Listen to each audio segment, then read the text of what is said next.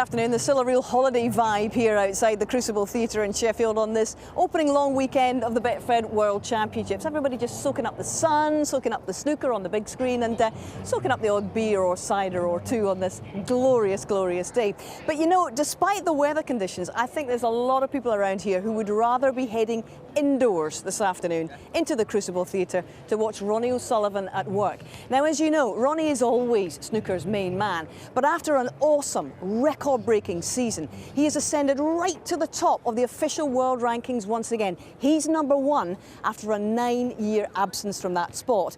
All this in addition to being arguably the GOAT, snooker's greatest of all time.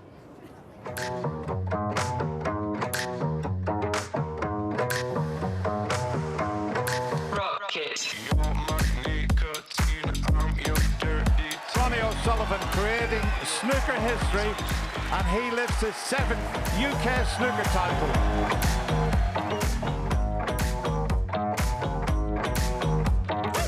It's the storybook ending with his 1000th century. Unbelievable.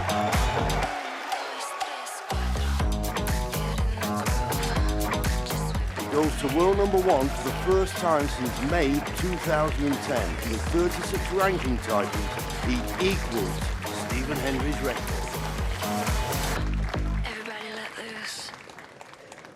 So it's the arrival of Mr. Box Office himself, Ronnie O'Sullivan, looking for his 6th World Championship, and he's in scintillating form, Alan. It has been all season. I think the key to that has been tailoring his season to fit the big events. He's won 5 big titles. He's actually only lost a handful of matches all season, so that tells you the form he's got coming into the Crucible. What about his opponent, James Cahill? Because most people won't know what he's about. Yeah, he's a very good player. He's been on and off the tour, unfortunately, the last couple of years, but he's got some big wins this season. He's beaten Shaun Murphy, he's beaten Michael Holt, he's beaten Mark Selby. So that tells you the talent that he's got. Whether he can take that out there today is another matter. Now, as for O'Sullivan, we mentioned his form and everything. He's not won here since 2013, but surely this year he's equipped better than ever to win that 6th title. You have to think so. I think the key to it, he didn't play in China, the event coming in here, so he'll have had 2 or 3 weeks. I know he's been in Sheffield practising really hard in the academies. He did that when he had a year out, so he came up here, practised with the younger lads, and I think that'll get his fitness up in terms of his match today. Yeah, well, he'll always be the man to beat, won't he? And he'll be our main course on our snooker menu for you this afternoon. We'll catch up with Mark Selby's opening session. His 49-month reign as world #1's over for now. He could go back to the top if he wins world title #4. John Higgins, targeting a 3rd Crucible final on the trot this year, needs to shake off his snooker bogeyman Mark Davis this afternoon. Wizard 6-3 up. Live from 2:30, it's the Rocket as the world #1 takes on the only amateur player ever to make it to the Crucible. O'Sullivan's against James Cahill. And we'll dig out the flares and relive the rack and roll year that was 1979, when Terry Griffiths ruled the Crucible 4 decades ago. Well, it's only day 3 and it already feels like we've had enough excitement to fill a fortnight. The storylines just keep coming at us from all corners, and last night we were holding our breath to see whether Cypriot debutant Michael Giorgio could avoid an infamous defeat. Now, there's only ever been one whitewash at the Crucible 27 years ago, and last night Giorgio was 9-0 down coming into the deciding session, but how the crowd were willing him over the line on his way to a 90 break in frame 10 here. He's on the score sheet. But that was the start and the end of his resistance as the imperious Neil Robertson swept into the next round in the very next frame. A mesmerising final knock of 64, rounding off a 10-1 exhibition, his most emphatic first round win ever here. He said afterwards, "I was pretty ruthless. This can be a pretty brutal place." Too right, Neil. Now, this morning, it was Shaun Murphy's turn to try and inflict the first 10-0 scoreline since John Parrott duffed up Eddie Charlton in 1992. Like Robertson, the magician had disappeared over the horizon in his first session, leading 9-0 against 19-year-old rookie Liu Honghao. If anything, Murphy was even more ruthless, having thrown in 4 centuries and 3 in the first 4 frames on the way, including a 1-3-8. Honghao had only scored 78 points so far. So the former world champion needing just 1 more frame this morning to share another piece of Crucible history. Peter Ebdon, John Virgo, we're watching. No one likes to see the whitewash, but it's on the cards now. 1. Had a couple of chances. Missed the black when he was near the cushion. Shouldn't have missed that one with the rest. It wasn't that difficult. And now can Sean finish on a high with another century in this match.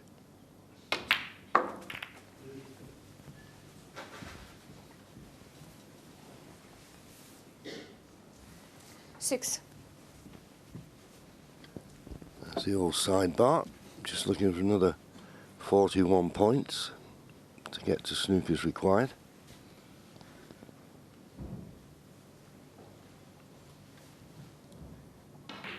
.41 points, that's the equivalent of 6 reds.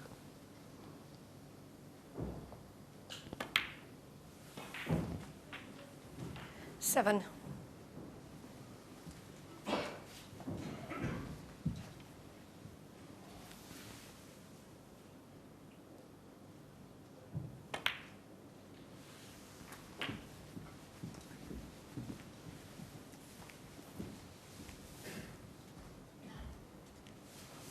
Thirteen.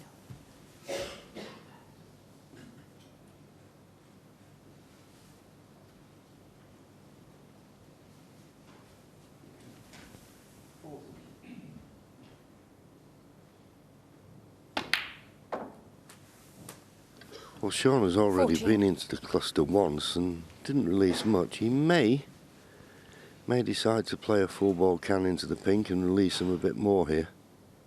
Should still be on the loose red. Well, decided not to. Unless there's another red available, which I can't see at the moment. 19. We'll need a good angle on the black here to go into them. Surprised you didn't play the cannon that time around. 20. But if this goes right, then we'll set up a frame winning, well, and match winning contribution. And this is a perfect opportunity to witness Sean Murphy's cue power here. And that's worked out perfectly. 27. And it just shows you, we were talking about it last night with the timing. You don't have to hit the ball hard, and Sean didn't, but you saw the action he got on the cue ball.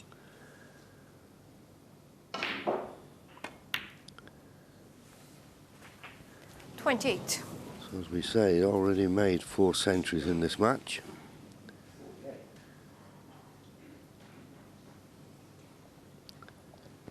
Could this be the 5th?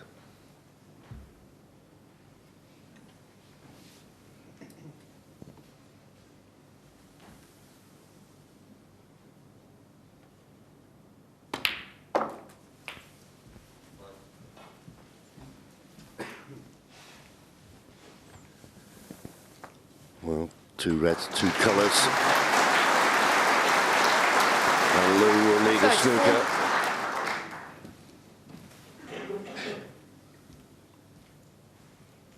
You feel for him sat in that chair. Loneliest chair in the world when you're not got a frame on the scoreboard.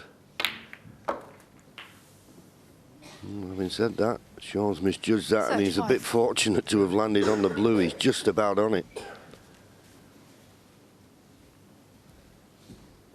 Doesn't have to do much with the cue ball for position either.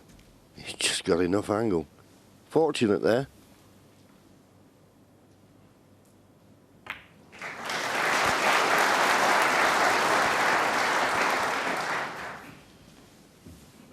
You mentioned just before the start of play, John, when we were having a chat, just 40. how short Sean Murphy has gone with his bridge hand. Makes a difference with the timing and the spin that you get? Well, it's obviously something he's worked on. He used to have his bridge hand a lot further away 41. from the cue ball, but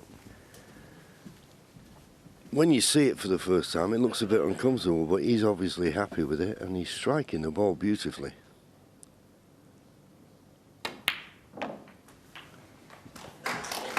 Well, he's just overhit that. 51 in front, 51 remaining, snooker 48. required, but that 5th century doesn't look on now.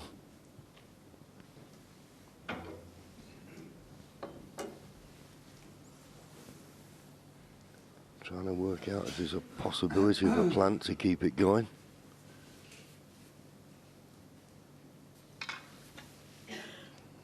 It's nowhere near set, so you've got to make it. Oh, and has done. Nice kiss on the ground.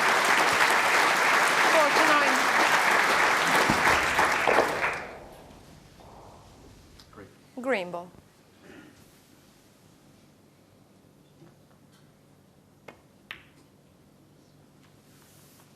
And that green going in means there'll be no return to the table now for Liu 52. Hao.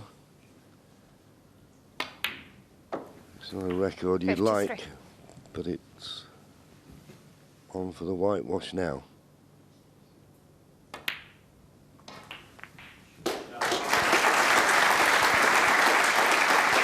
There you go. The green, 3 blues, 3 pinks, 2 59. blacks. There's not enough on to make the century. Not now, since he's taken a few low-valued colours. The red doesn't Zhao go Murphy, in, but I think 59. he'll be getting the handshake. There's a nod of concession. And what a Very nice shame.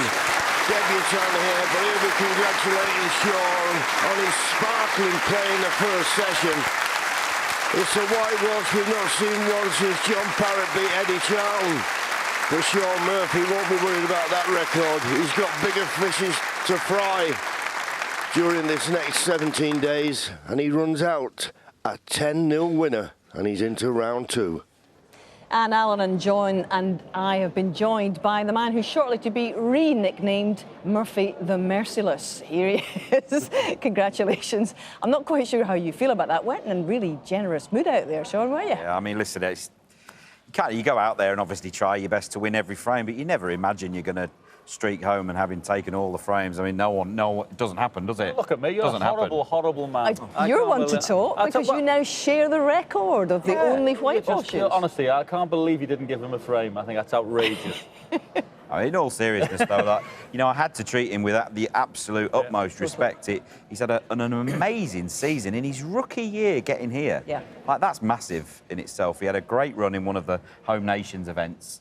So he's proven that he can play. So, I couldn't go out there and go, just go casual like. I had to give it everything. And, yeah, I didn't expect that in the slightest. We are teasing because you are obviously one of the most generous people that we know. But there was another record out there, wasn't there, Alan? And it's not a great one from Liu Hao's perspective because I think he only scored 89 points, and that's not good.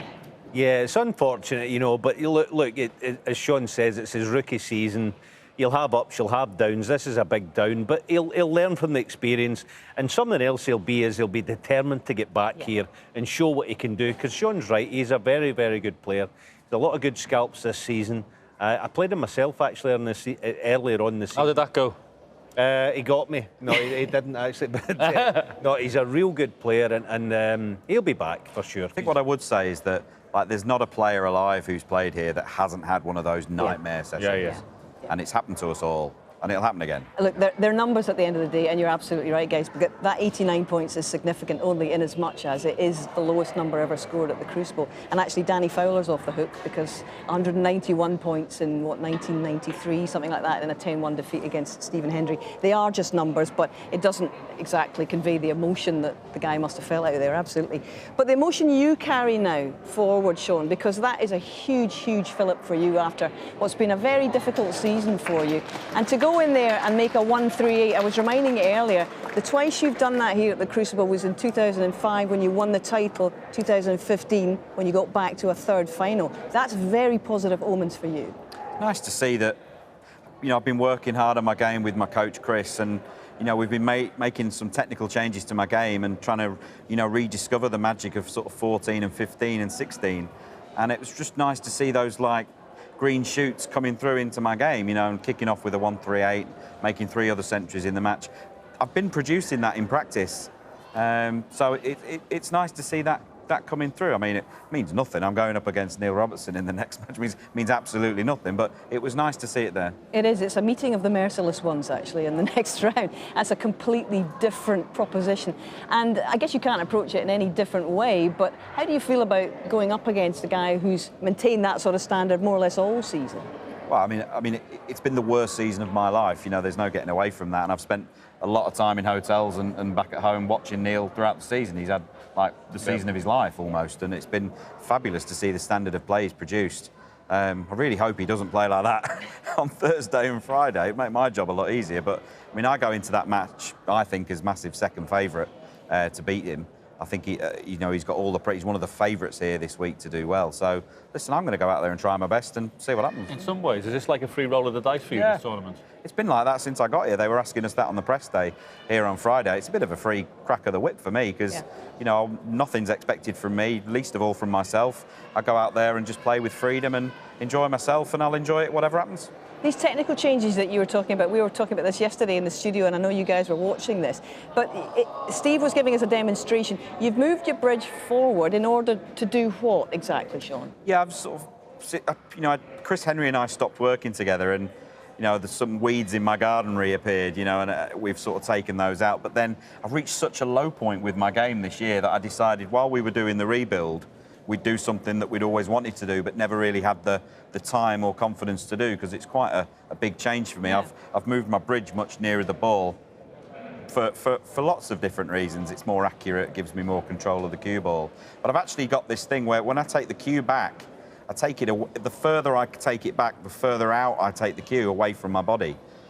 So if I don't bring the cue back in a straight line, I don't hit the white where I meant to, and all of that. So by moving nearer, I've taken that banana out, if you know, and everything's a lot straighter. But listen, sometimes it works, sometimes it doesn't. Well, it clearly worked yesterday. It was a fantastic achievement, and a very interesting evening, actually, watching Neil Robertson last night try to do what you have done this morning. These two were in the commentary box on Neil Robertson's match against Michael Giorgio, thinking that you might have a bit of an early finish. Off to dinner, lads, but didn't quite work out like that, did it, John? Alan?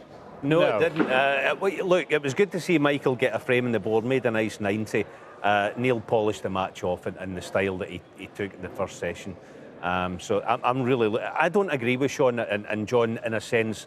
Just touching back on Sean v Neil, I remember this guy beating Neil Robertson, 10-2 in the final of the Masters? Wasn't Wasn't all that long ago. And you know, so when you're a top player and you make a little change, it can be a frightening prospect. But I think the good thing, just from an outside point of view, it looks like Sean's committed to that, and with that performance, I think it can take a lot of confidence into the match. Sure, but, you know, But the second part of your evening, just to finish the old anecdote, was... Well, we were drafted in for the commentary team to finish off the match between Bracell and Wilson. It went 9-9, which was fine enough in itself, but then we created more Crucible history by being involved in the longest frame ever played. So Dennis Taylor, Stephen Hendry and Ken Doherty were waiting for me for dinner. Had their 2 bottles of wine, their starter, they were on their main course, and JP still wasn't there. So we ended up there. It was an unbelievable frame of snooker. I have never seen anybody in more snookers in my life in a frame than Gary Wilson. And some of his escapes were they were that good, by the way. I lost faith in you. Well, I thought you were Angles mathematics. You weren't even coming up with the solutions. How dare Gary Wilson try to nick my title? How dare he? Outrageous. And I'm going to be having a word with him. I was going, go on then, get out of this one, Alan. He went, oh, I don't know. Brilliant, Gary, well done. You went down in my estimation there last night. Well, It was a fascinating evening, it really was, and by the time they got to dinner, the soup was cold, but it was well worth it. Extraordinary evening, and an extraordinary morning as well. John, thank you very much for dropping by. Well, this is the first time since, 2014 that Mark Selby has turned up here in Sheffield at the Crucible, not being world number 1. He had 49 months in total as an unusurped world number 1, but of course last month it's the Rocket Ronnie O'Sullivan who has taken that away from him. He can still get back there if things go his way this season, and of course he goes on to land what would be a 4th world title in the last 6 years.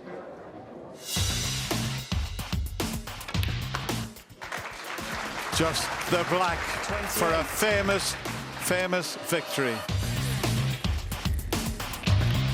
Absolutely incredible, Mark Selby. He wins the World Championship for the very first time. Every snooker player's dream, I think. Can't believe it. Can't believe it.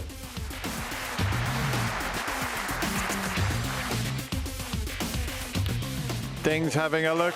He's coming forward to shake the hand of Mark Selby. Mark Selby, for the second time, becomes world champion.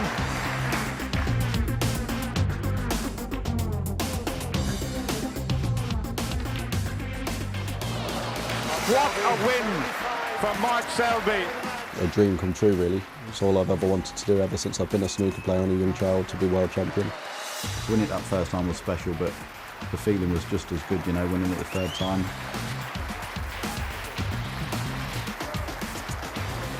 Well, first obstacle in Mark's way this year is 22-year-old Zhao Jintong from Xi'an in China. Another debutant, but one who's lightning fast. Second quickest player on the tour, averaging under 18 seconds a shot. He's ranked 67th in the world, and since grafting back onto the circuit via Q School last May, he's certainly turned a few heads. Reached the semi-finals of the China Championship last September and lost there too. Yep, Mark Selby. Some phenomenal scoring on his way through the qualifying rounds. He beat a seasoned pro, Matt Selt, who later said he had scared the living daylights out of him with 2 centuries and 9 other half-centuries. Well, what a surprising start this was to the match, because Zhao raced into a 3-1 scoreline at their interval, despite Mark Selby finally getting off the mark with a ton in the 4th frame. So we're going to join them from the start of frame 5 in the company of Stephen Hendry and Dennis Taylor. Thank you. Frame 5. Mark Selby to break.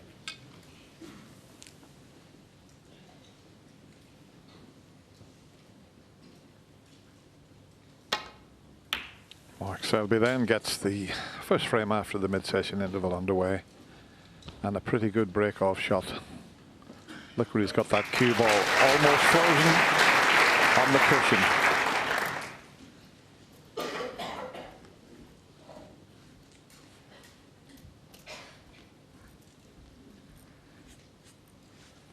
Can this young man continue the way he started this match?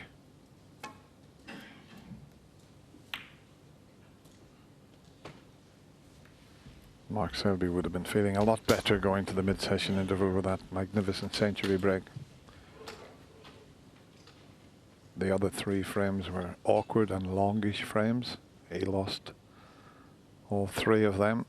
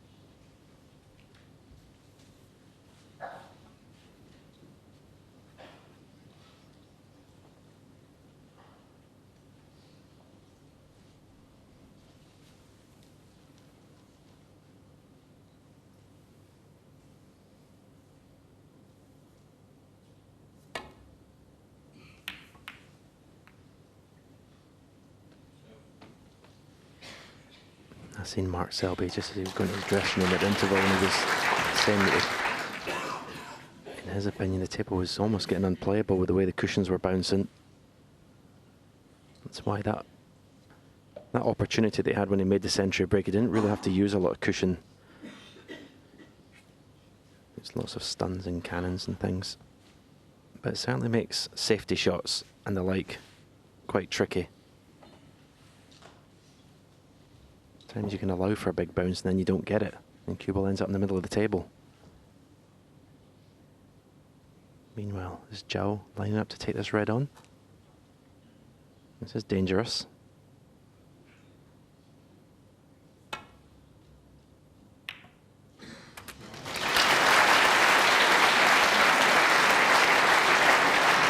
One.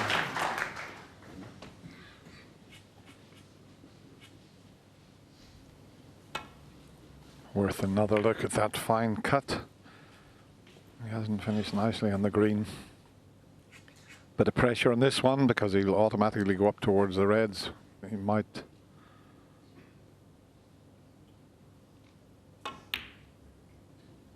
Very good. Now, how's your luck here? Is he going to drop on one? I think the red might be tight. I don't think it passes the pink. I think the only possible pot is the one up past the blue by the looks of things. He's back looking at the one into the middle, but it looks a bit tight.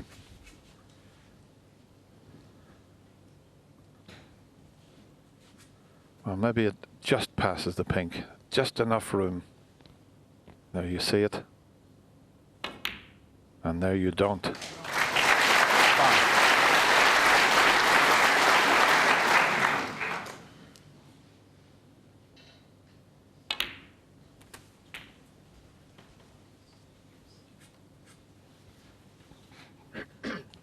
Well, Mark Selby had his first real good scoring chance in the previous frame, and this is Zhao Zhentong's first chance to score a really big break. We mentioned in how in the qualifiers he was scoring prolifically, 1 frames in 1 visit. This would be the kind of situation you would expect that again. Wastes very little time.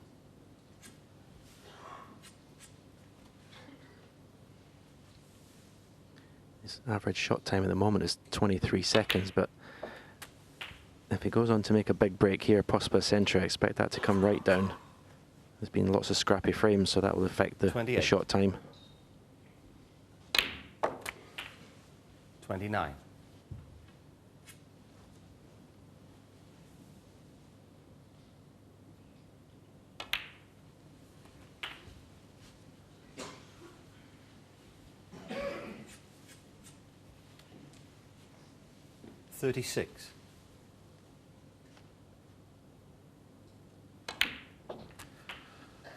I've just been informed that he's the 2nd fastest player on tour with a average shot time of 17.8 seconds. I would expect number 1 Tepchaya, who's playing Judd Trump, possibly. Yeah, the Thai player doesn't hang about. 44. Yeah, Tepchaya obviously won the shootout, which is 45. Basically ends up 10 seconds a shot, so that tournament suits his game. Very much looking forward to that match. I think that would be the match of the tournament. Tepchaya Unnu against Judd Trump. Nice little cannon here. This can always go wrong. The cue ball can just slip in behind another red, but he's okay. 53. Good chance for Zhao to make his own century break now.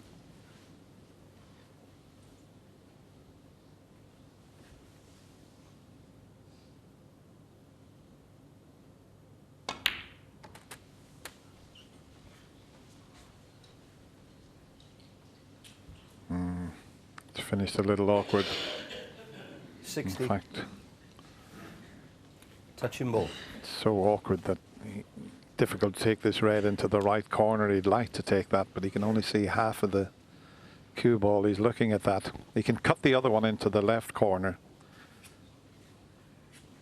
To finish touching the red was a little unfortunate.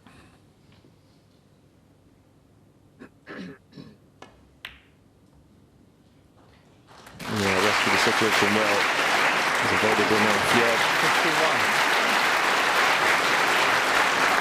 It's unfortunate. I would say it was a little bit of a careless positional shot to land where he did. He had lots of room to land on 4 reds. But nice pot to stay on this break.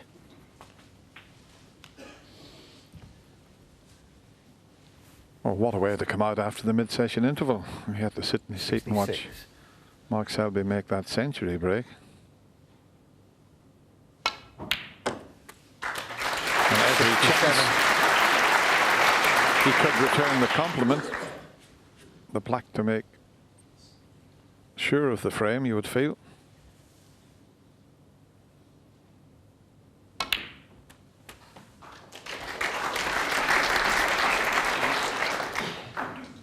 Mark was hoping to come out after the mid-session interval and continue where he left off, but it's 74. The other way around.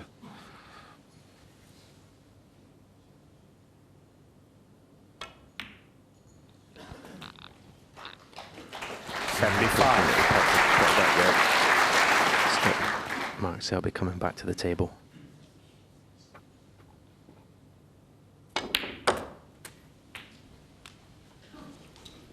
Yeah, 4-1. Mark Selby will already be sat in his chair thinking, there's every chance now I'm going to be behind going into the second session. Obviously, unless he wins all remaining 4 frames. 83. Tall order, you would think.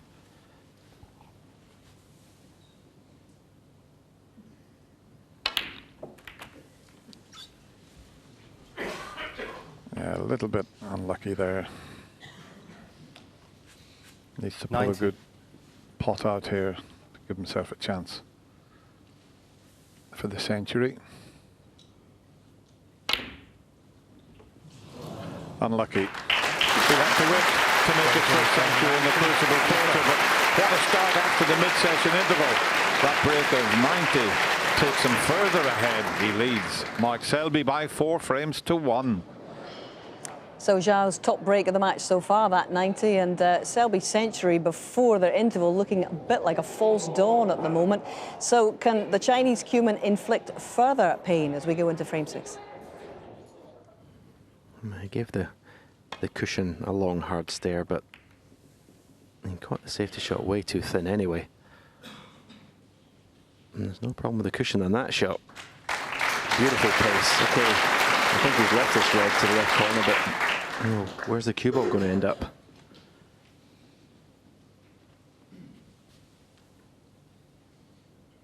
Not even taking it on.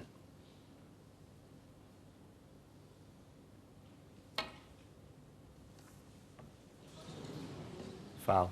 And a miss. A few times this morning he's missed Closing the tongue object ball 4. completely. Obviously, he'd rather that than get it thick. He's got another chance at this shot, but as we know, if he misses again, he'll be warned. And he certainly won't play the same shot 3 times in a row. Okay.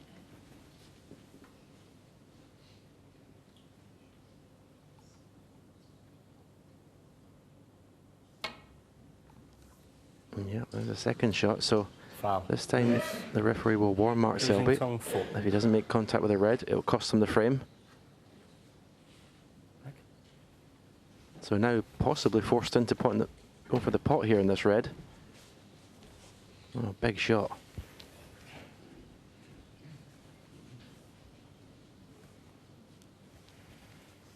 He can't play a containing shot leaving the cue ball on the black cushion because you see the red closest to the right corner is available.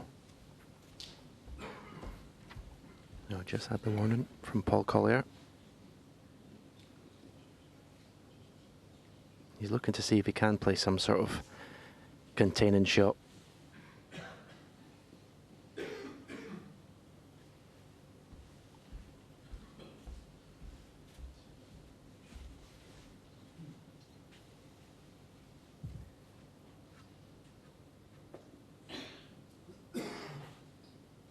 He could play a safety shot. The red that I mentioned nearest to the right corner pocket. He wouldn't have to play as thin a contact. In fact, he wouldn't want a thin contact because he wants the cue ball over on the left-hand side of the table.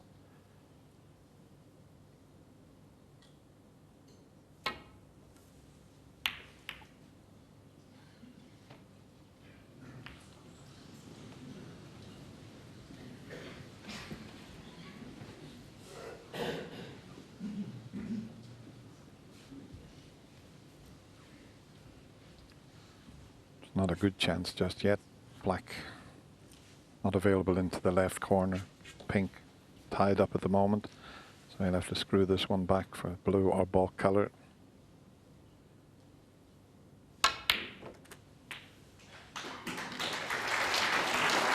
One.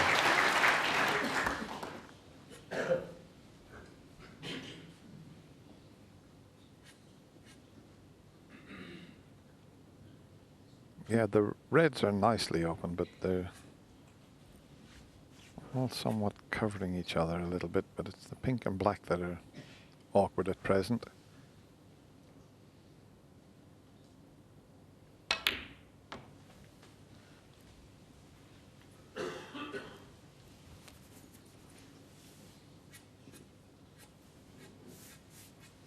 5.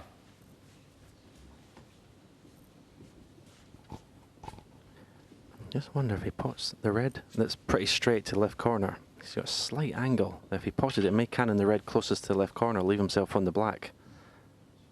You just follow the cue ball through here. Well, in fact, he played the stunt. And is he on the black? 6.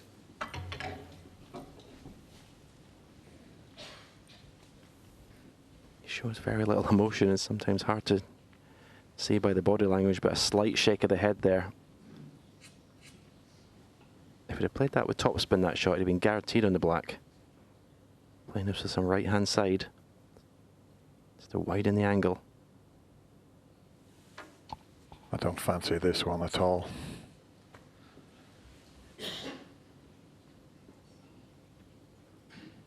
If he plays it with the side, so easy to catch the red before he gets to the black.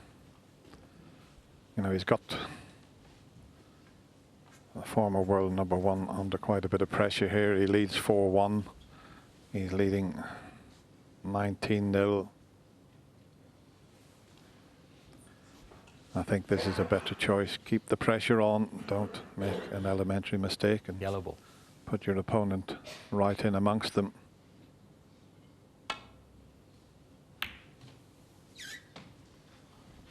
Closing tongue, 6. Could have been better. That cue ball should have been tight on the cushion there. Well, if Mark Selby was in practice, he'd put the red nearest the corner pocket, just play slow off the cushion, cannon the 2 reds to the left of black, and leave him on that black to the right corner. But this is certainly not a practice situation.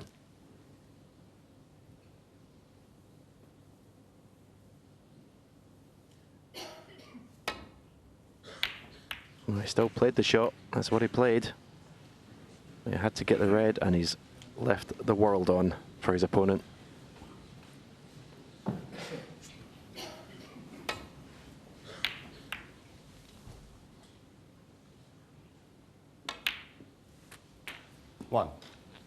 As it's turned out, as you say, Stephen, under different circumstances, he would have knocked that in. Cannoned the reds, but on the black.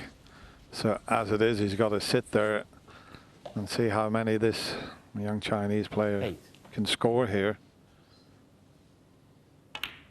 I've seen him make a lovely 90 break in the previous frame. And they're sitting like you would put them up for a practice session. He looks at home in this wonderful 16. venue. First time here. 17. He's out there like he's a veteran. Yeah, you have to be honest and say he's getting some help from his opponent, who's looks, you know, apart from that century in the 4th frame, looks very anxious, very under pressure. Doesn't look comfortable or composed 24. at all. So Zhao will be experienced enough to feed off that. Just lost a cue ball by about a couple of inches.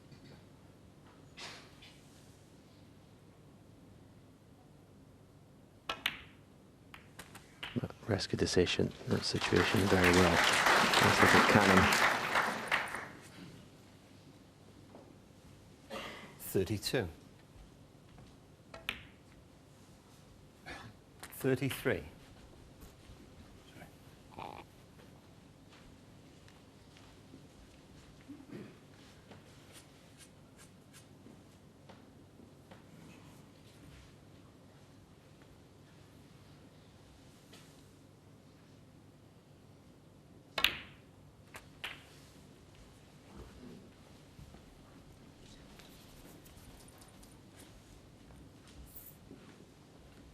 $40.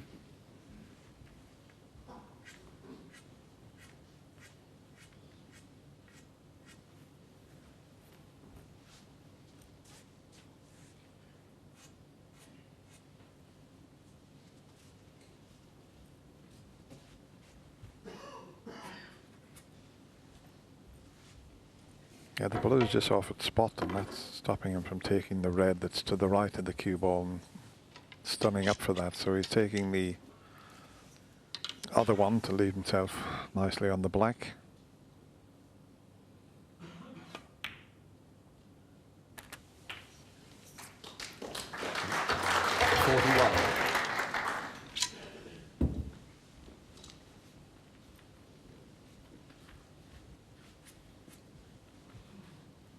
Black and one more red would be enough to leave Mark Selby at the snooker's required stage. He doesn't want to be risking cannons here. He's played the cannon, but he's okay. He's left one for the middle. Sometimes you'll see a player just play for the loose red 48 in this situation, but he's okay. 67 ahead. This will put him 68 ahead. 49. And look what he screwed the cue ball to. That was adrenaline. He anxiously looks round at the score.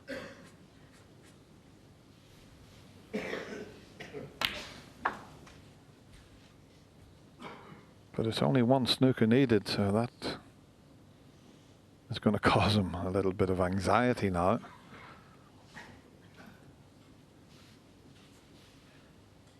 He'd love to be able to put the black safe, but can he do that and leave the cue ball safe?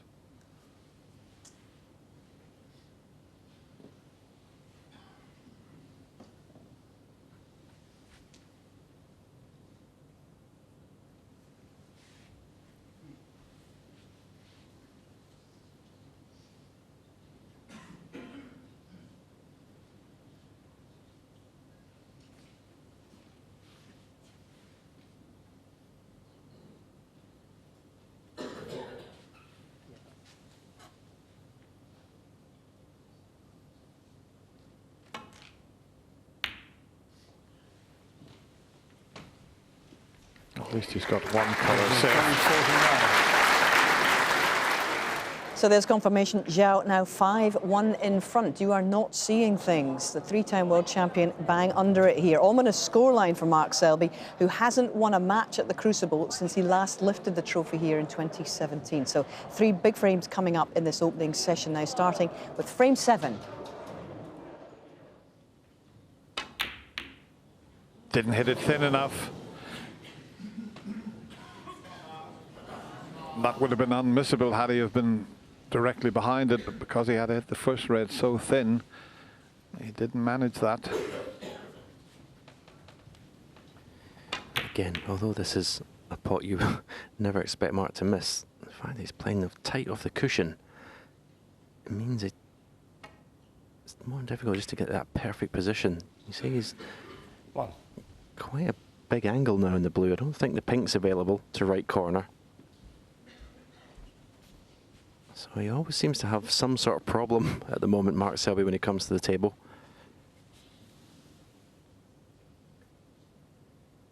Open left-hand side in the cue ball, check side, bring the cue ball back in a straight line. Blue wriggled in.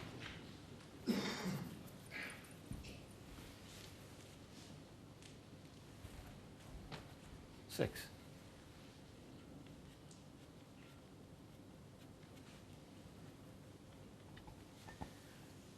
Little test of cue in here, because you just wanted this stun run through just a couple of inches to make sure you're on the black. Yeah. Well, 7. I'm going to say nicely played, but he's lost the cue ball a little bit. He's hampered.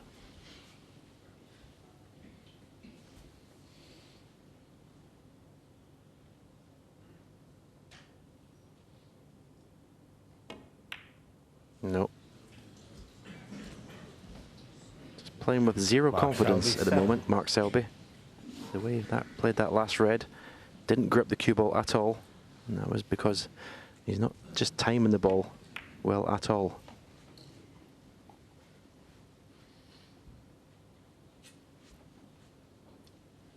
This would have been fairly straightforward had the black have just come off the cushion somewhat. But anxious times, and the former 3 times champion. Oh, what a slip up. Sure. Because of where the black was situated, he wanted to make sure he got in a good position, and he took his concentration off the pot.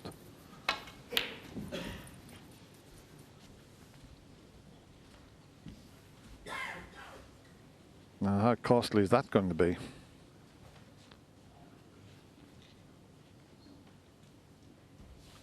These long matches are such a examination of your concentration. And that's what that miss was. Purely lack of concentration. Got to keep your focus at all times. He's got to sense this is an opportunity to put some real daylight between him and Mark Selby before tonight's session.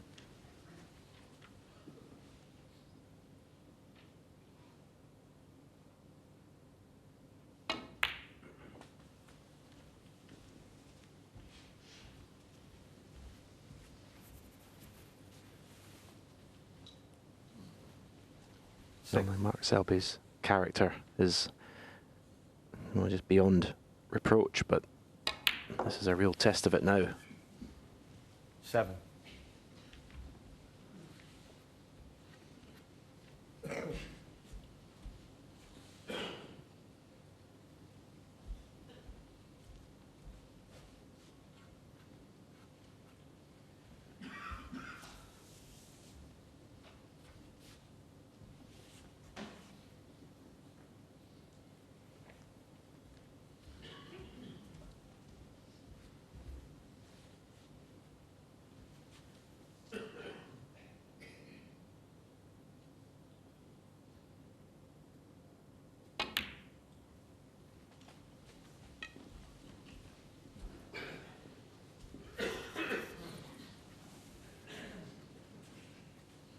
Nine.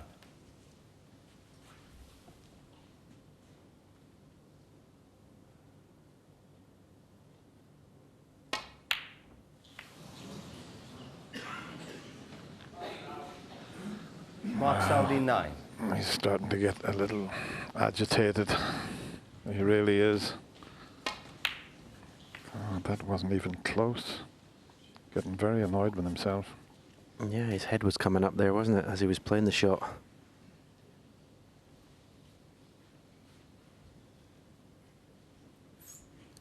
It's so tough in this arena when you're not playing well. It doesn't matter how good you are, who you are.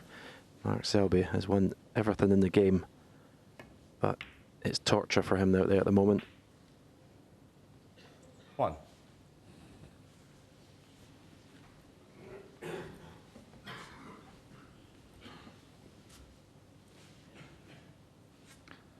It's so important now for this young Chinese player, Zhao Xintong, to take full advantage, because the whole thing can turn around. He's got to make hay while the sun shines, and we've had plenty of that in Sheffield over the last 3 days.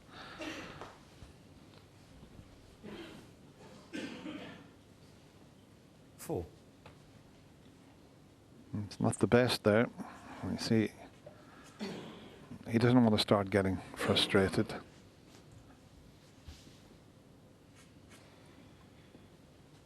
I'm just wondering if he's starting to think, Stephen, that he's leading the former world number 151, and is that adding just that little bit of pressure to him?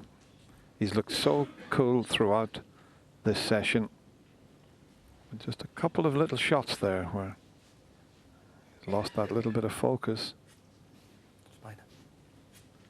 Oh, the spider.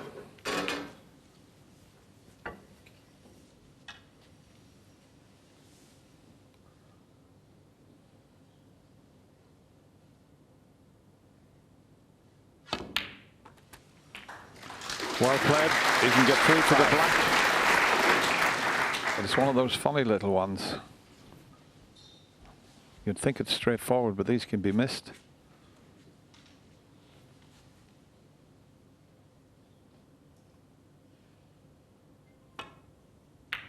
Yeah. Wasn't straightforward, that. Zhao Xintong 5.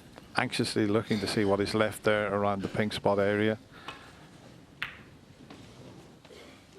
And he's left one.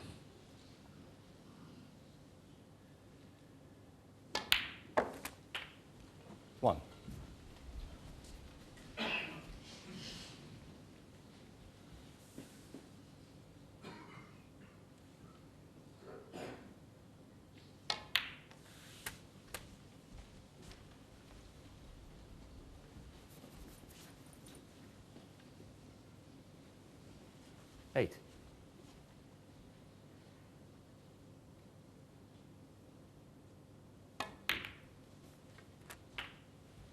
9.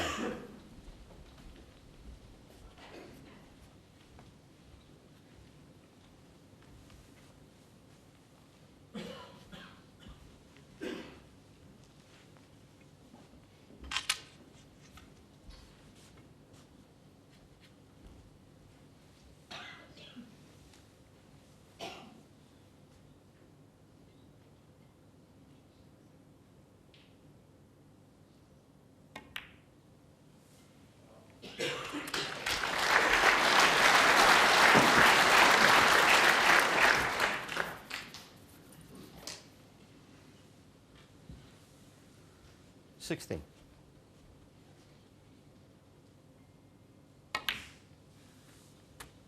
17. The red that we'll be playing for second down from the pink. He'd like to finish on it just a little bit low, just so he could nudge the other red away. Don't think the other red is potable. No, he's not done. He's finished high.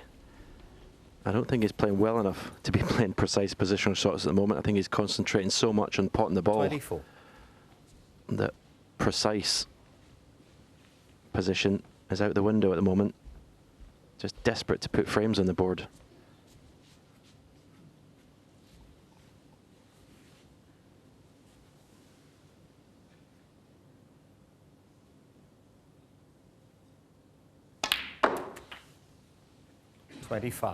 Well, he is moving around the table much quicker and with a little bit more confidence, it has to be said.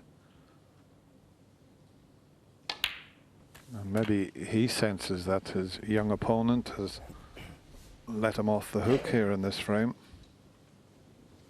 32.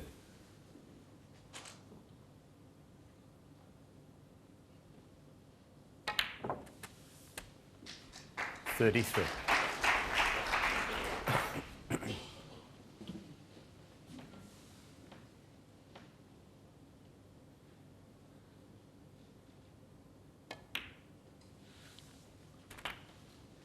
Just the one more red needed.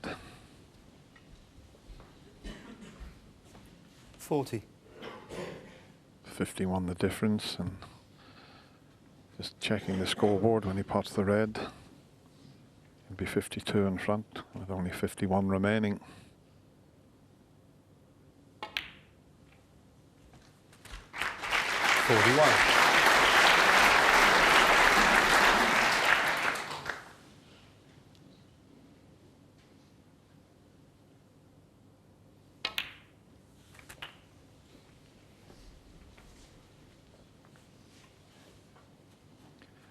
Be feeling a little bit better now, because when he previously missed, he looked very frustrated, a little bit agitated. 49. I was just thinking, Dennis, he really wants to miss now and get the next frame going, because they really need to finish. You can't start another frame, I think, less than 45 minutes before the next session starts. So we're now at 25 past 1. He's going to win the next frame in less than 20 minutes. 51. So all this potting now is taking up valuable time, actually. Yeah, that's not a problem. Mark Selby, he must have heard you, Stephen. Zhao Zintaran stays in his seat. He had a couple of chances, he didn't take them. Mark Selby takes the frame, but he still trails by 5 frames to 2. Yeah, half century from the former world champion, so that scoreline looking a little more respectable from his point of view. Now we're going into frame 8 here, and this is going to be the last one of the morning session, because we're edging ever closer to the start of the afternoon session today. Live play coming up. So these guys are going to play this 8th frame, and they'll come back to finish this match off this evening. But by that point, what will the scoreline be?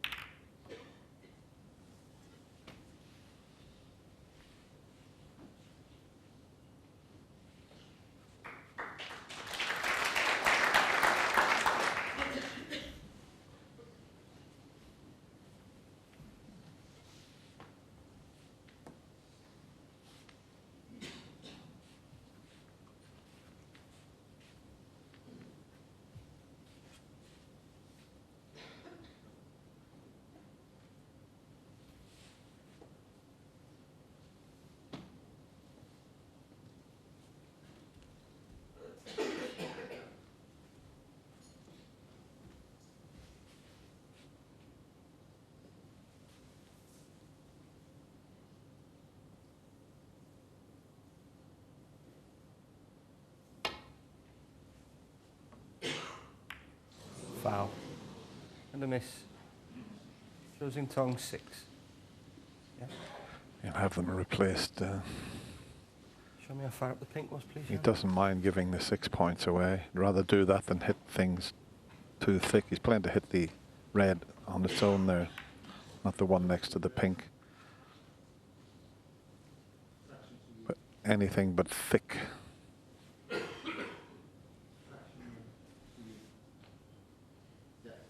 Okay.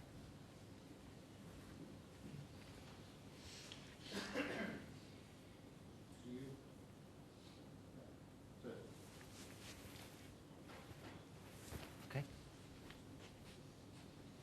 All right. Thanks. Well, try number 2.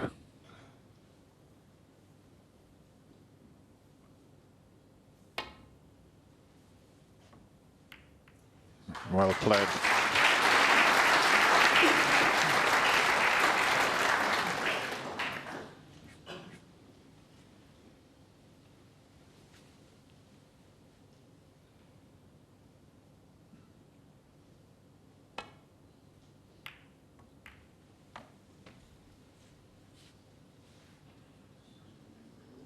Foul.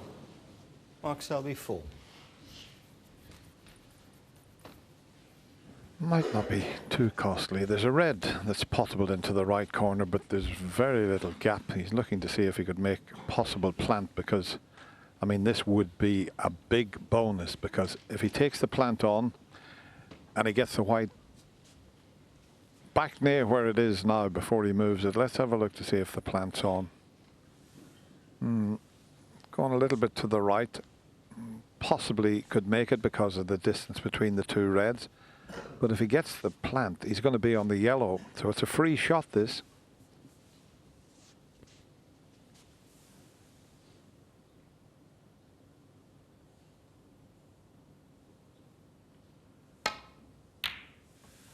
Caught the other red.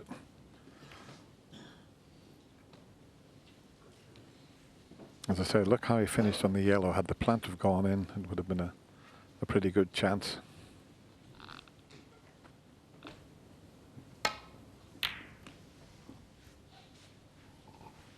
He seems to be favouring that shot, Mark Selby, now, that safety shot round the angles, rather than just playing thin contacts.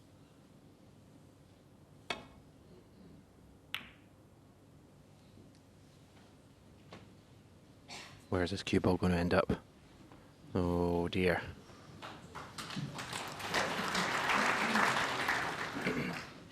Oh dear, you sounded like the great whispering Ted Lowe, the voice of snooker that commentated here for many, many years.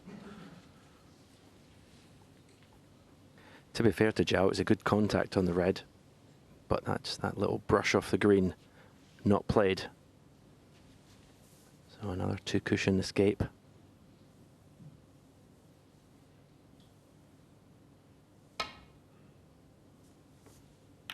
Too thick this time.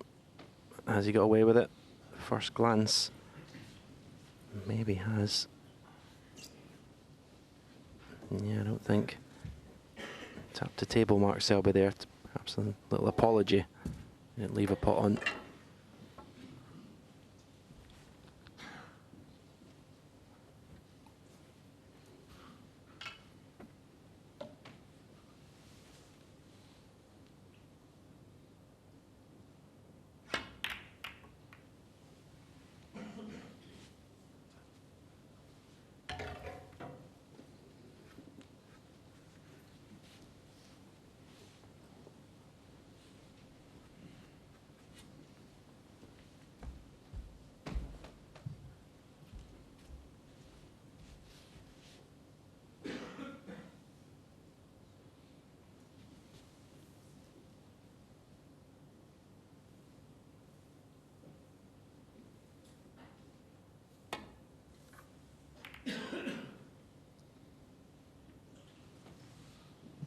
Yeah, he's definitely struggling on those plain ball thin contacts. He's either missing them altogether or catching them thick. Around the angles safety shot is a much easier shot to play. It's pretty much like the break off. This time he's left the red on. This needs good cueing. Oh, he did. He cued it lovely.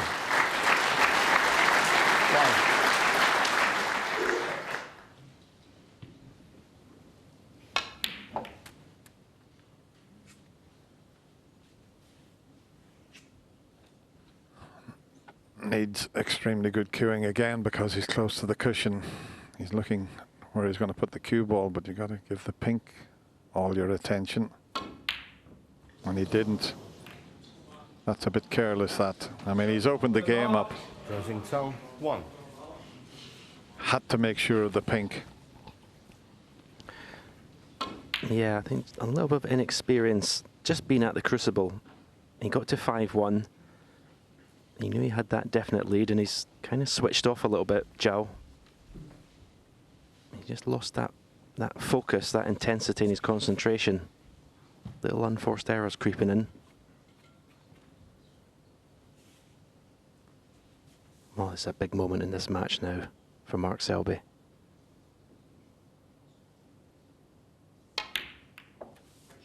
Yeah, well played.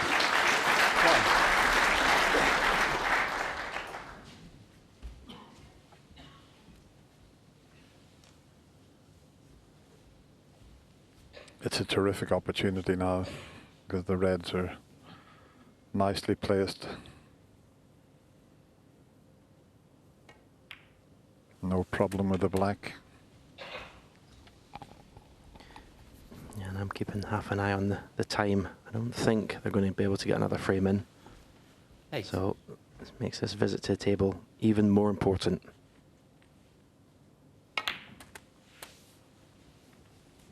Nine. Could have got to hit that a little bit harder. You want it to be much straighter on this black.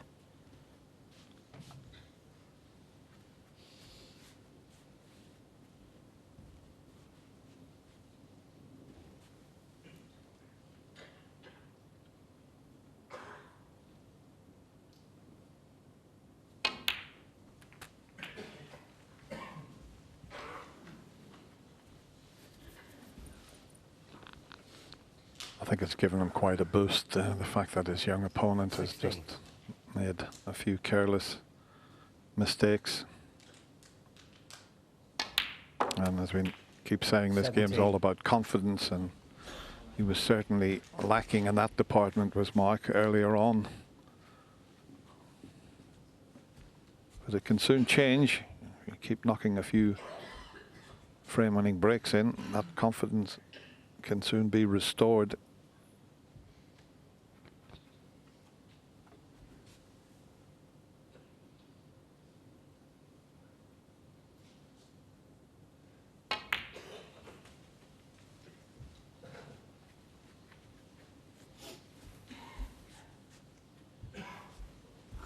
$22.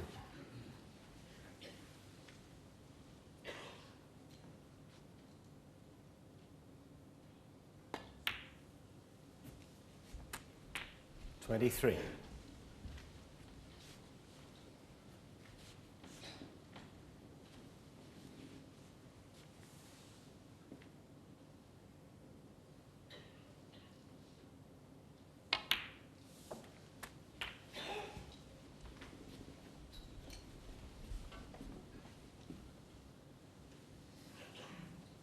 $30.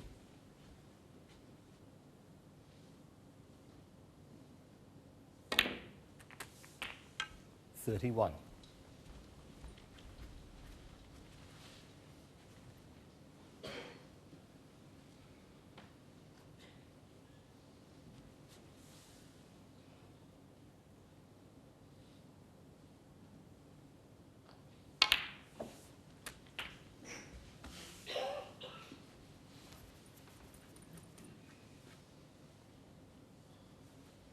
$38.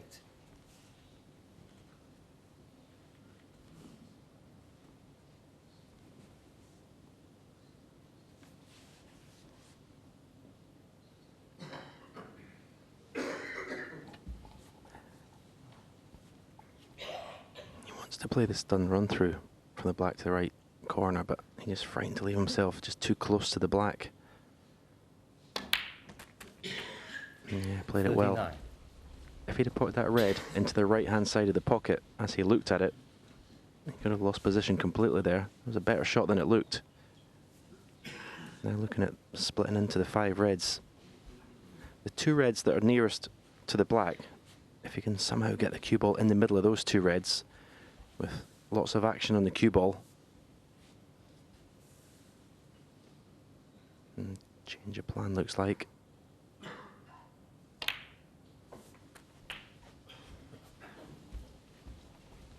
Certainly walking on the table with more purpose, Mark Selby. 46.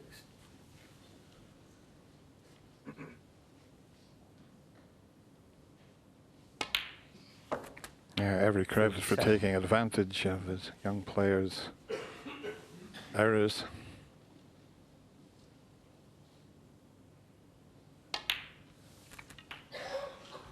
That pink in the middle pocket where he played it with quite a bit of pace with the cue ball tucked up on the side cushion was 54.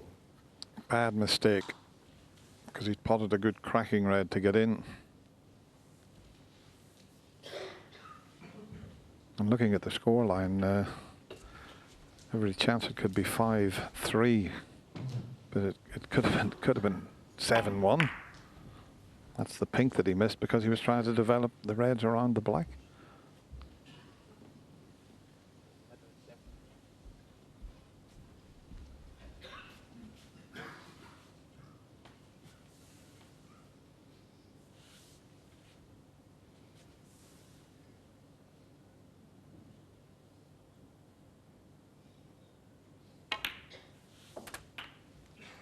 $55.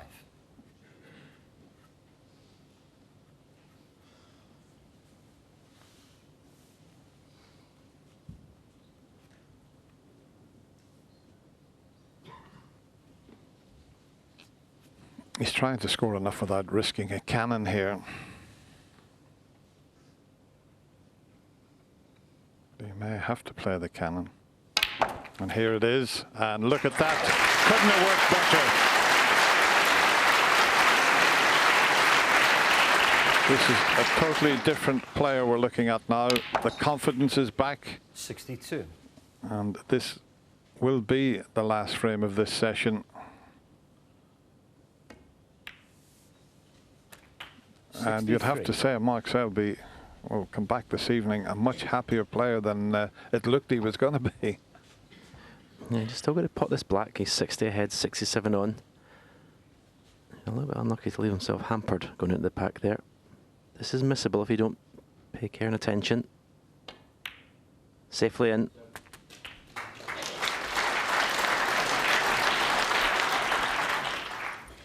Yeah, this result could have been a lot worse this morning for Mark Selby.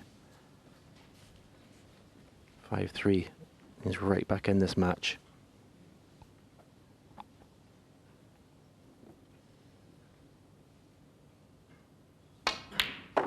Right. 71.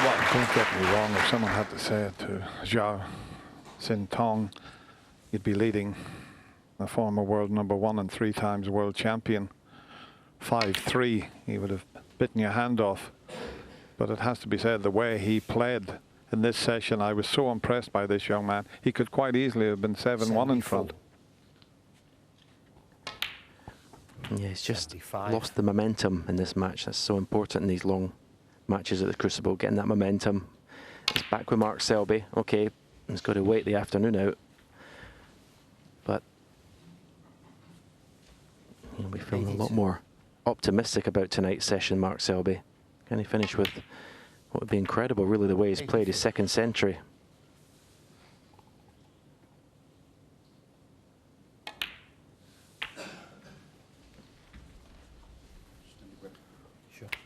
Played for the slightly more 90. difficult red.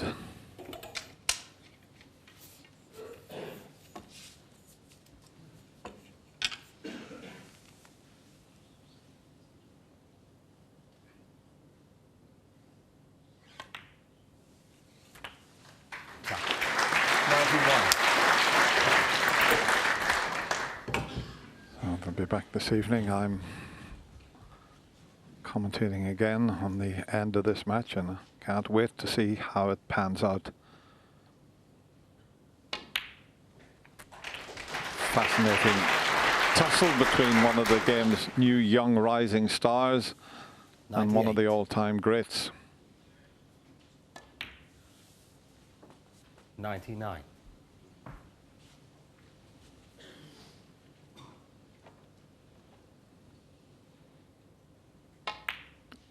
Typical of Mark Selby. What a fabulous century break that is. Coming just at the right time.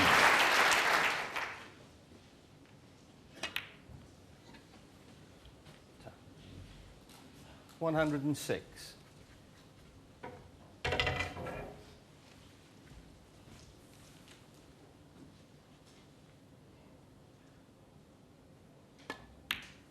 That was the 19th century, this year's Betfred World Championship. And we're in day 3. The tons are flying in. 113. As I say, a few frames ago, he was getting a little agitated with himself, making some mistakes. He's made no mistakes in this frame, that's for sure. 118.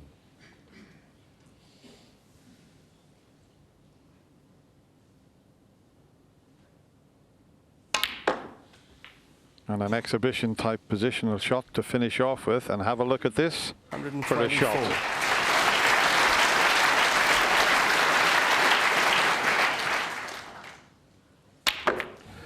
That's a fabulous break from Mark Selby, and he'll be delighted. He was all at sea, but what a comeback. But Zhao Zintong still leads by 5 frames to 3. Oh, something of a rescue act in that session for Mark Selby, winning the last couple there, and a super way to round things off for the 1-3-1. I guess I should ask about his comfort levels, about coming back to play what would be a best of 11 tonight then, John. Well, miles better now from 5-1 to 5-3, that's obvious, but it was a real Jekyll and Hyde performance that was today. I mean, he's made 2 centuries, 102, 131, and in some of the frames couldn't pot a ball. I mean, he was absolutely all over the place at sea. Doesn't look comfortable, looks like it's the first round of the Crucible, looks like he's bang under pressure. This is the type of game that he just needs a W next to his name. It doesn't matter how it comes. If it's 10-9 on a respotted black, it doesn't matter. Just get the win. That's it, because I think he'll have a decent tournament if he gets the win, but he's bang under at the minute. Alan, when we look back over the last couple of years, 2017 was the last time he actually won a match at the Crucible. It was Joe Perry who knocked him out as the defending champion last year, of course. But worse than that, from Selby fans' perspective, he hasn't put 2 wins together in a major championship, either the UK, the Masters, or indeed the World Championship since then. What's happening? I don't think any of us can put a finger on this. I mean, I don't know how much of a problem Mark thinks it is, obviously, most importantly. He struggled on UK soil for some strange reason. I think in the last 2.5 years won about 5 events in China. I mean, added to the Crucible a couple of 3 years ago. But he's got to solve it, you know. And the strange thing about that session this morning, it was a topsy-turvy thing in terms of Mark Selby you expect to win the close frames. Early on, he was getting quite a lot of runaround, actually, from Zintong, which we didn't expect. Good to see him scoring, though, towards the end of the session to keep himself in it, because he's going to have to keep that up. Otherwise, this boy will take him down. We'll see, but they're coming back at 7 o'clock to finish that match off tonight. But it is almost time for our live action 2:30 start, and this is what is on our bill of fare for you for the next few hours. We've got a real array of snooker riches, actually. We're going to start with the world number 1, Ronnie, to get a feel for the early stages of his match, and not least as well to celebrate the achievement of James Cahill. What a momentous milestone for him as he becomes the first amateur to play here at the Crucible. Thereafter, we will focus on the final stages of the concluding session between 4-times champion John Higgins and 46-year-old Mark Davis, playing here for an 11th time. John's 6 frames to 3 in front. So between John and Ronnie, they've won, what, 9 world titles between them, and they've appeared here at the Crucible collectively 52 times. We really are in the presence of snooker greatness this afternoon. But it was 40 years ago that it was the main hour in the life of one of the great champions of our sport, and certainly one of the best loved players ever. Yep, 1979 was the year of the Griff.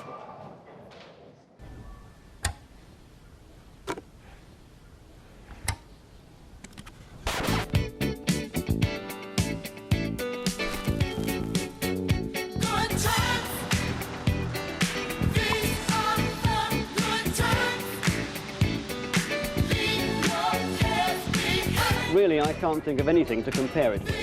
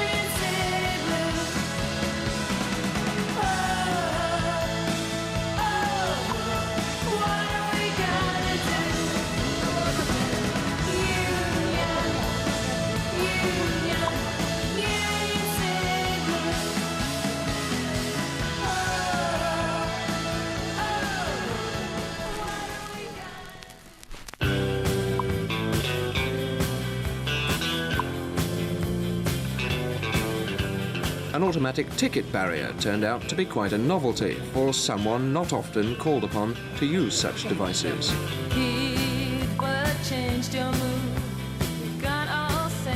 Well, this year, the championship has seen new names getting the headlines.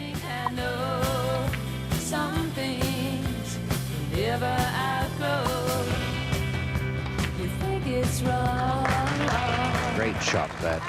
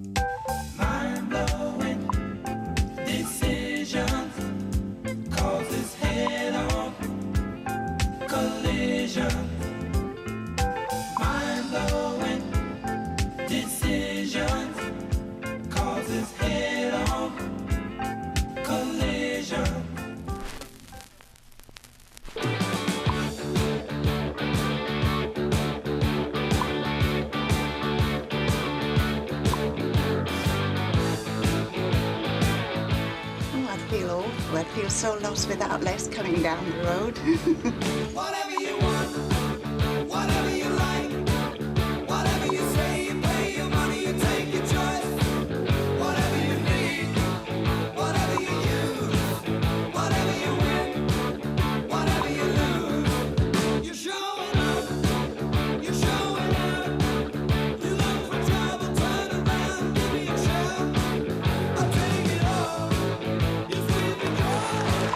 And that's the day you couldn't even say goodbye. I could take you home on the midnight train again.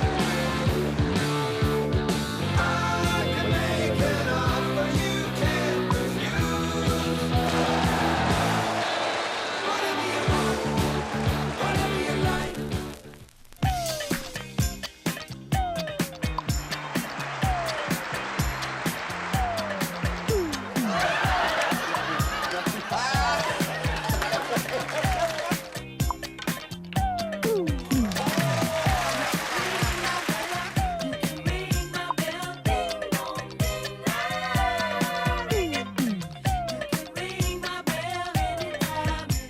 Disgusting.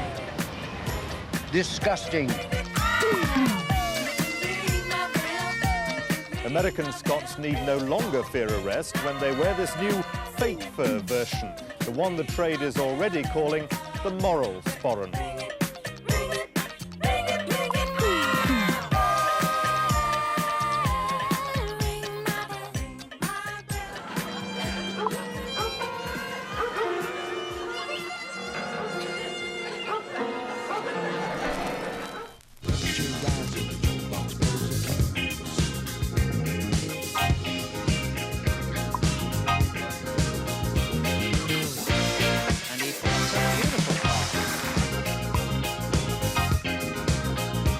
In the deserts of Sudan.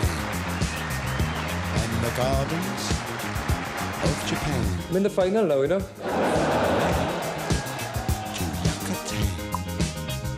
Every woman's, every man. Although Frida was certainly slow, she was also a very sporting tortoise. Hello, and here we are for the first of our weekly question time. Hit me with your rhythm stick. It's nice to be a lunatic. Hit me. I can't think of a pleasanter way of adding a touch of money.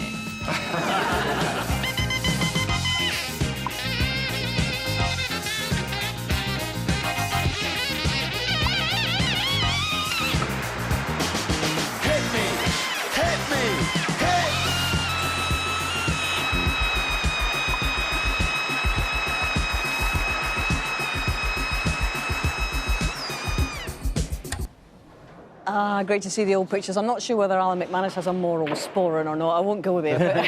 But you were here to see the Griff, weren't you, John? Yeah, I actually saw him qualify in the Romley Forum in Stockport. He beat Jim Meadowcroft to qualify, and little do we know he'd come here and win the championship. And I came here, that match with Alex Higgins was fantastic. He beat him in the final frame decide. That was a brilliant match. OK, well, Terry has decided that this is going to be his last visit to the Crucible in a coaching capacity. As we know, he's been coaching for many years with great success, Alan.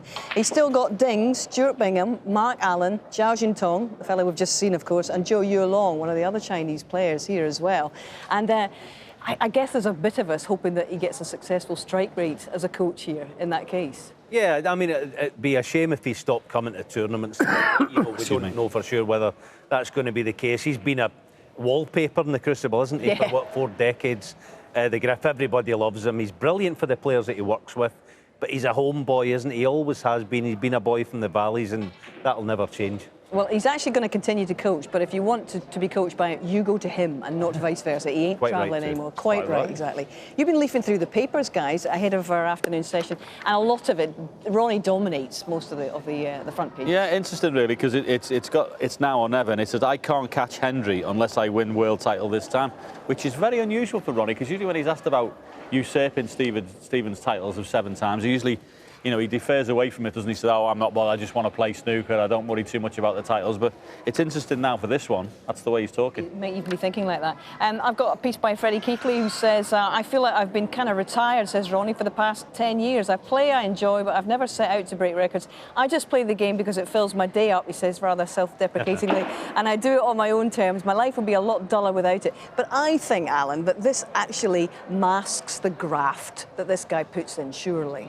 I witnessed it firsthand a few weeks ago in North Wales. I went in the practice room and Ronnie was practicing, and the work he was doing, he's doing 15 thin safeties that side, 15 that side, then, you know, chopping, changing, and it's boring, quite frankly, that kind of practice. But you've got to want to do it, and O'Sullivan looks like he wants to do it. He looks like when you see him in the morning, he's like excited to be in the practice room.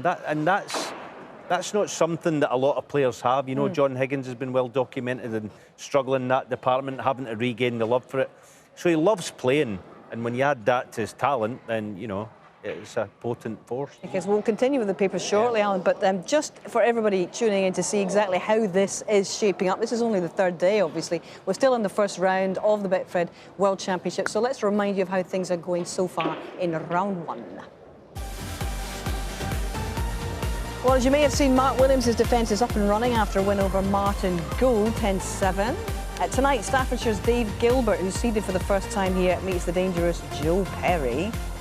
Crucible specialist Barry Hawkins playing Li Hang, one of the 4 Chinese new boys, and the best ranked, actually, apart from Ding Junwei.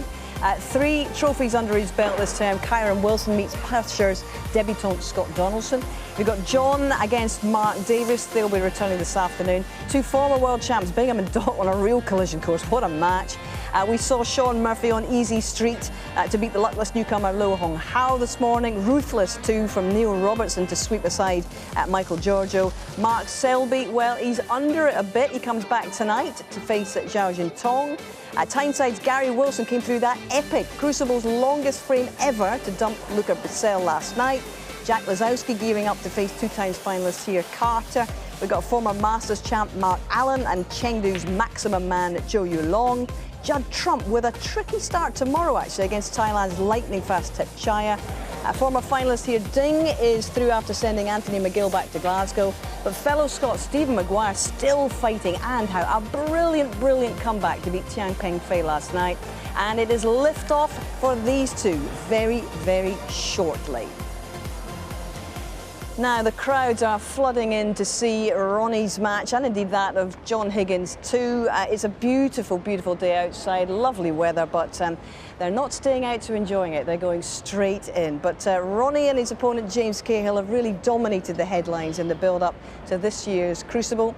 Ronnie has had a history-making season, and hats off to James Cahill too, who comes here, the 23-year-old, as the first amateur ever to make it through the doors.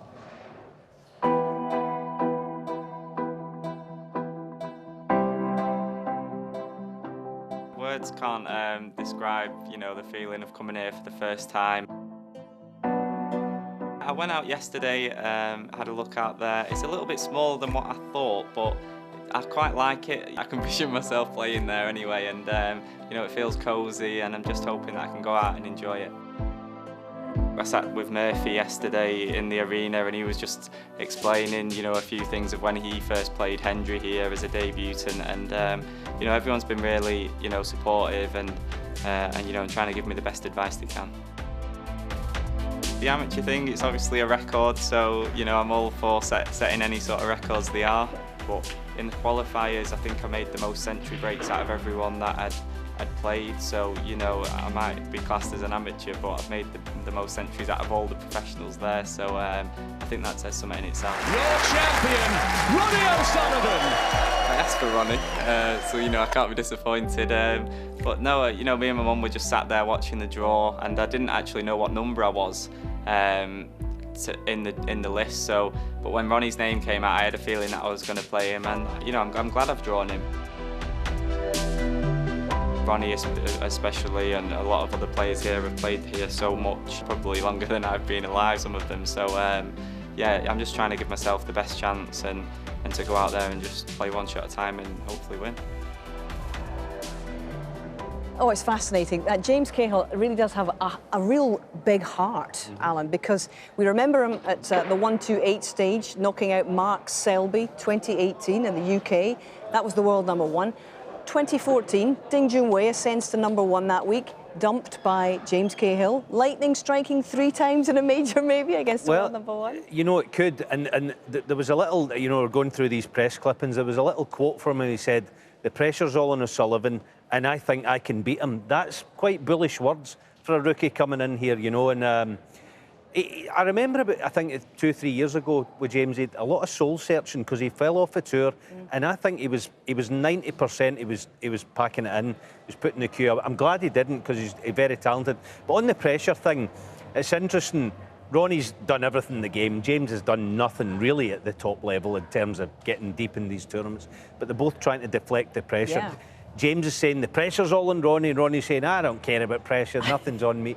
So, you know, it's going to be interesting how it plays out. But the Crucible's a sink-or-swim scenario for rookies. We've seen Lu Hong-Hao. Gary Wilson's come through last night. He took Ronnie deep 10-7 a couple of years ago. Right, so yeah. you never really know how you're going to adapt when you get out there. You don't. And I wonder how you feel about this fella's credentials coming here. He is an amateur. He's going to become a professional once again, having come through this process of getting in here. But is he built differently to the other qualifiers, do you think, John?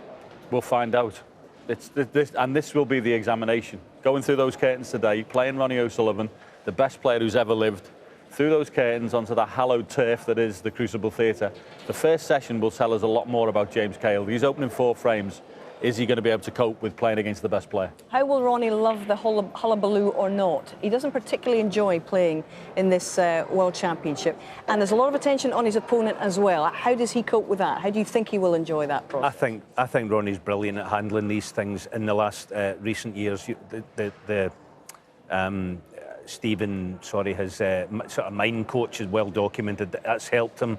I think he won't be remotely worried about his opponent. Ronnie plays snooker now. He doesn't play. I genuinely don't believe he plays so much to win. I think he plays for excellent performances to impress himself more than anything. And when he does that, we know what the result's going to be. OK, well, Ronnie's season has been truly exceptional. They're usually pretty good, but this one has been off the chart, you've got to say, because he has either beaten or equalled or obliterated many records. And licking their wounds in the commentary box are two guys who've actually been on the receiving end of that treatment, Stephen Hendry and Steve Davis, because he has actually nicked some very sizable records from you this season, not least, Stephen, 36 world ranking titles. He's level with you now, obviously still chasing the world titles. How much do you mind in all of this process, Stephen? Listen, you're going to be honest, nobody likes your records being taken over.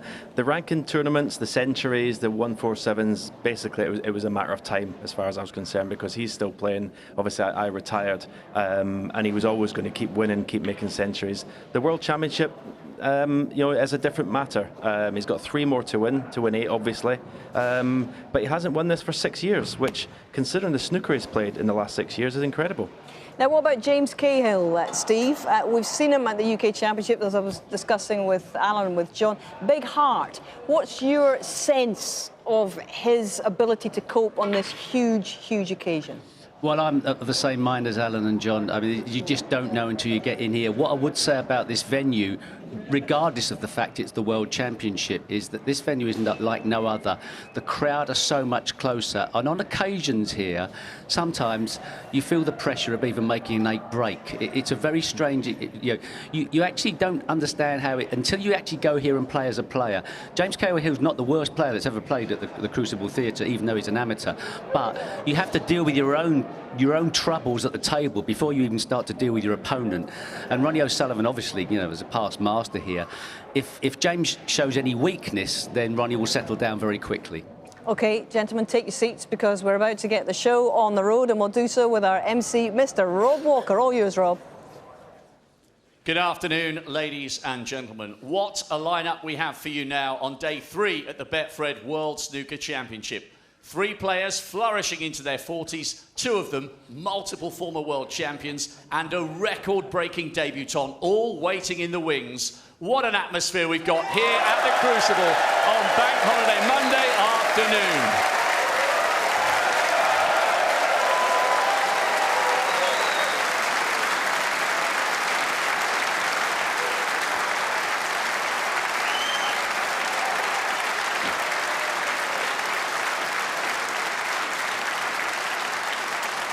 Please welcome a player who rolled back the years in style at the qualifiers to secure an 11th appearance at the sport's biggest stage.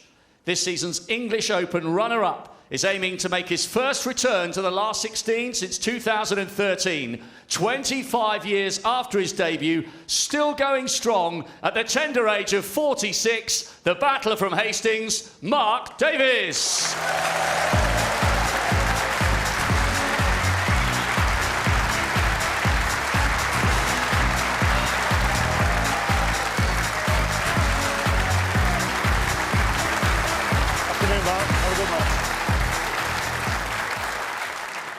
And his opponent, one of the finest sportsmen Scotland has ever produced. 6 breaks over 60, including a century, show he's coming back to form at just the right time. 4 frames away from a 21st appearance in the second round. 4 times a champion of the world, the Wizard of Wishaw, John Higgins.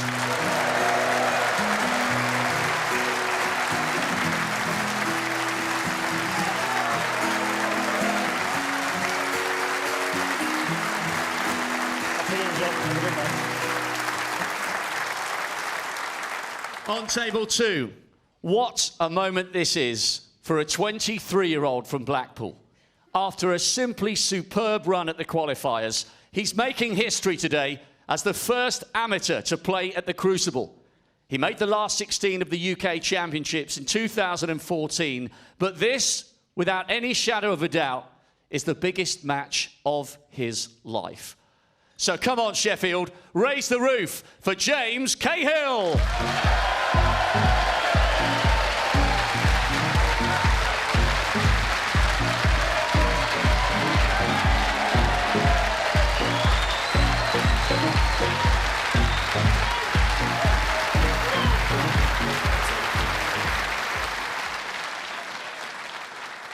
And finally, a player still at the very peak of his powers, 26 years after his debut here in '93. He hit the magical milestone of 1,000 career centuries earlier this season. He's won 5 major titles already in the current campaign, and he returned to world #1 after 9 years. Ladies and gentlemen, blink and you'll miss him, the Rocket, Ronnie O'Sullivan.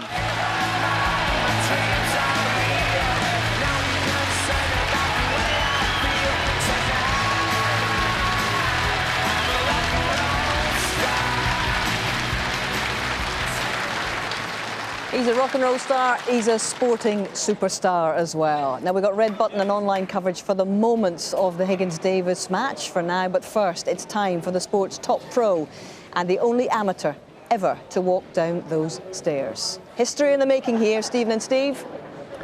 Yes, thank you very much, Hazel. Good afternoon, everybody. The baptism of fire for James Cahill. You don't know what it's like to play snooker until you've played at the Crucible.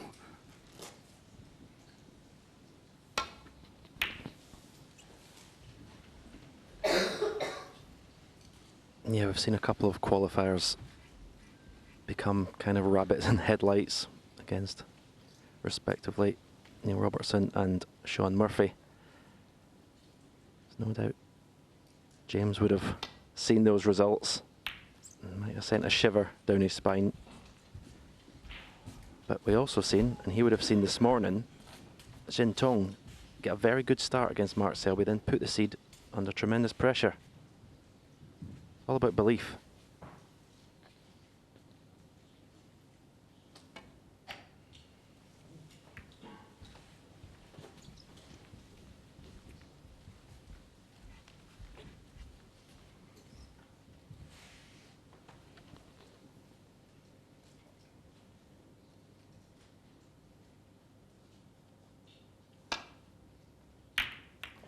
He has played Sullivan on a couple of occasions, so it's not a totally new experience.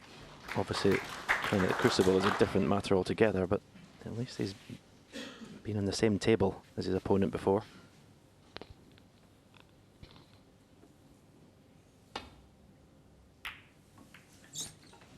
Yeah, I think the biggest difference is that this two-table setup at the Crucible can be quite claustrophobic for a player, especially if it goes wrong.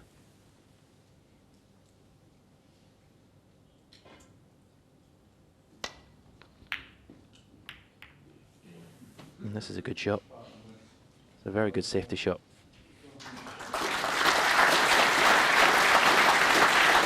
He has got, you know, in and around backstage, he has got a little bit of a swagger, James. And that self-confidence will definitely help him.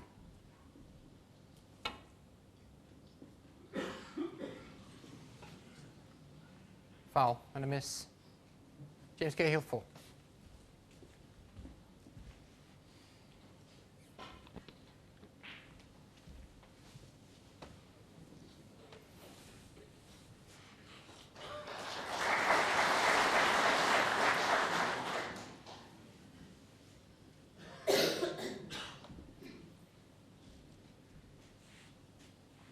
Yeah, James, thank you.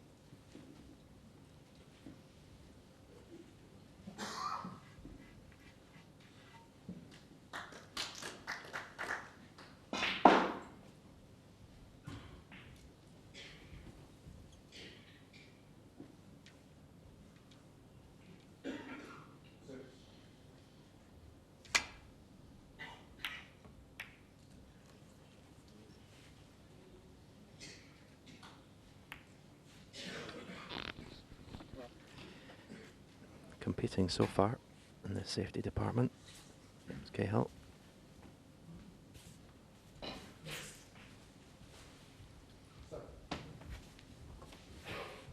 Yeah, and all those thin safeties, they may not look that good, but over distance, you still got to hit the ball accurately.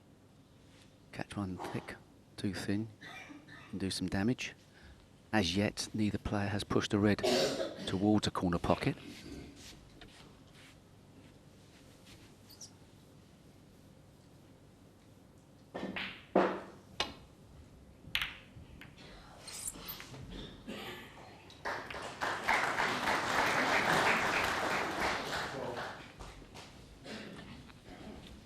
So first potting opportunity falls to James Cahill, and he can play a little cannon. Stay on the black here. And red just down and a bit into the left of the red he's playing.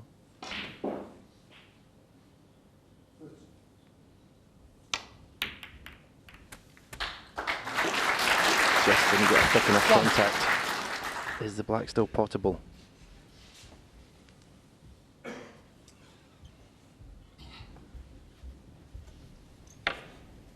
You see, just brushed off that red. He needed to have a full ball contact on it. Think the rest? Yeah. Yeah, it looked like he probably needed to dig a bit deeper on the cue ball.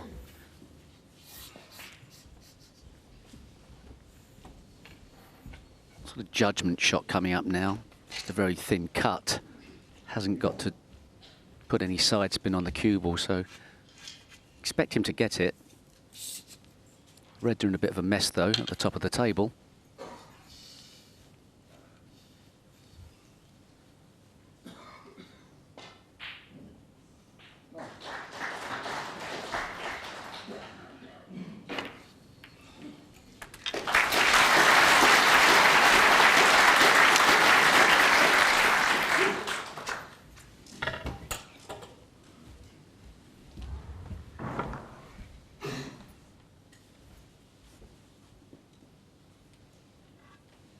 Eight.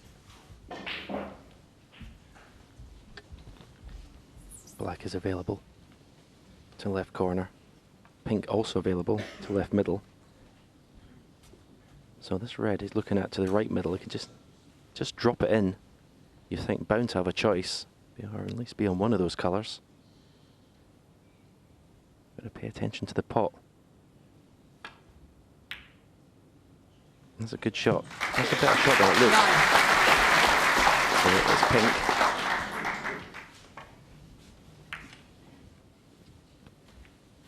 Yes, and he stroked a few of these shots in. Sometimes when you're a bit nervous, you overhit them.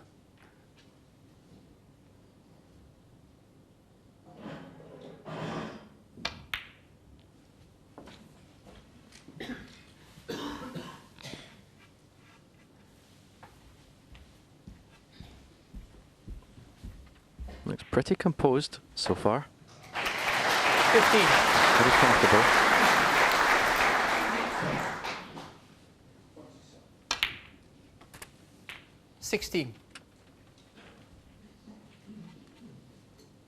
Just managed to go past the line of being straight on the pink. It's got a very slight angle.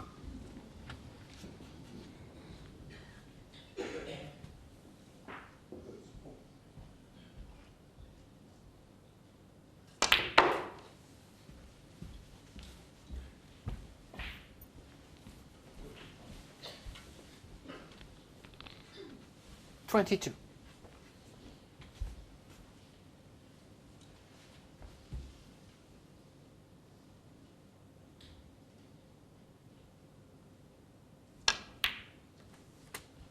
$23. First mistake. He's underhit that significantly. It's a lot harder, this black.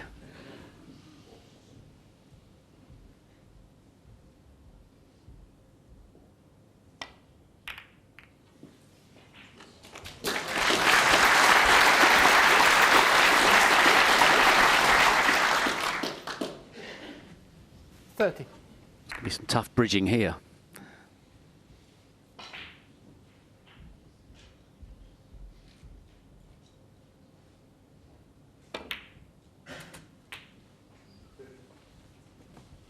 $31.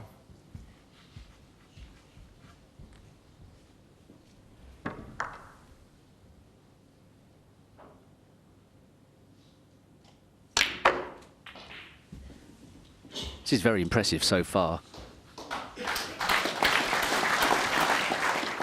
36.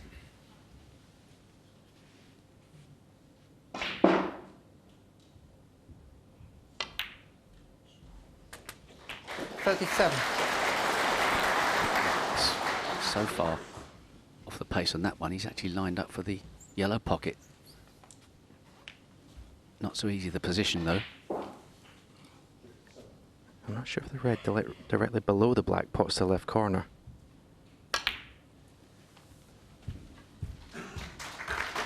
I think that's end of break. It just started to lose the cue ball a little bit. Yeah, just quit on a few, just under hit them a bit.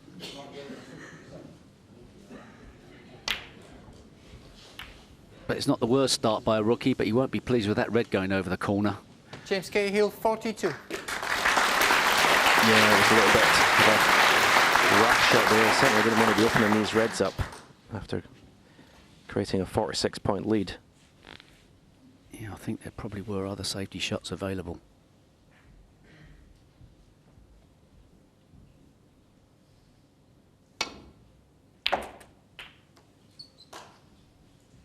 One.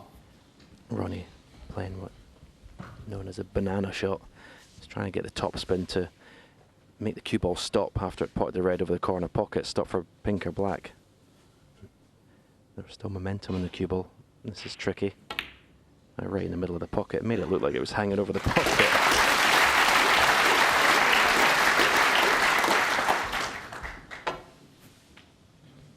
Seven. Quite incredible, actually, Steve, how casually he just got down and knocked that pink in. Yeah, he turned down a red really early on that was speculative into the middle pocket. But now he's behind in the frame. He's a different animal. 15.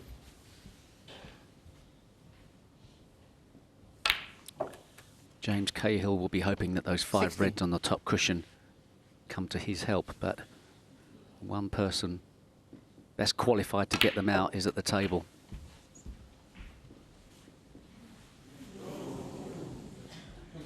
$23. A little bit of a annoyance, mild annoyance seen in Ronnie's face there. He was hoping to be straight in this red so he could play for a high black and open those reds. 24. But that looks to be absolutely perfect. Top spin off the right-hand side cushion. Touch your right-hand side.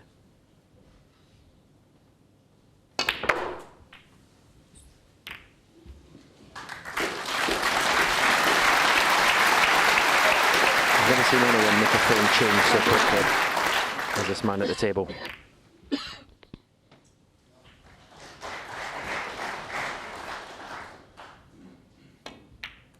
Ronnie couldn't have guaranteed to push that red over to the corner, but he 30. hit the cue ball with such pace that he was bound to disturb something.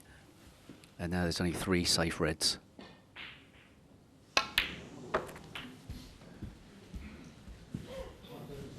little shake of the head again there. Didn't really get into that. 36. He wanted to be on the black again. 37. Just underhit that fraction. I get the feeling both players are a little bit expecting the table to play a bit faster, I think. It's quite sluggish compared to what we're used to. Well, Mark Selby this morning told me that the cushions were starting to bounce a bit. Some springy bounces were happening, 43. which is never makes the table easy to play on. This is the first test of this break, really.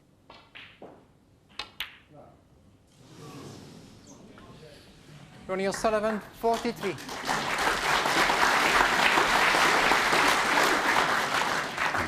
Relief from James Cahill. Never in.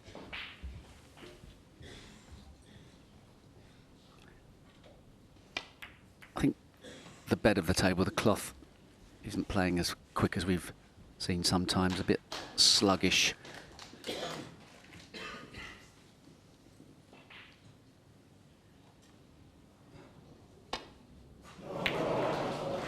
It's not slow, but it's not lightning quick.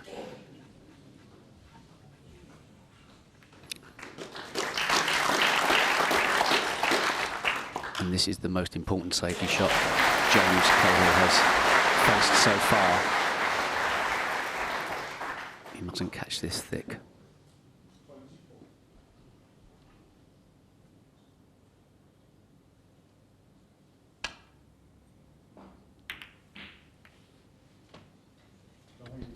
That was a pretty good shot.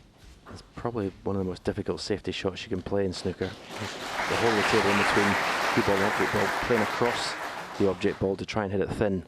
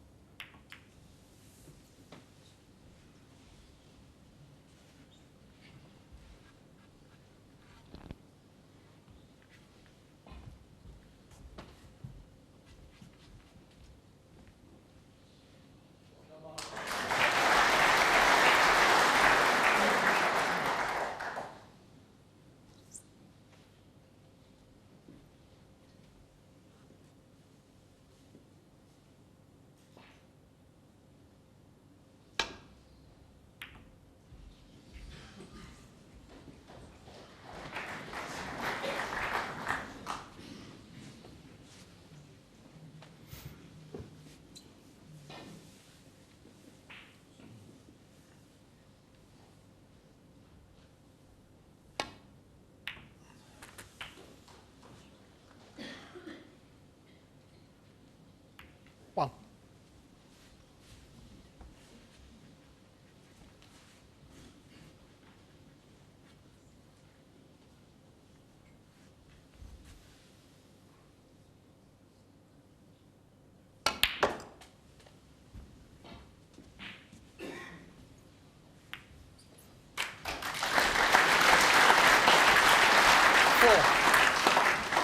Great shot. Could have come out a bit better. This isn't easy.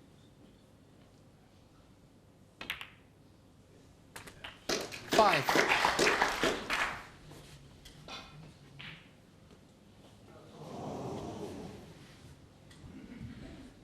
And that's a big pink to take on into the yellow pocket. Obviously available in the middle as well. What a shot, though.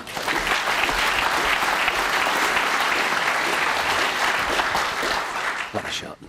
Just 100% commitment to the shot. Not even any thought of hedging his bets with a cue ball. Pretty much the story of this frame for Ronnie Sullivan, those two pinks to that yellow pocket.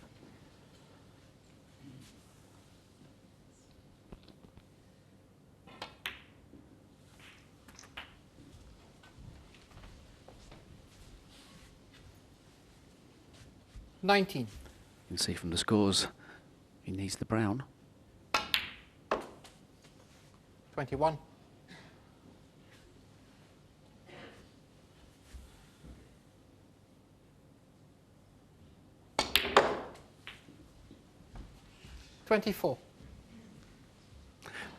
Well, this is a tough one to take on. He could be forgiven for refusing it. Don't think he will.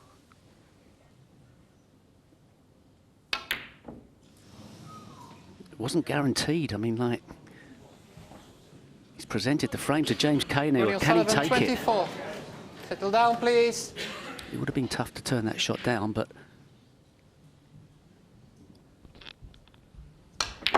Played it with a lot more power than I expected. If you're going to go for the pot 100%, give it every chance of going in, surely. well, James didn't get the correct side of the blue, but he's still got a great chance to get on the pink.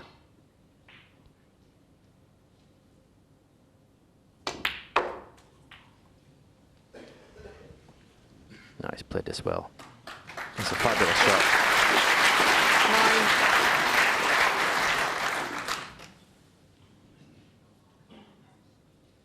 4 cushions for the black.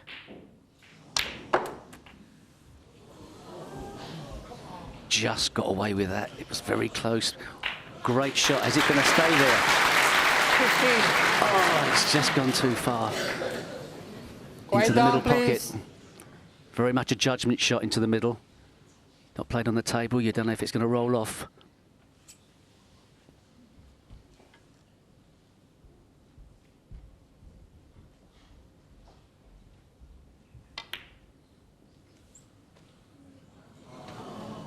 James Cahill, I think 15. he kind of hedged his bets a little bit on that one. He wanted to get a safe white, which he has got. Maybe he took his eye off. Didn't have 100% commitment to the pot.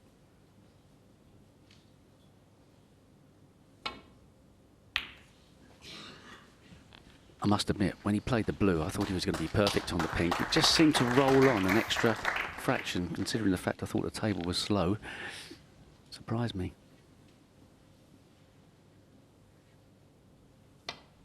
Side-to-side safety. Chance of the double for Ronnie O'Sullivan, and it looks like there's an element of safety as well in the shot.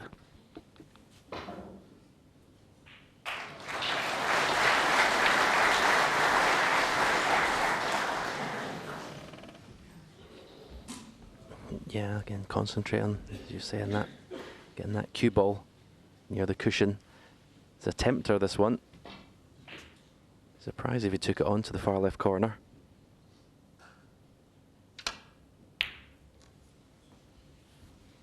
Wow, who thought there'd be this much tension already in this match in the first frame? Already turned into a big frame.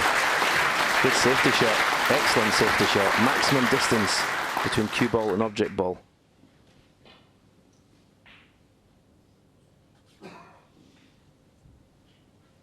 Yeah, and he doesn't really want to play it full in the face.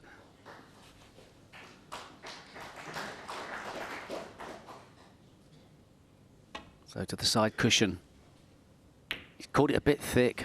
Don't necessarily think he played it past. Could have done.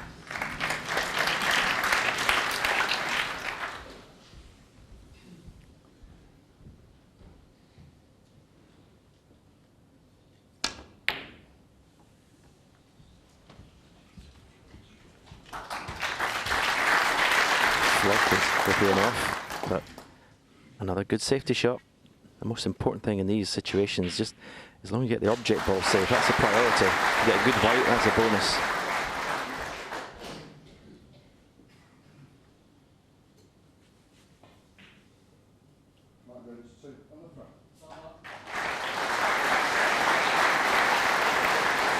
Now it's James's turn to have a go at this double to the right middle. Again, you can get that cue ball back to the top cushion.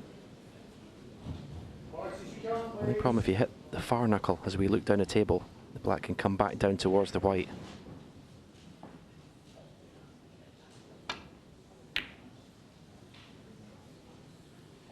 And that was the right way to miss it.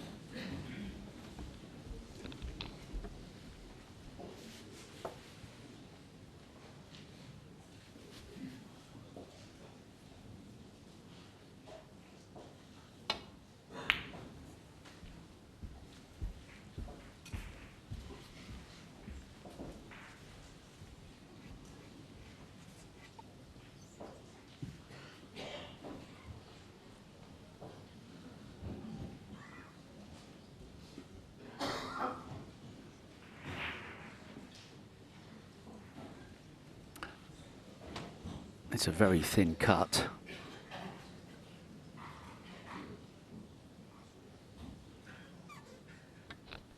Yeah, he's also got to watch the cue ball in the pocket next to where his bridge hand is, if he is taking the cut on. What a shot. Enough isn't there. Fabulous first frame for James Cahill. He takes it. James Cahill. And leads the favourite, the world number 1, Ronnie O'Sullivan, by a frame to 0. Oh, a black ball fight in the first frame. We'll take a bit more of that. Very extraordinarily, there was 21 points in it, 22 points left on the table. Ronnie decided to go for the brown. How did you read this, Alan? It's almost as if he's playing someone who he thinks, well, he's not going to hurt me, but when you start not disrespecting the game, you start taking liberties at this game, it will bite you back, and that was the case in point, JP. You could see him weighing it up, actually, the way he was sort of gesticulating to himself out there. The best way to play that shot, to try and guarantee the pot, is to play it dead weight, right, with a little bit of run inside. But you don't want to do it because you're going to stick the game. But playing it at the pace he played it makes the pot 10 times more difficult. Yeah. So he got caught in between two minds. I don't think he made his mind up there what he's going to do.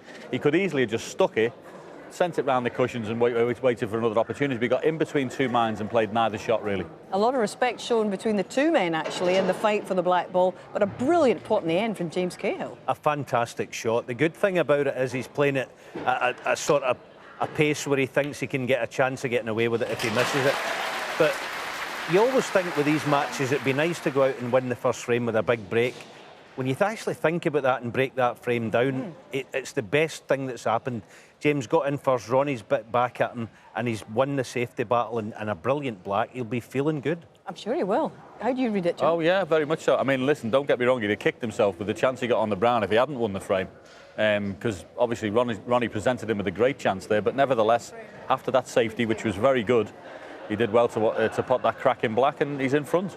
Yep, there is to be no whitewash, that is for sure, from James Cahill's perspective anyway. And he's off and running, the amateur, and what a wonderful start. Back we go.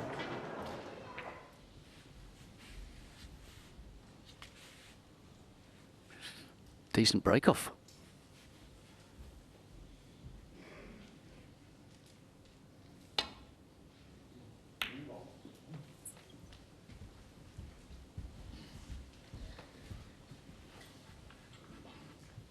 Must say, Stephen, we've seen many rookies turn up at the Crucible and look like rabbits in the headlights. He doesn't look like that. No, I said he's got a bit of a swagger, a bit of that inner confidence, inner belief. It was so important for James to get a frame on the board early in this match, as we've seen with the Robertson-Murphy matches. When you start going 3-4, 5-0 behind, it's so difficult to get that frame on the board.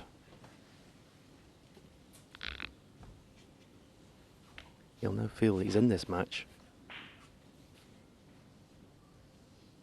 Lining up this pot as he's stunning it off the cushion for the black to the same pocket.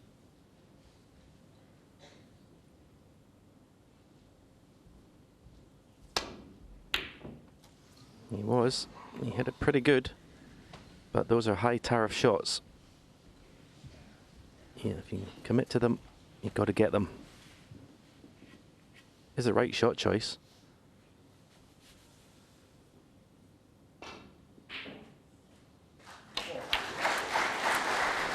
One.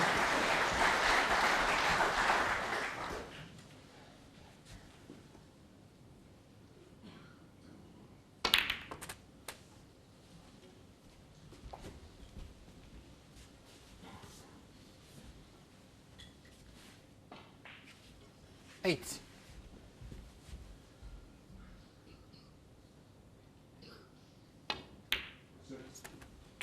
Nine.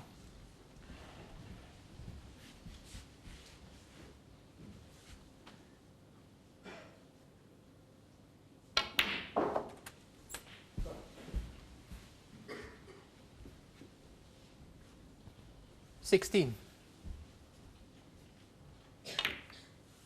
17. There's a little bit of a dead contact there on the red, whether it was a kick or Ronnie just decelerated and didn't get the action on the cue ball. It's another pink to the far corner.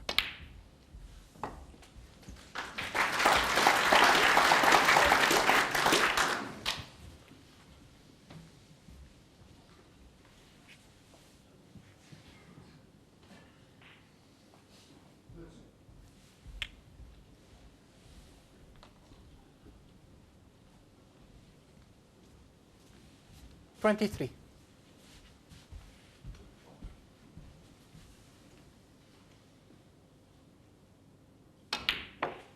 24.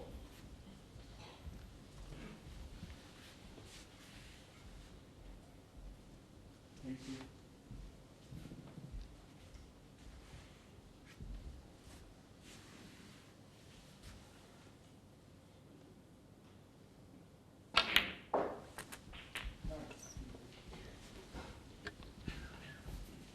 they're not an ideal bunch of reds to go into, really, from 31. either blue or black. You can see it's quite a thin target, so I don't see Ronnie making any attempt to open those reds up in the time being.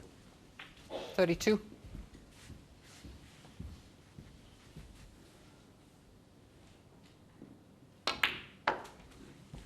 I think black's the more preferable. 37. 38.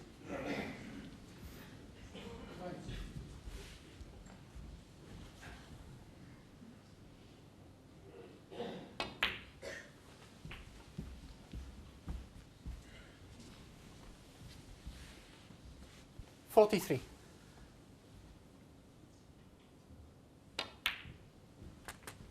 $44. Already, Ronnie's average shot time is down to 16 seconds.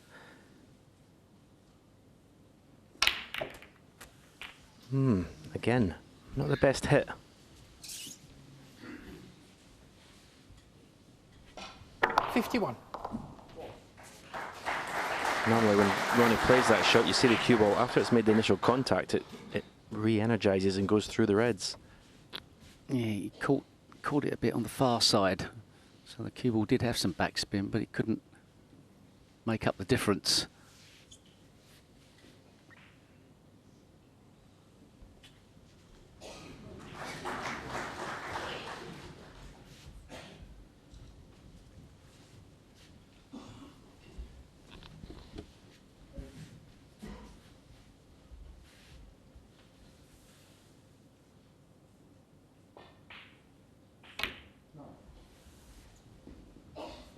Ronnie O'Sullivan, 51.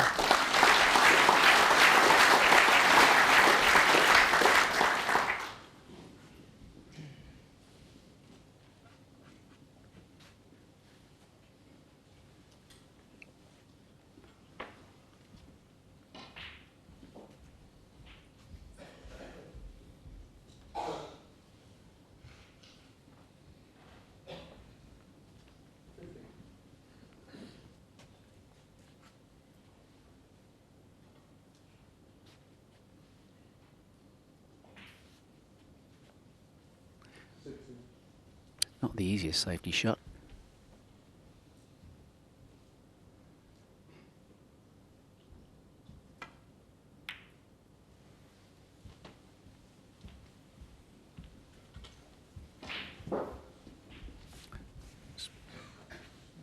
Looks like it might be a very thin cut into the middle pocket that he's left. Doesn't like it, but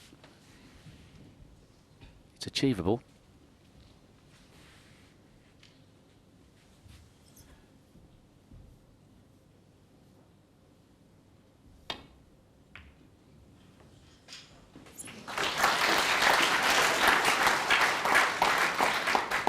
One.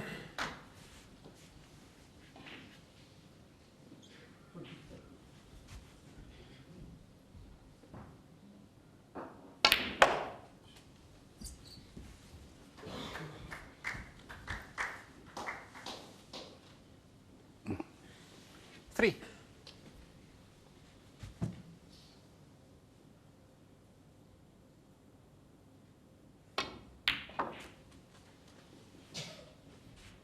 Four.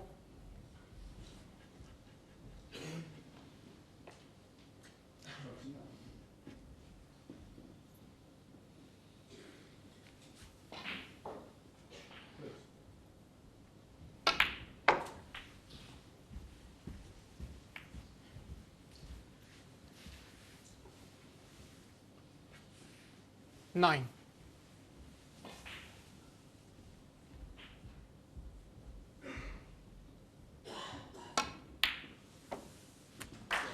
Ten.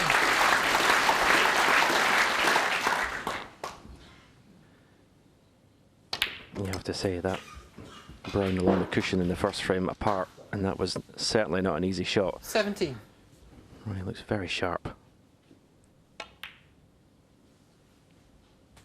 18.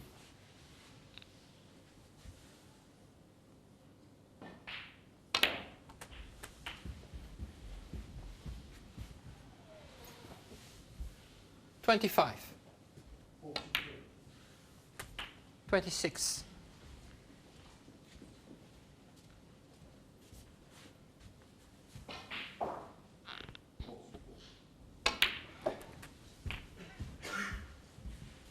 Yes, it was a slack safety shot from James Cahill, nonetheless. 33. He did have a chance. 34. Had a speculative red into the yellow pocket. Would have been aggressive, but probably thinking now perhaps he should have played it. Yeah, it was a safety shot in the first frame as well, wasn't it? He played a bit of a careless 39. shot, knocked a red over the right corner pocket, let Ronnie back into the frame. Has he flicked the red? No. Ronnie O'Sullivan, 39. And James a frame. Cahill stays in his seat, and Ronnie O'Sullivan levels at 1 frame each. Yeah, breaks of 51 and 39, so didn't get it done in one visit, Alan. But actually, we were talking beforehand about the practice drills, and you spotted something earlier that might have been the foundation for that success in the frame. Yeah, he plays a beautiful safety shot that set the frame up. It's not an eye-catching shot, but when you've well drilled in these and you get them right, you know, he's forcing James into playing this red down the left wing. He misses it, Ronnie makes 50 and set up the frame beautifully. It was a terrific safety, JP. So yeah. the drills come actually into practice, and you can rely on some of that work that you've done. I did it one time. I think we had a masterclass there at the Masters one year where he put a bit of tape right down there, right near the ball cushion. And Ronnie used to play these and you have a competition where you've got to get the cue ball behind the piece of tape. You always got to make sure. And he plays in round the angles, figure eights, and brings them back. And it's a good way to practice it, because safety can be boring to play and can be boring to practice. So at least if you're giving yourself like a little tests all the time, it can make the shots that are going to be useful feel a little bit more enjoyable to play, isn't it, really? Yeah. One other thing about the way O'Sullivan's approaching this, he's lost the first frame, he'll be disappointed about it, but he's batted it off. There's no reaction. He goes into the next frame and almost like, you know, saying about trying to impress himself. Yeah. It's like, put that aside, let's get creative. And he was in frame 2. And very, very fluent as well. 17 seconds average shot time at the moment, so he's not hanging about. No, and James will find out that his safety will have to just go up slightly a notch. He's knocked a couple of reds over corners already in the match, it's being harsh on him, but this is the level that he's playing at. When Ronnie's safety's being played, you've got to try and match him for that. Sticking reds over the corners is not the way forward with O'Sullivan. And already there's that adrenalised flush to the cheeks of James Cahill that we've come to know and appreciate in his matches over the last couple of seasons. He's certainly in the match, and it's great to see him out there fighting it out with the rocket.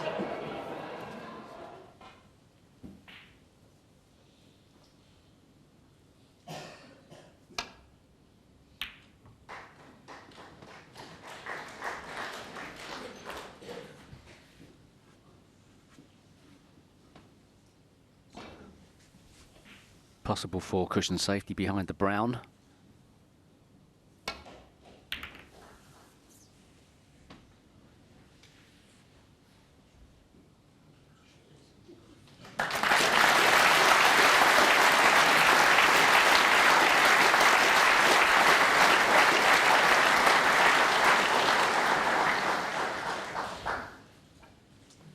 Pick the bones out of that.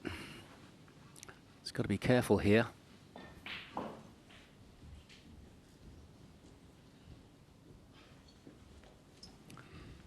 I suppose he could nestle into the pack, the left side of the pink. But how does he get to there? We saw a magnificent escape last night from Gary Wilson. Similar sort of position in one respect. Wasn't that an incredible shot? It won him the match in the end, getting out of that snooker.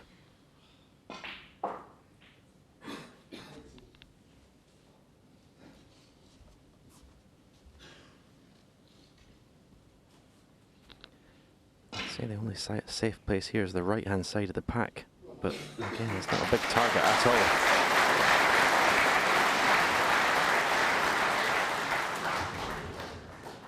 No, it's easy to slip off the side of the pack, and then you present your opponent with one of those 2 reds over the left corner. I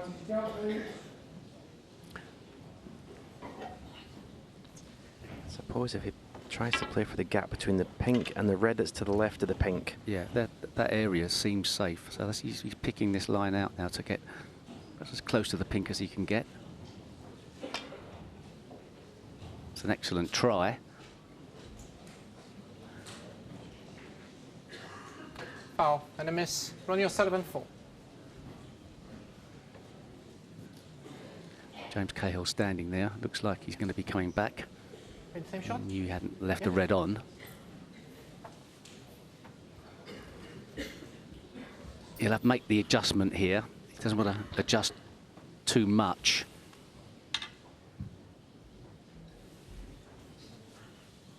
Should be able to pick the line out after a couple of goes. See a little bit more of the white.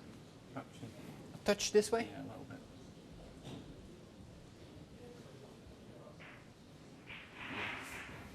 Ronnie?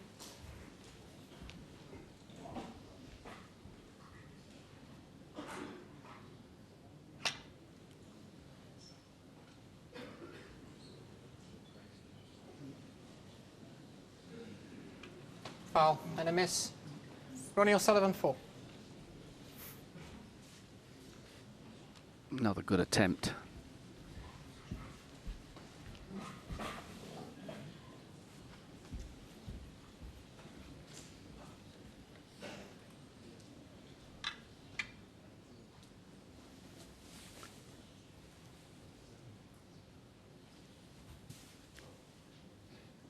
James? If he does manage to nestle onto a red, he's got every chance of getting away with this. This looks a better line.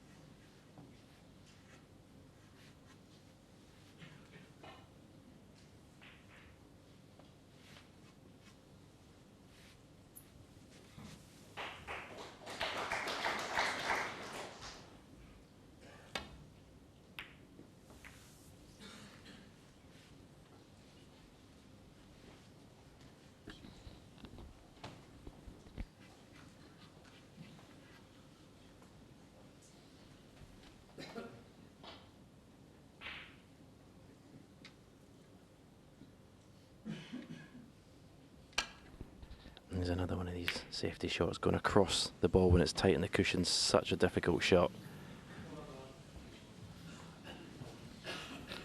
You're better off aiming not to miss it, but to play extra thin to sort of get a feel for the shot than play it thick. 1.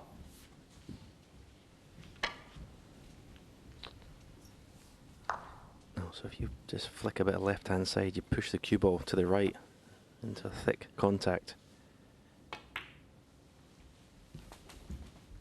So it's been a good start from James Cahill, you have to say. He's looked comfortable. 6. His potting is fine, but you think he has to tighten up on the safety.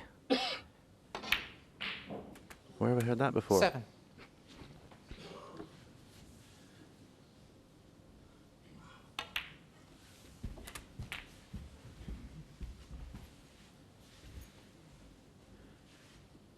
$14.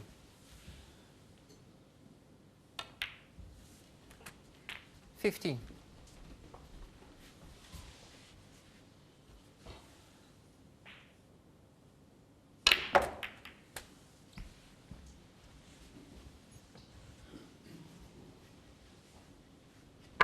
Bit closer to the cushion than he wanted.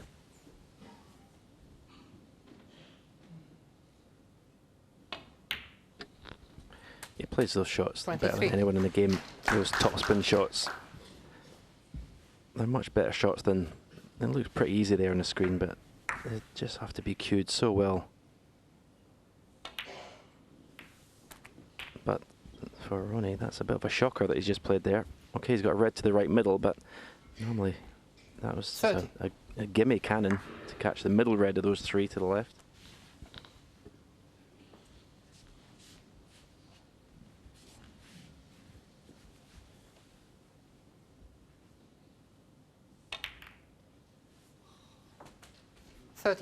Another misjudgment. Got into that one a bit too much. Wanted to open things up a bit better than that. So this is a very, very difficult pink into the yellow pocket if he's playing this. Surely not. Just a safety. Can play the blue perhaps, get behind the brown. That looks natural. Or we could get through the gap as well to the brown. Ronnie O'Sullivan, 31. Did he nominate brown there? In such a tight margin, you'd expect to... Obviously played the brown. Thank you.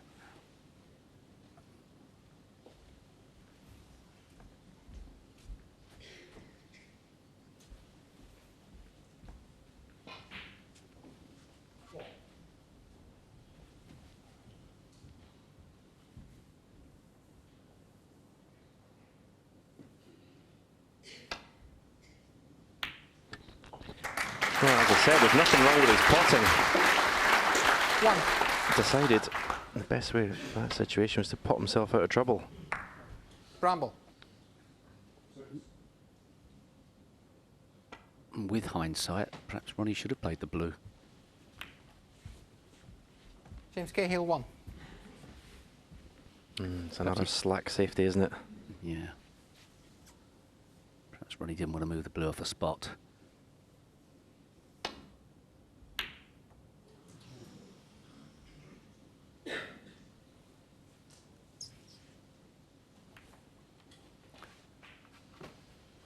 How does this red look into the corner? Can he get on the black? Isn't taking much time thinking about it.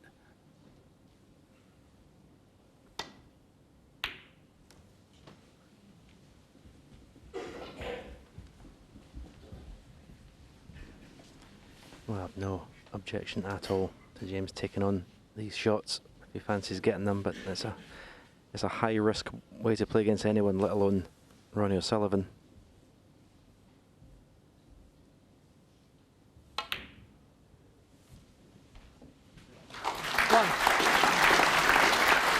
And that high risk approach, you would think, is going to cost him this third frame.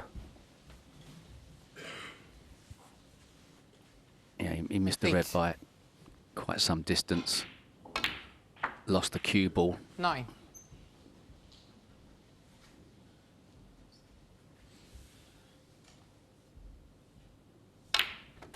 He was probably more tempted to go for it because he potted the one before. Not ideal from Ronnie O'Sullivan 16. there.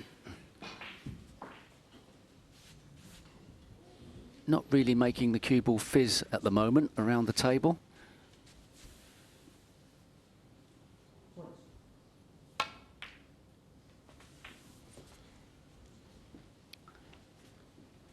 $17. Back in prime position though.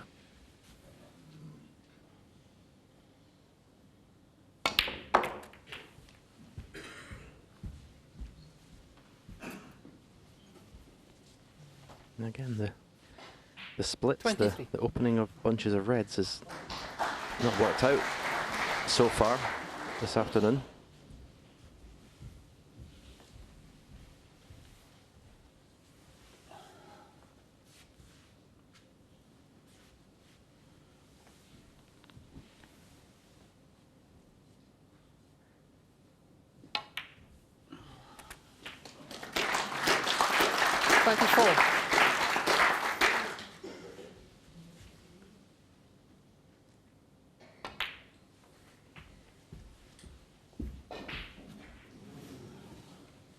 29.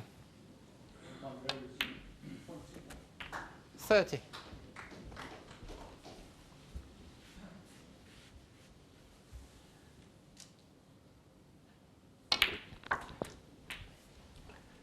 What a treat for these people because of the Crucible Theatre in the first round with 2 tables. The crowd's so close to the player, but 37. you really wouldn't get much of a chance to be this close to watching Ronnie O'Sullivan in action. The way break builds, the way he strikes the ball.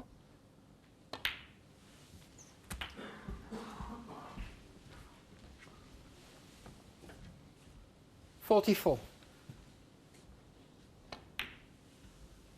45. He's played a couple of excellent recovery shots here to keep this break going and looks to be very fluent around the table, as usual. 52. 53.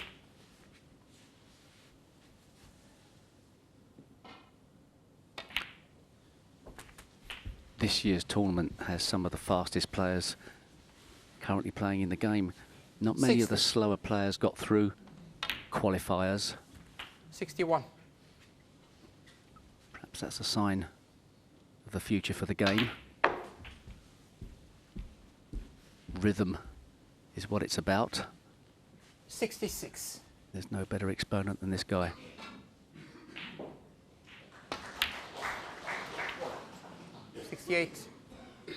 There's a big bounce. You're talking about Mark Selby saying cushions have started to bounce hard. Thank you. 71.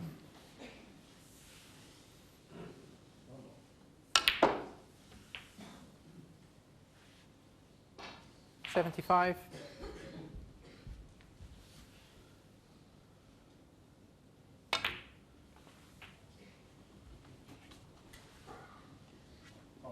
80.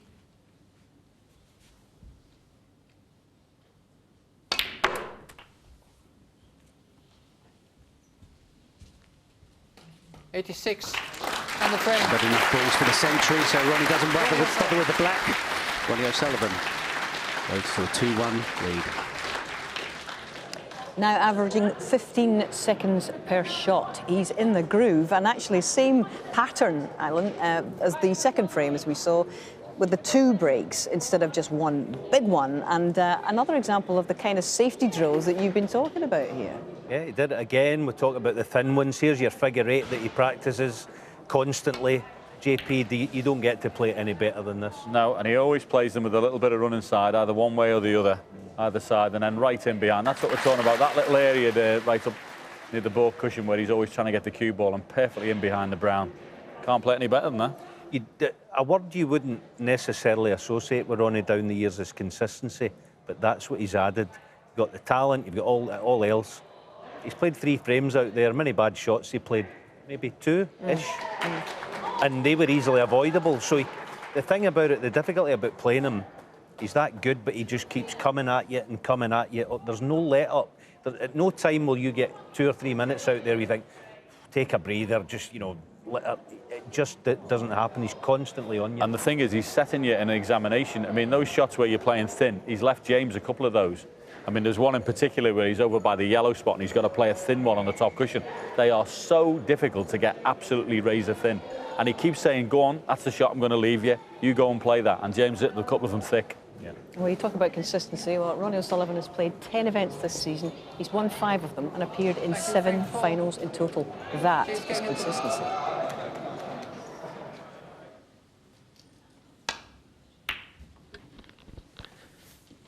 So after that excellent start, winning the first frame on a black ball, James has lost the next 2 frames in roughly 22 minutes. Thank you, Ronnie. 94%.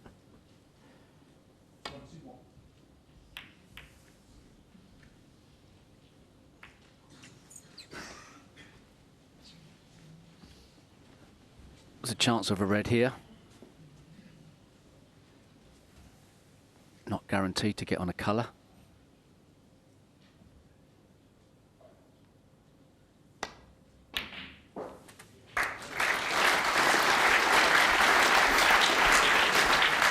1.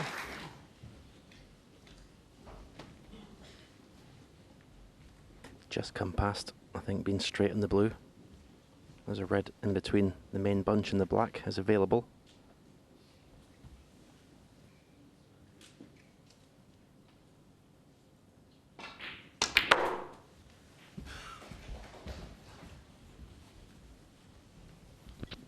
Tough shot to take on, but there wasn't that many reds 6. on and available.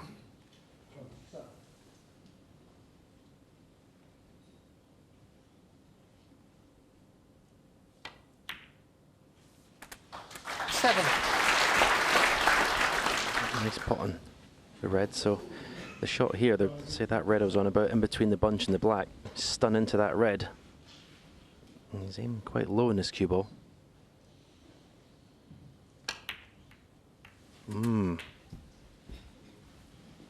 Wrong shot, I think. I was asking for trouble, that.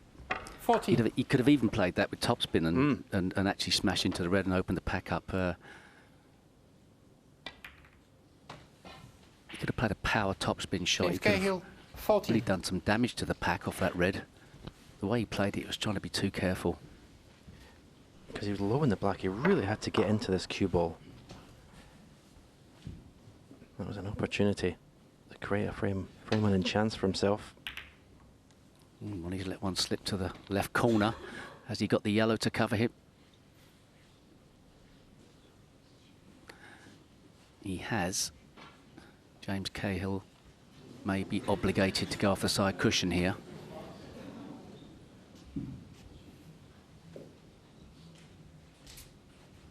He could play the containing shot, keep the cue ball in the jaws, but he'll probably go for the pot. It's a judgment shot.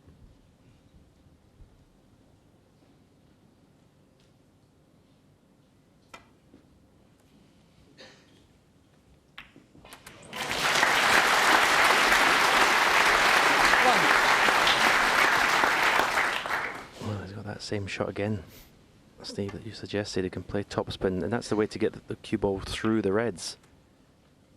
Yeah, no backspin on this.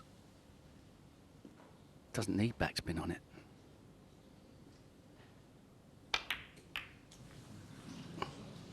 The pot would have been easier as well with topspin. Yeah. It's underrated going in with topspin. I mean, he's asking for trouble. I mean, look, okay, he missed the pot by miles, but look where the whiteboards ended up. You'd be saying, I was unlucky. Well, perhaps he wasn't. Wrong choice.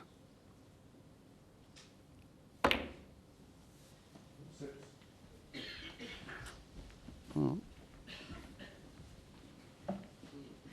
Red to the yellow pocket. It's almost as if Ronnie's deliberately leaving James tempters.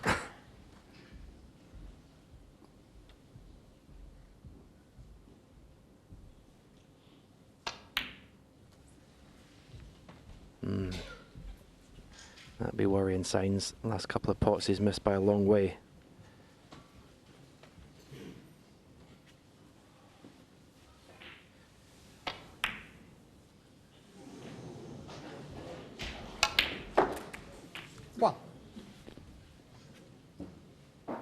I don't think Ronnie O'Sullivan deliberately left him that red. I think he tried to put the cue ball tight on the top cushion. Wouldn't have necessarily been the shot to play then. As it was, he'd have been delighted to see how far James missed by.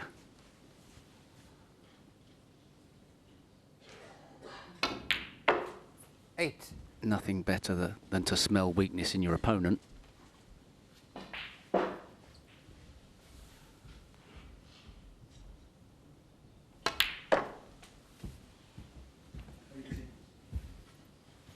Couple of reds going to the left corner. 12.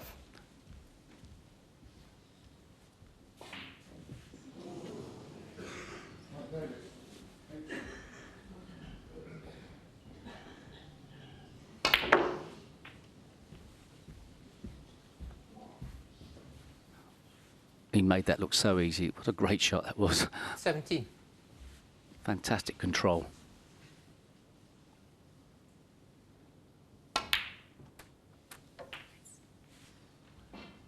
$80. And perfect on the pink to open up the reds.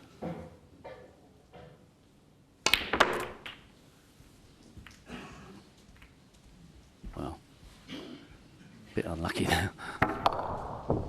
24. Could have played that 100 times and not got as bad an outcome.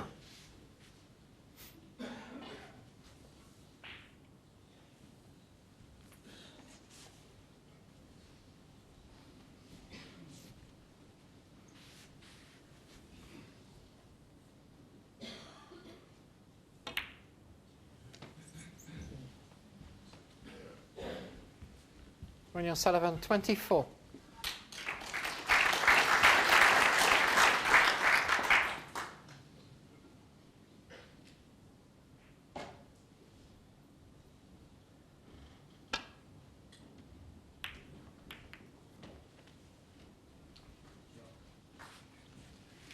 Decent safety shot.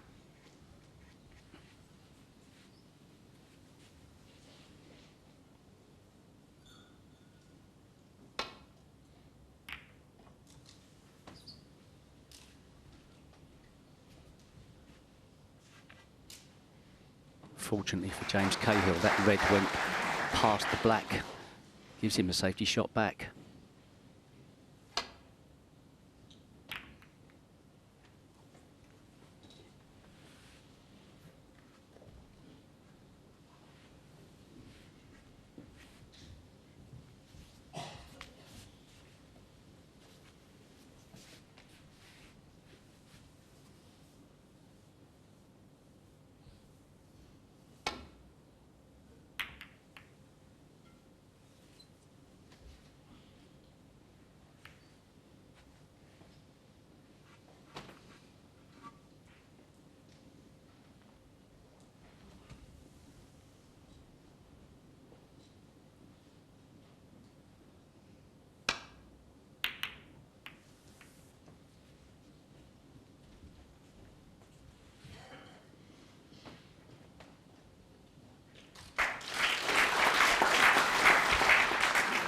Well, we've said that his safety play's not been up to standard, but not that time. That was an excellent cue ball.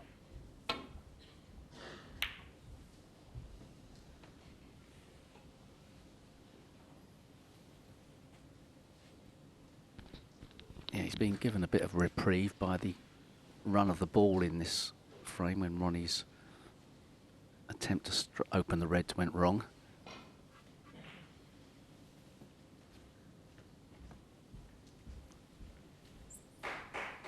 He's got to force an opening, though. That's not easy against Ronnie O'Sullivan, one of the greatest safety players the game's ever seen.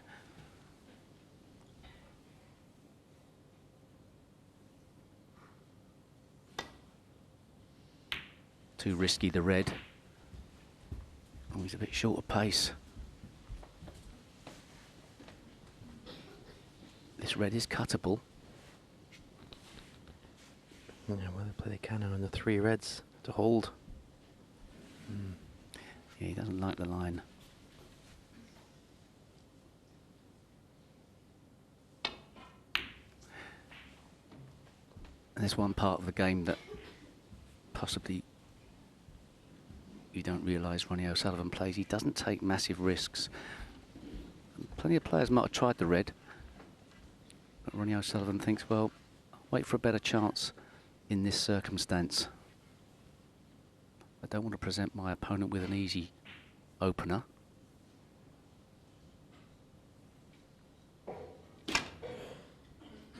That's another tough safety shot to play. He's played it very well.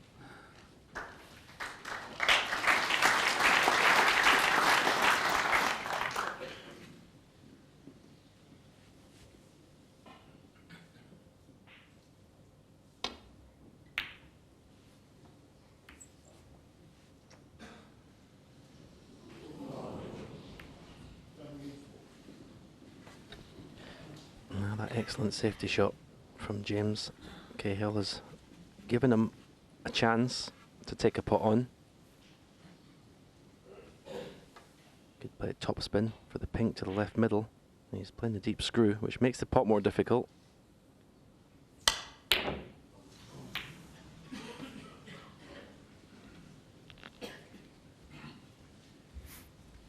Okay, he's not left the pot on, but he could be in trouble the next shot. Yeah, it's easy to sit here and say he should have played a more positive shot to play position for the pink.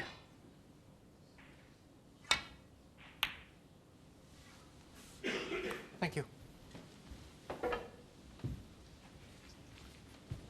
He's just got to sniff at this red. He could play the 4 cushions that we saw Ronnie O'Sullivan play around the table. He's got a good line with the cue ball. Just a little bit shy of pace.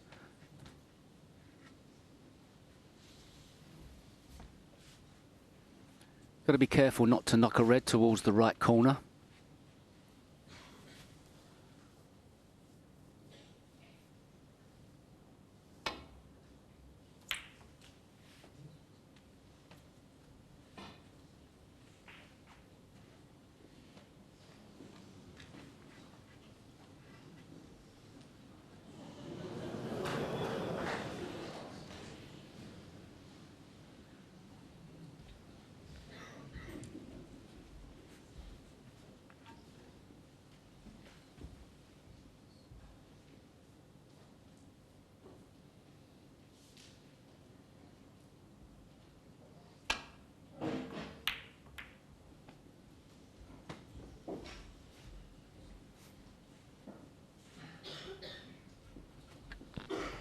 That's a pretty decent effort, a safety shot, but unfortunately for James, he's put the red over the left corner.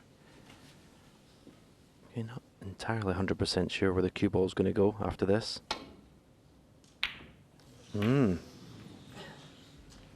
Chance. Yeah, even though it wasn't that hard a red, it was still a thinner clip than we saw on our television screens from the overhead. So now a great chance for James Cahill. Can he hold himself together?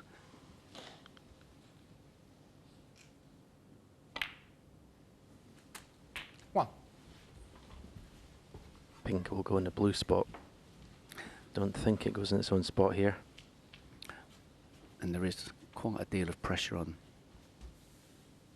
this situation. When you're presented with an opportunity you know you should make the most of.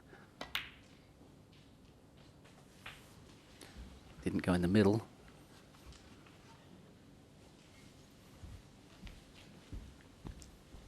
Olivier Martel just checking if the black spot was available. 7. Under normal circumstances, Stephen, this would be pretty easy. Well, it's like a practice routine, isn't it? And you won't mind the black 8. going in the pink spot. Makes it even easier, you would say. It might make it easier. Especially if you're feeling the heat a bit, sometimes it's easier to play off the pink. Yeah, it gives you 4 options. He's getting on with it though, I like that. He's playing on autopilot, 15. Using his natural ability rather than getting his brain in the way of things. That can 16. sometimes happen out there at the Crucible.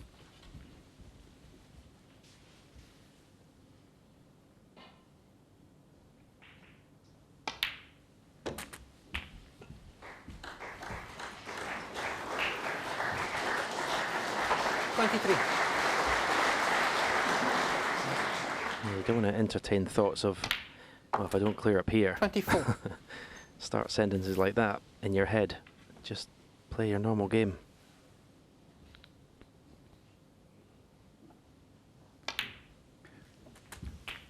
Yeah, it's a fascinating game. In as much as you have to be careful. 31. In trying to do that, you need to play with rhythm.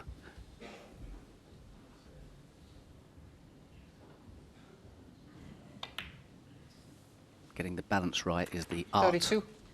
of the game of snooker. Generally, the speed of players over the years has quickened up. without them being careless. And this is an excellent reply from James Cahill, especially after missing a couple of 39. shots by quite some distance. Red, black, red.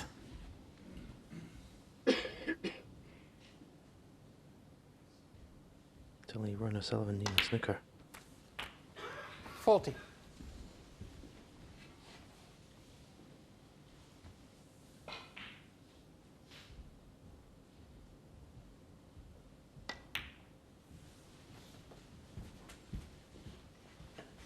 Good performance this. Okay, the Reds were in the perfect position. 47. Everything was in the open, but he had missed a couple by a long way. But he's kept his focus and his concentration 48. very well.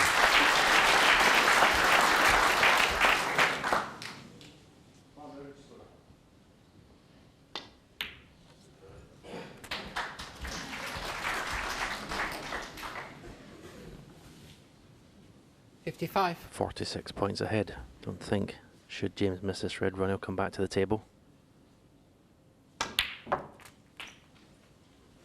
56.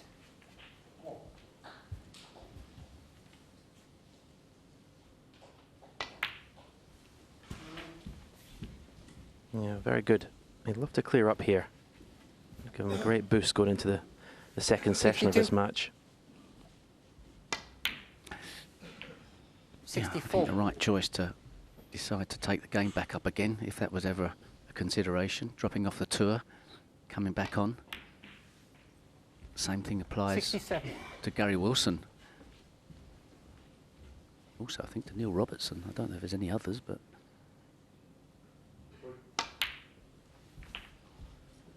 $71.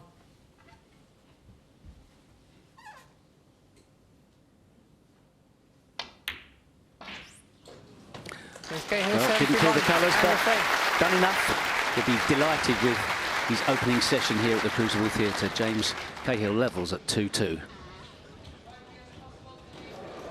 Yeah, good play from the amateur and some real flashes of great form from Ronnie as well. An unexpected gift from the Rockets in that frame, though, John. You don't get many from Ronaldo, but when you get one, you've got to make the most of it, and that was hugely impressive. Didn't think I'd see him miss this one. I thought James had made a ricket leaving that red over the corner, but there you go, he misses one. And okay, the balls are there in the open, but listen, under the cosh, 2-1 down, playing Ronnie at the Crucible first session. That was very good indeed. And makes his top break of the match so far, 71, and took them very well, Alan. He did. There was a calmness and assuredness the way he took them. I was thinking back to the qualifying. Actually, he played Andrew Higgins, James did, and he was miles in front. Andrew came back. I think I can't quite remember. 7-0 up he was. Yeah, 7-0 up. He went behind later on in the match. Exactly. So that tells us he's got character. Yeah. You know, but I really enjoyed the way he took those that nice break. Absolutely, and in fact he came through against Michael Holt, no slouch himself. Michael 10-7, and then beat Michael Judge 10-6 in the battle of the amateurs to be here, which was an extraordinary thing in its own right, John. Yeah, and a very good hard match player is Michael. He doesn't give you anything, so that was good grounding for turning up. In fairness, he's been slightly second best, as you'd imagine, in the tactical department here today. But that doesn't matter. He's 2-2 at the interval, and that break will really settle him down. He took them, they were nice, but he took them really well. Absolutely, and it's good to see him putting up a fight against the Rockets so far. Well, it's a hot day, and it's simmering rather nicely over on the other table at the moment as well, because we've got 43-year-old John Higgins, who, of course, has featured in the last two finals here, runner-up both times, so trying to get back there for a third time.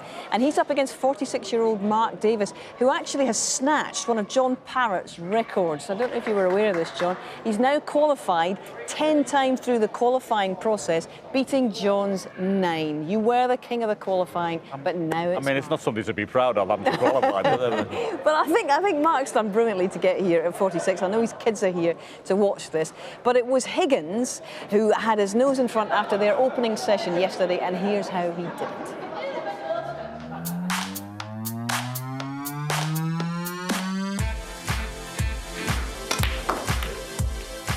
A gorgeous shot, really nice shot to play early on, nice and positive.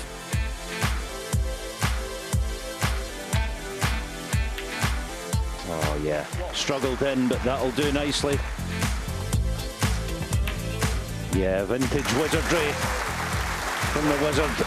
He's off and running. It's close. It's there.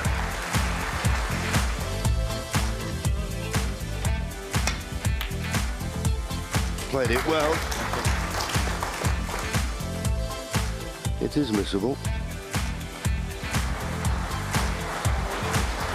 But played it nice and controlled the cue ball perfectly. So now back in prime position. Oh, what a way to get back in amongst it. Beautiful shot. Shot of the match, actually.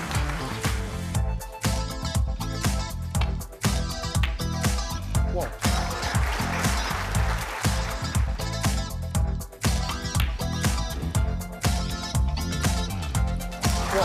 Well, gave that lots of thought and in the end thought it was value.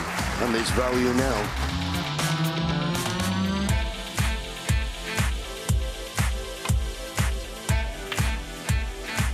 Oh, this time that will be the end.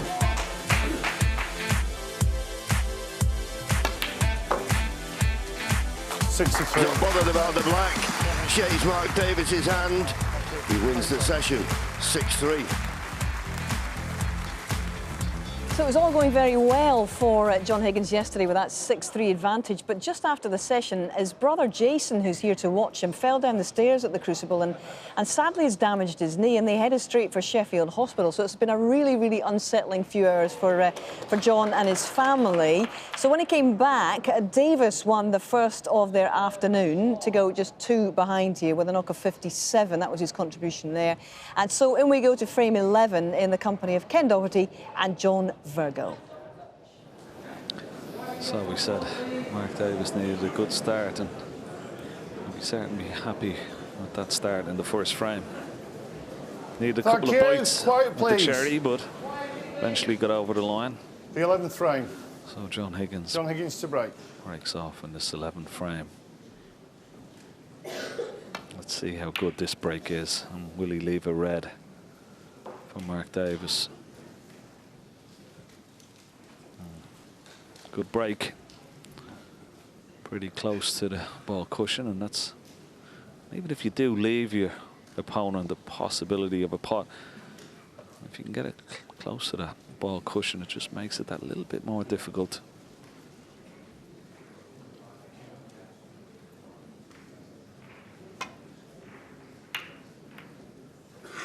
And even with the safety, Quiet as possible, please. Precise. I'll be certainly happy with that.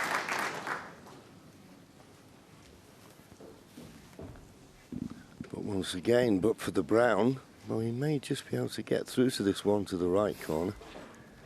He nearly left an easier one to the left corner there.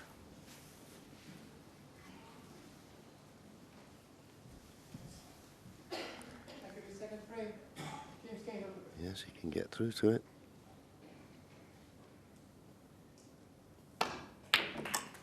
What? That was the problem, though. The only ball he could really play on was the black, and well, even though he can pot the black, I don't see any value in playing it. No, but a good pot nonetheless, wasn't it? Nice and straight, and they're always so difficult when they're that straight, John. Yeah, and it'll make him feel better, particularly after the first frame when he had a chance to steal and played a poor positional shot, but still didn't expect him to miss the pink to the middle.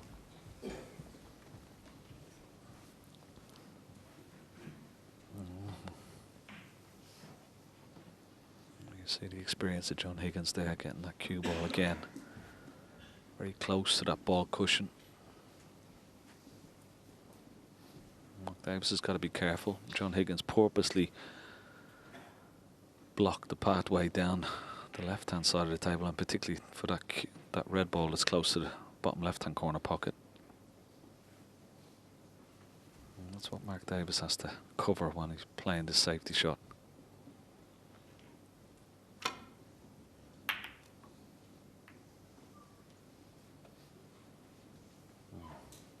Has he got the cover? I don't think so. Played it very aggressively, didn't he? brought more reds into play, but he's left this red.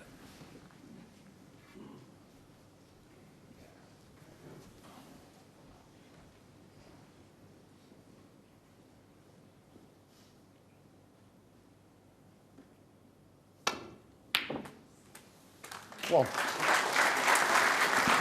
Played it well. One of those where you had to really get hold of the cue ball so it didn't run into another red. Not ideal on the blue, but he's all right. But it just shows you the small margins, doesn't it, John? Getting that cue ball tight to the ball cushion, how much more difficult it makes the safety and forces a slight error, even though it was a really good return of safety from Mark Davis. Didn't get the cover on that red, and John Higgins ready to pounce.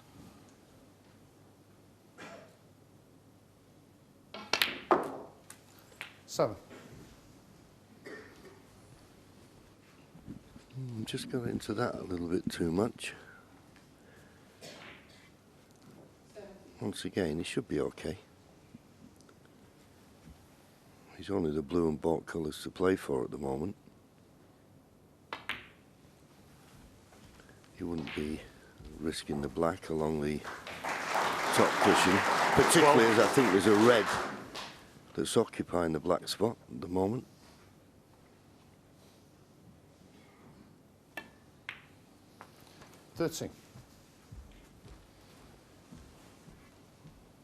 But no one needs to tell John Higgins how to build a break.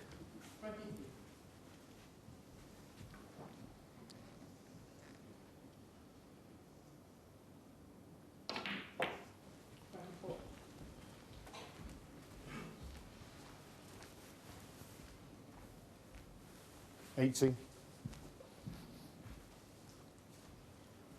Bit of work to do with the cue ball here, because I don't think the pink's available to the middle, so deep screw, trying to get back up for the blue. 90. Yeah, sure. He wasn't happy with the contact. It was like a dead white. It seemed to not have any reaction at all when it struck the red. Yeah, just watch it jump. You see the red ball jump up in the air. Took all the pace out of the cue ball. And unless he pots this yellow into this corner pocket, this is a big shot. A bit of pressure on this one. Coming back down for the red next to the blue. Oh, wait for it. John Higgins. 90. Yeah, there was a bit of pressure on that. I'm quite a long way away, but he'd be absolutely livid with the contact on that previous red. Yes, and with that yellow not being too easy, he got down and played it pretty quickly, probably more out of frustration. Should stop sometimes and count to 10.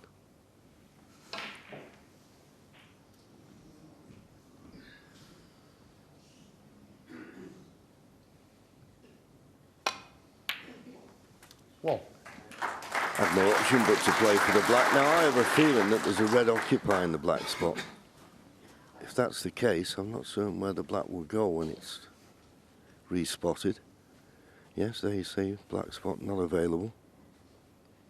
Anyway, more importantly, don't miss this black.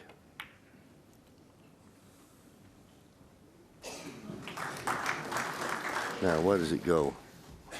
Highest available, which appears to be the green spot. 8. Blue's slightly tied up with the yellow, so good positional shot on the pink here. 9. Played it nicely. But well, it's my imagination, Ken. I know you didn't do the first session, but Mark Davis seems to be a little bit more quicker around the table than he was yesterday.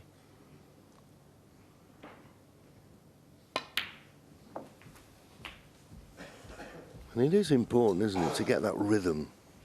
You know, you don't want to go too quick, you don't want to slow yourself down. 15. But he's come out in a very positive frame of mind. Yeah, there's the average shot time. 25 seconds for Mark Davis, 22 for John Higgins. 16. It's brisk enough.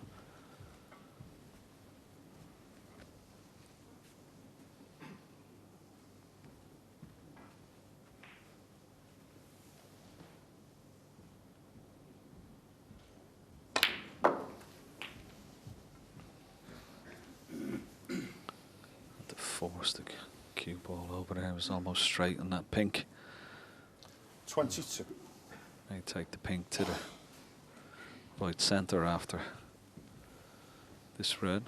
Could screw back and have it back into the same pocket as the red, but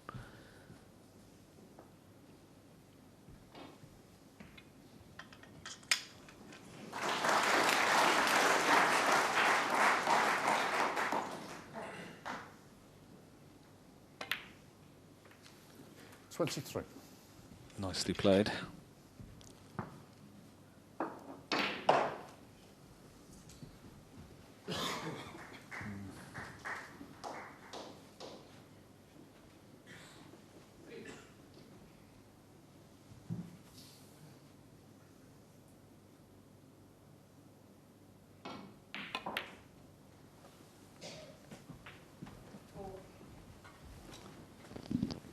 I can't see 29. any reason why he can't win the frame now at this visit. I know the yellow and blue are a little bit awkward, but these remaining reds that are in the open with pinks, and of course if he has to go up to the balk end, there's a black there waiting. Very good chance to reduce his arrears to just one. 36.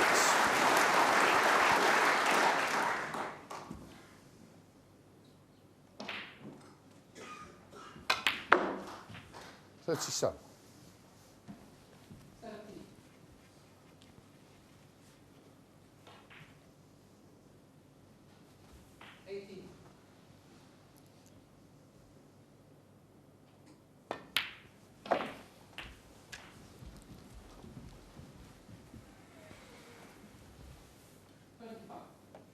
$43.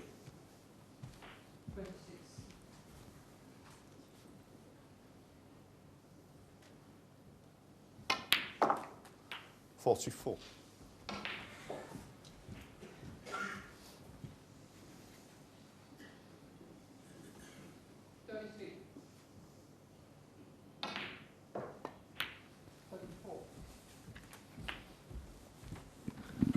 Oh, 30 points to lead. 50. Red, pink, red would do it. 51.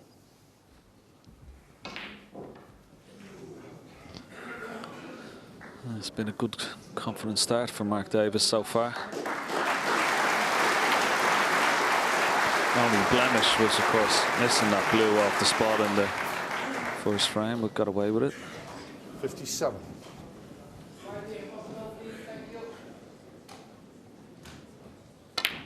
John Higgins, a bit unfortunate getting a heavy contact when around the pink area with that kick on the red. John Higgins is well aware of Mark Davis's capabilities, and now he knows that he's in a right match and dogfight. He's got to be on his game, on the top of his game, if he's going to get through to the next round. 64.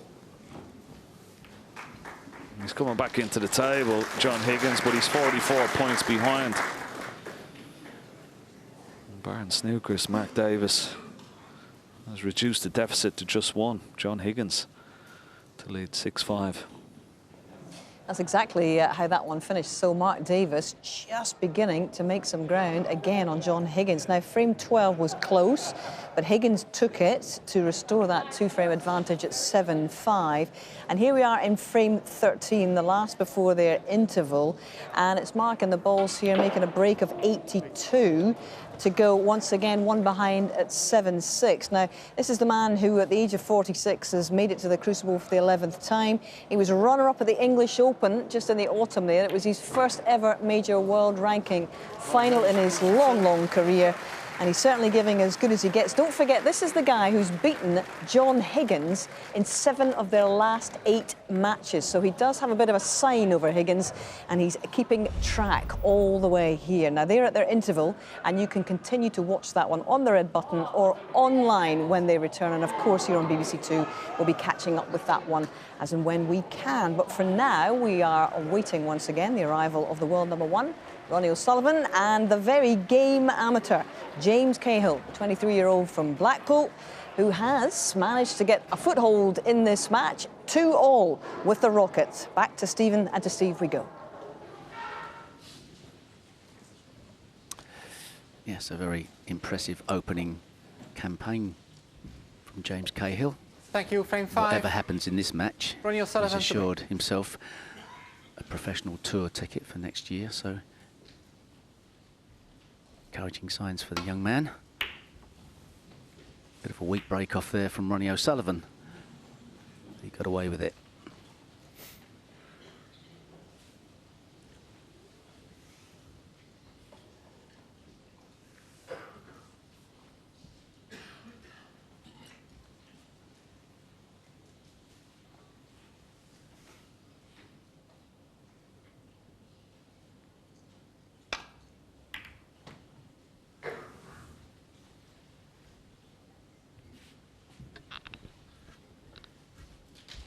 Good safety shot. I think James now can just settle in and just enjoy this whole experience now. There must have been a tiny part of him that was worried, having seen, you know, them 2 results, 10-1 and 10-0, that, you know, oh my God, what if that happens to me? But it's not going to happen now, and he can just relax and enjoy the match and see where it takes him.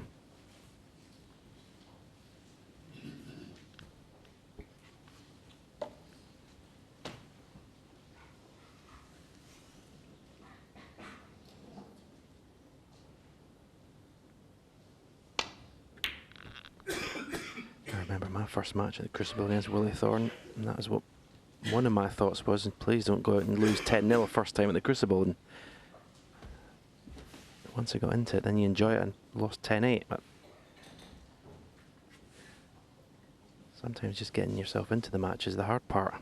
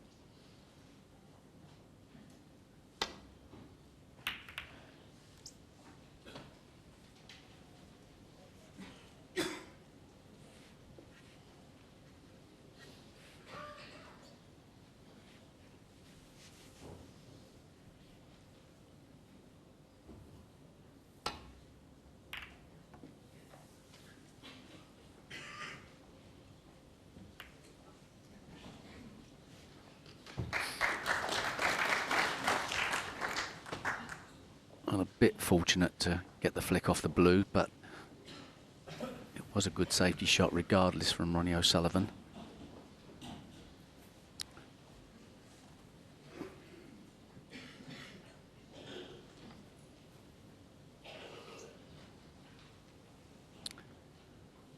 Two cushions, try and flick off a red. At least I think he's going to do that. Couldn't get much closer. Foul and a miss. Ronnie O'Sullivan 4. It's not a bad line to go down. There's a couple of reds he could possibly connect with. He could perhaps play it a bit wider with a little less side spin and have a choice of the 2 reds.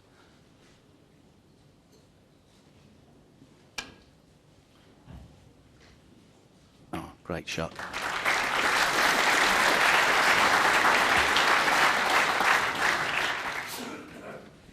Yeah, they're more difficult to judge when the cue ball's tight in the cushion.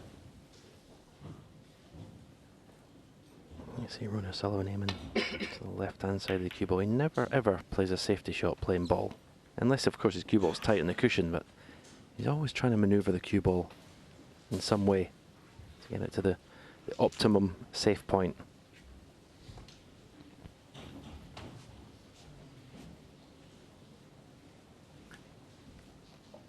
The green and yellow and brown are inviting to get behind. Not from this shot for James Cahill. I don't think he can guarantee getting into that area, but he's just got to make sure he gets the cue ball safe here. Keeps the reds under wraps. Oh dear. He's gone behind the brown. Oof, nearly. Well, not easy to get on a colour though. Blue off its spot. Black's look like it's in play. What can Ronnie do?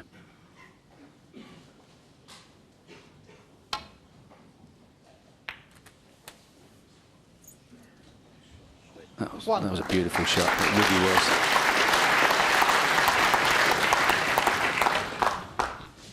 Do you think he played this? Yeah. Well, if he did, it's just a fabulous shot. Didn't play that though. Wow. Wow. Ronnie O'Sullivan 1. I think he got a bit of a thick contact on the pink there. I don't necessarily think it kicked, but he was playing it with check side.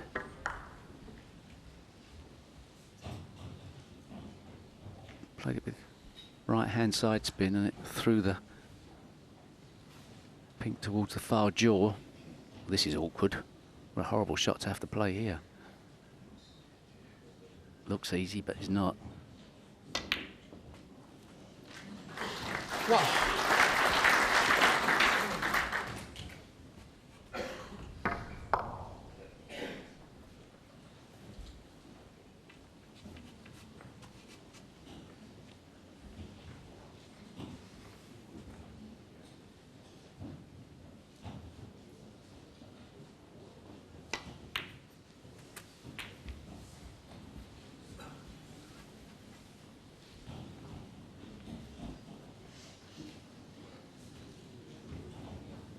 Made that shot look very easy, left-handed. So many more players now. 7. Considering the value of being able to play with both hands. Obviously practicing plenty of hours, I would imagine. Not just the occasional shot. 8. Same thing applies to James Cahill here. Tough to make a lot of points with the balls in their current situation, the colours in their current situation. Trying to make something happen.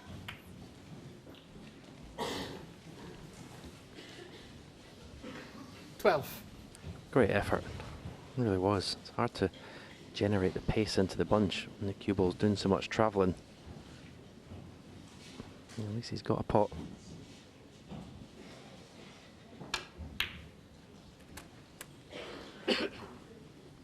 13. Cue ball to pull up. Quiet down, please. Thank you. Decisions.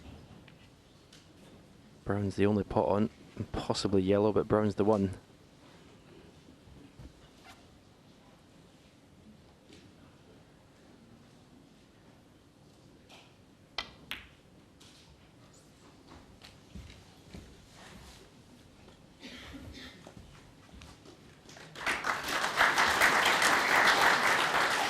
He strokes the ball at a nice pace. Doesn't overhit the shot. This cue ball is going to do some mileage to continue this break though. Backwards and forwards to the balk end of the table. Not behind the blue. Not 18. behind the blue. Green, back up the table. Wonder if it's worth playing a cannon on the red and black here.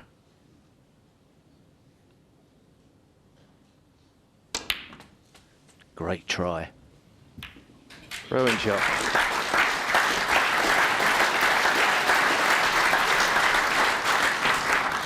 21.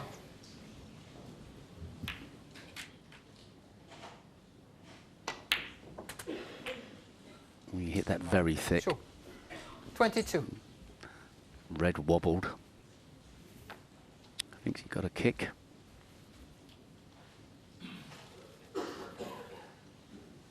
Bit unlucky that the black went safe, or safe-ish. She's stretching.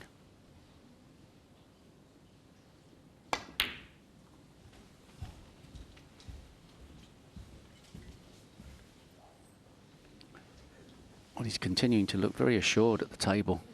26. Plenty of players have struggled in their first match at the Crucible.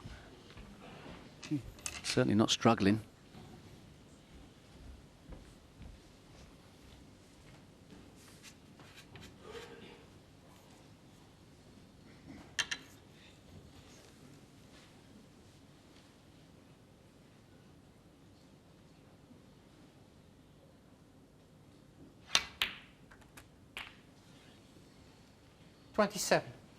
So this black needs a little bit of respect. You'd expect him to get it.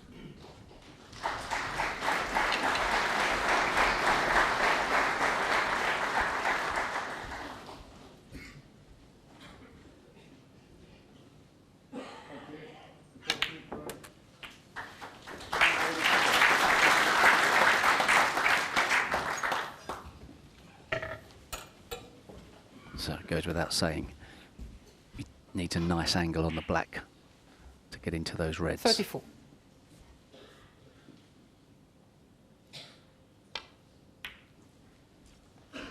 $35. And the left-hand side red, that's the one he wants to make a kind of half ball, full ball contact on. He's got it, but just too much bottom on the cue ball. Needed to be more of a stun shot. Absolutely no reason to play that with screw back. 42. Asking for trouble.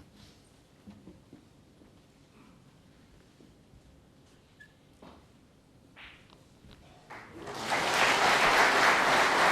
first frame, he went 46-0 in front and put a careless safety shot, so he's going to mind his work here.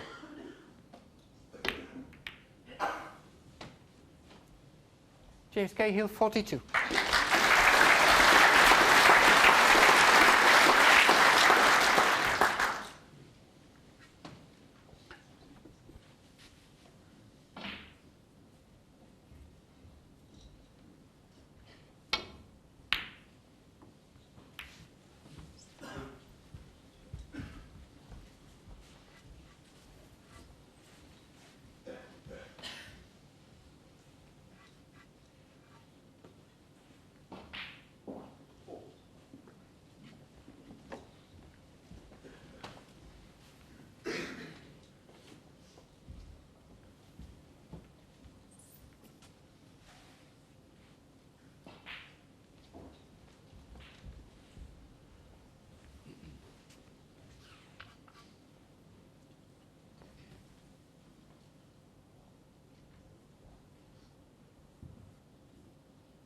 Could be going for the pot here.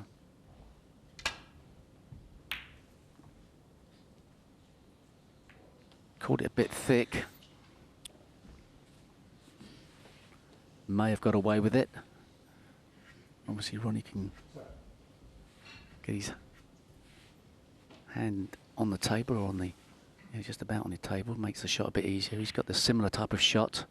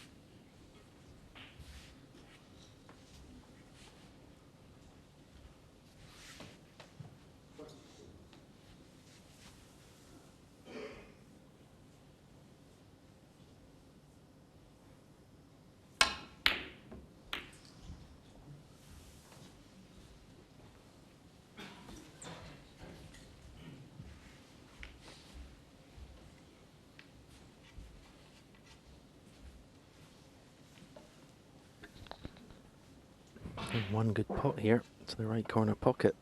And a good positional shot left-handed. He's made this tougher. He must be some type of player to be fancying this. Oh.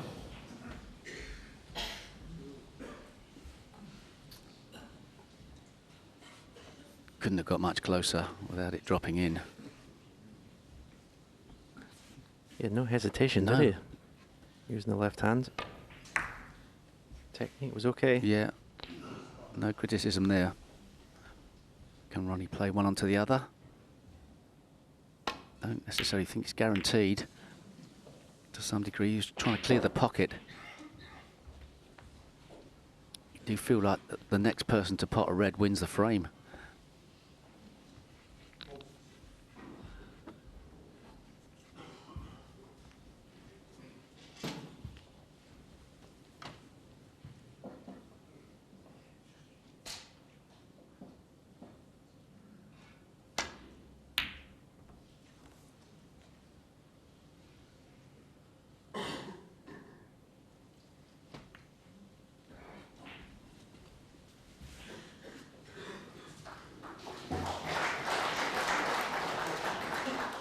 The blue might be some sort of insurance policy for James Cahill.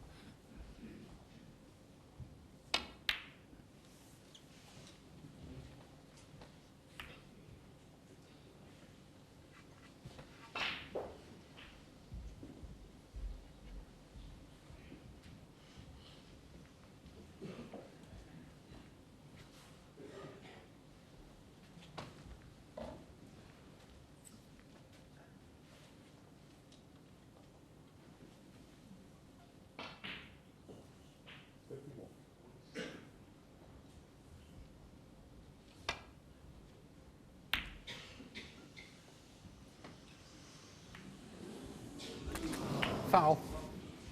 Ronnie O'Sullivan 4.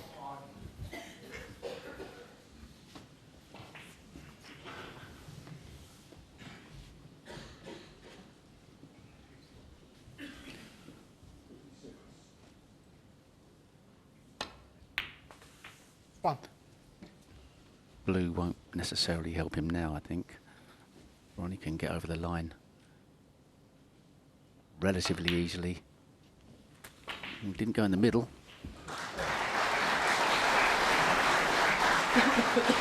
Seven.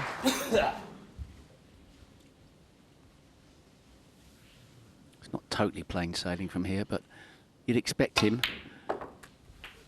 8. to clear the colours. He's not absolutely happy with his position at the moment. A few little wry sides. He's not ideally placed on this pink. Yeah, I don't know whether the table is playing a little bit heavy. Yeah, I think it is. He hasn't really made the cue ball fizz like 14. we know he can do.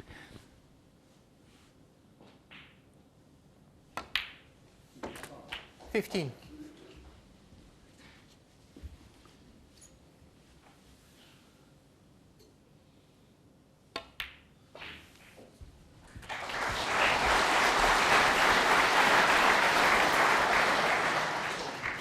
$21. 22.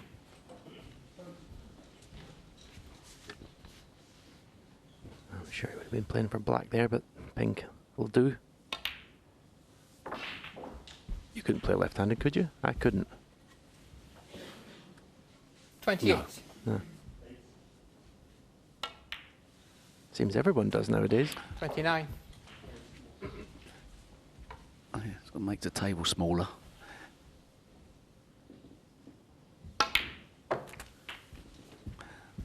As long as you're still happy playing with the rest, you wouldn't want to sort of 35. play left-handed just because you weren't so good with the rest. 36.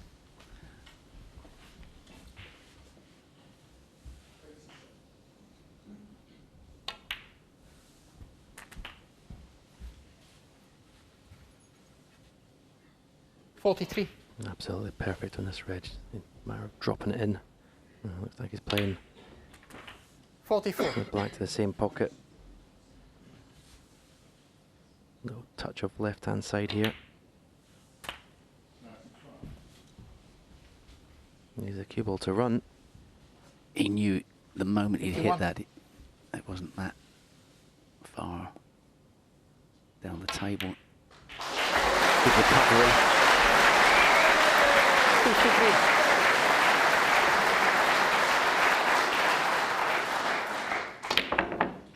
What he didn't...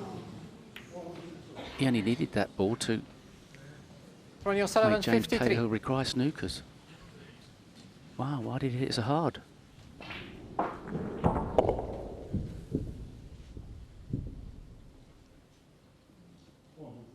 He obviously fancied it.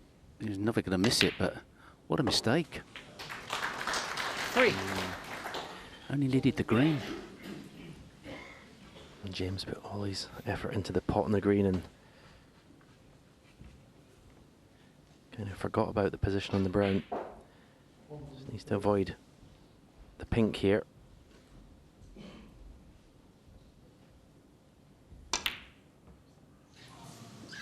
He did. He got the position, but no pot on the brown. 3.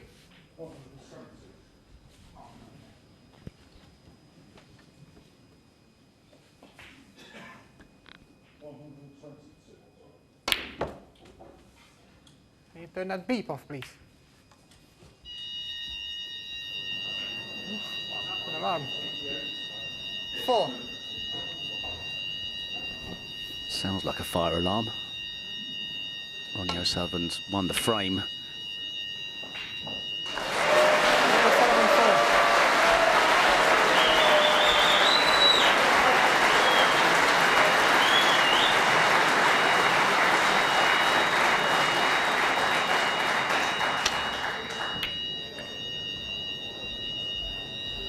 Nobody too bothered about the fire alarm. Nobody running from their seats whatsoever.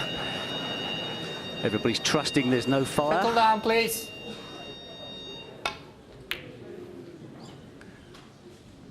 Snooker fans know there's no fire.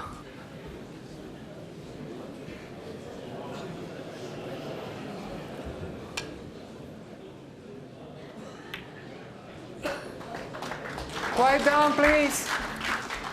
Still only one snooker required by James Cahill.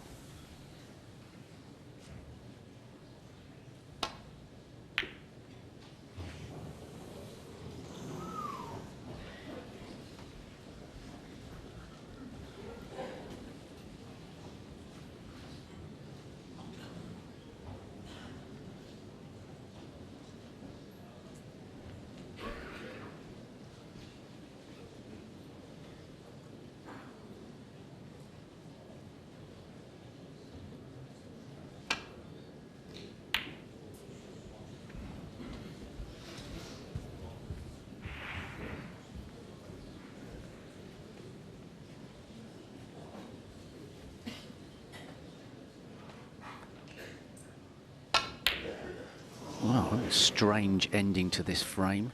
Ronnie O'Sullivan apparently casually bashing the green in as if he'd already won the frame.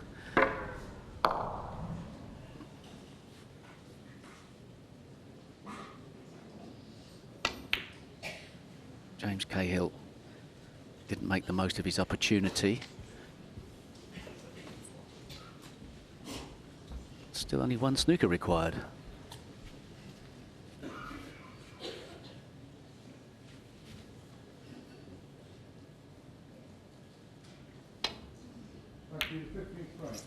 Well, just saying not now. I thought it was going in.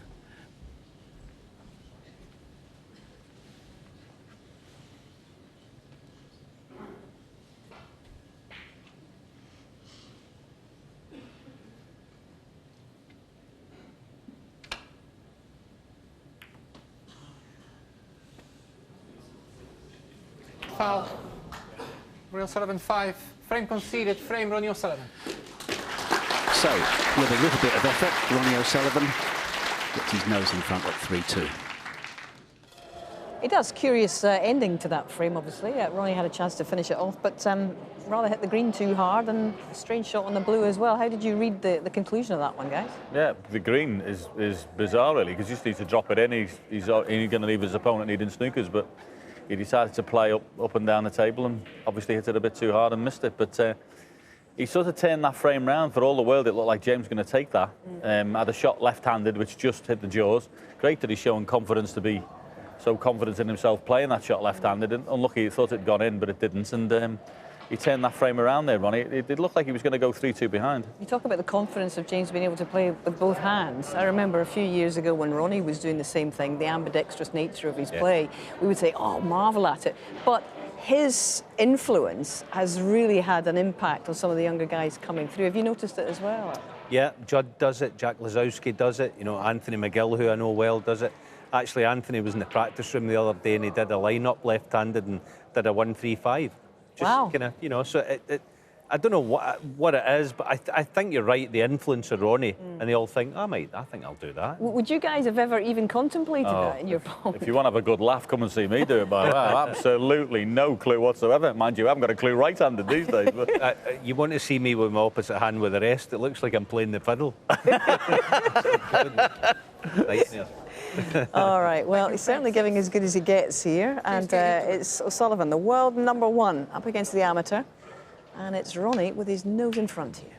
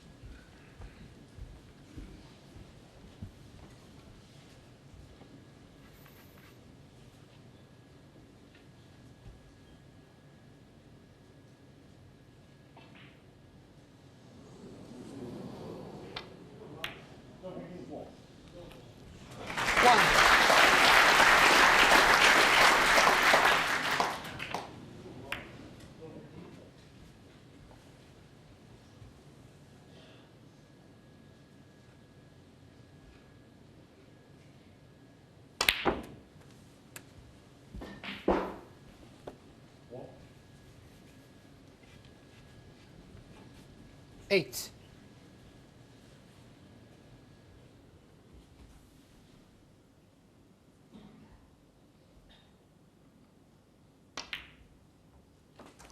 Needs a good angle on a colour. 9. Not bad. Expect reds to go all over the place. Oh, didn't catch the pink full ball. Has he paid the price, or does a red go? 14. It would appear like a red goes, the way he's walking around the table.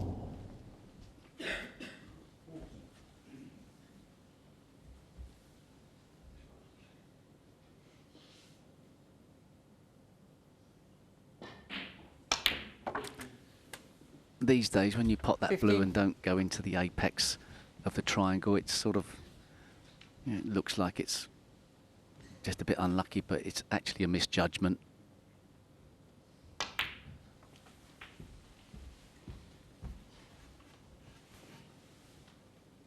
$20.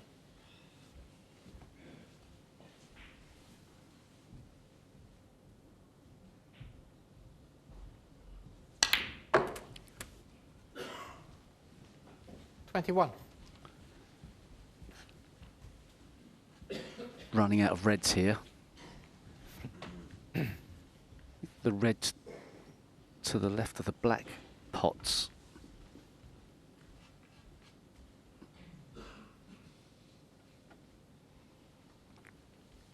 Just going to try and swing the cue ball round off the 2 cushions to try and get on that red, I think.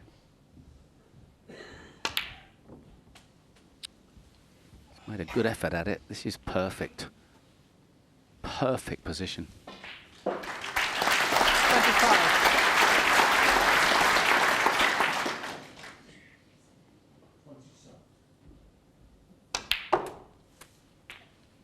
$26. Yeah, that was one of the best shots he's played this afternoon, positional-wise, and he's got a nice target here to go into, just take the cue ball over the pink spot almost.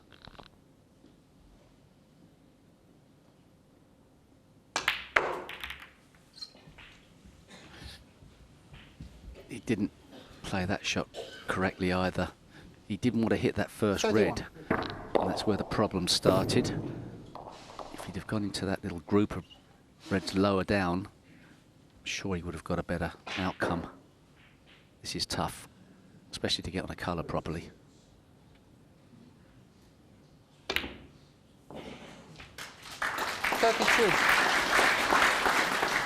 Best he could do. In between green and brown twice here. This one the other way. Sure. The way he's gone, the cue ball has to travel further, hit more 37. cushions, so it's a less predictable way of getting on the red.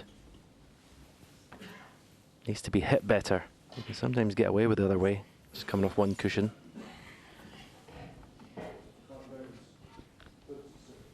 Yeah, the good thing about going that way is that once you've got between yellow and brown, you're not going to collide with one on the way back. If you go between green and brown, you have to get back through that gap. Another left-handed shot here.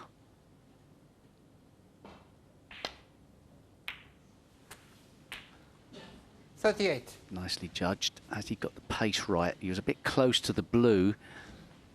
You have to be more critical in the pace of that shot, being so close to the blue. So now another left-handed shot with a yellow. This is a tough power shot right-handed. Wow. I wonder what James's highest break is left-handed. 147? 40.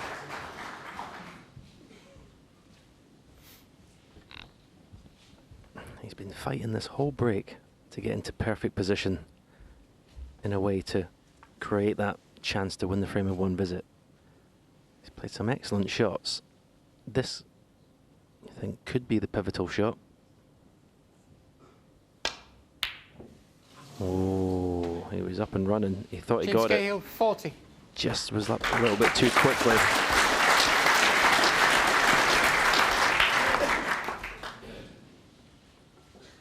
Maybe trying to pinch a bit of the pocket. Oh, Ronnie was walking there. He thought he potted that. He was already walking around the table for his next shot.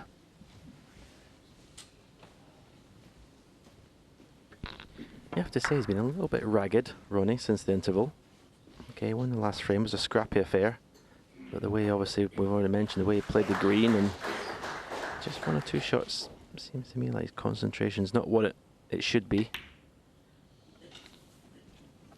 Another excellent pot into the middle pocket from James Cahill. He really is holding his own in this match so far. Yeah, mind you, Ronnie O'Sullivan's ragged. It's not that bad, is it? Well, his pot success still at 90%, to be fair. But in some of the snooker he's played this season, you just expect so much.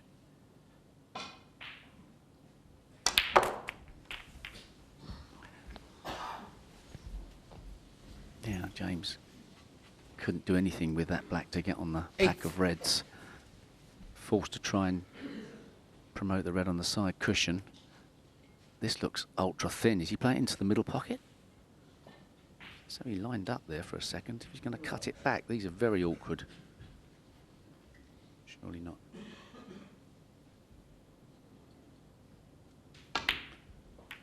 Just a safety and a bad one. Damage report is bad as well. James Cahill, 8. Maybe the brown going safe could help.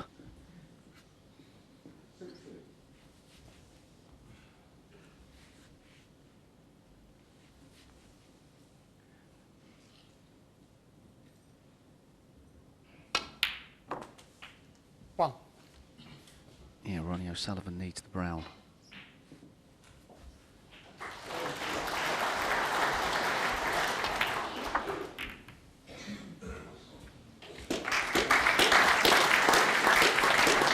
Six.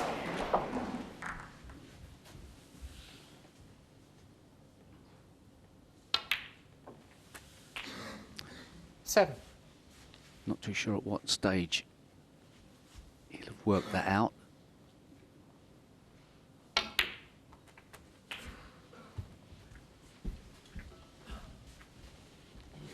at all yet. 14. The red is to the right of the cue ball as he's playing it now. He'll have to be able to play a red or a colour to take the brown out and leave himself on that red. He doesn't want to be leaving it till the very end from the green.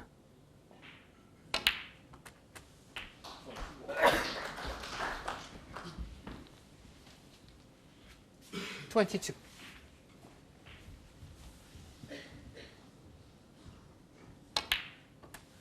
23.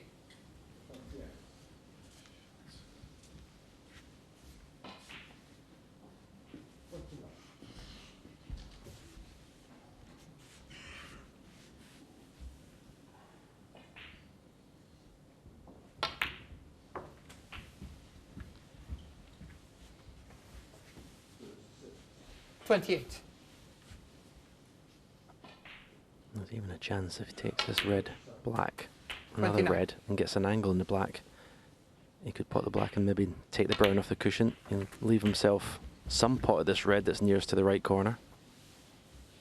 36. But not from where 37. he is here. Yeah, I don't think he really did any calculation that early on. Just looked at the scoreboard a little while ago, and that was his first thought about getting that brown into play, I feel. 44. It's an interesting point, isn't it? Say, what stage do you look further afield in the break? 45. Yeah, I think as soon as he got in from James's mistake, he would be thinking about it. Yeah, I don't think he looked at the scoreboard that strongly, but yeah, he may have done the maths.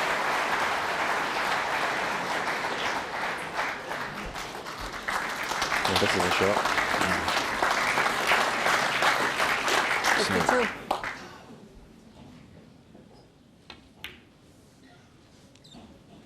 52. $54.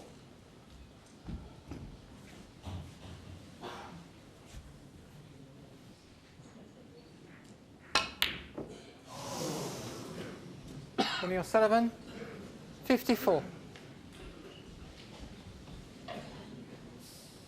Well, perhaps he should have looked to get that brown out earlier.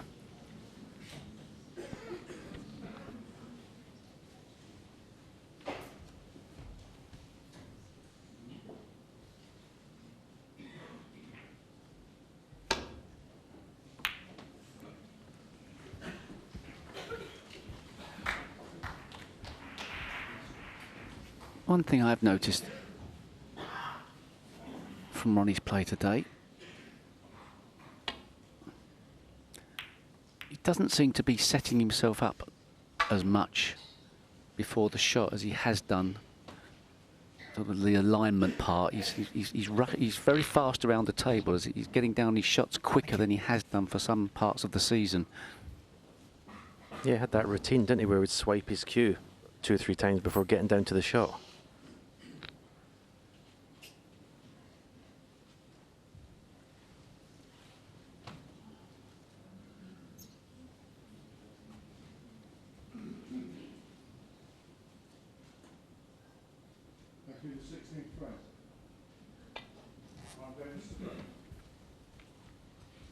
This is too wide.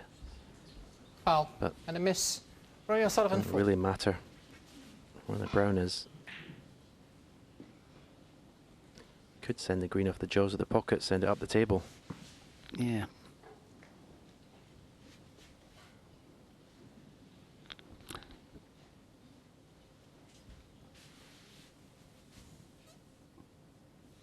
You could put him back in, let him play the same shot, and perhaps present Ronnie with an easier snookering opportunity as well.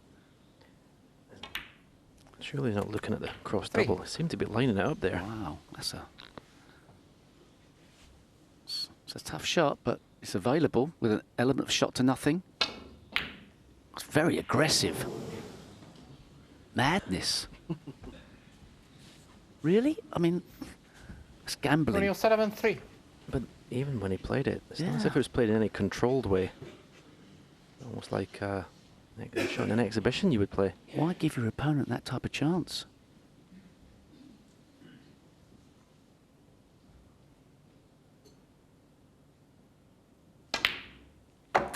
4. Now, what sort of angle has James got in this blue? Is it a natural, or does he have to force the cue ball at all?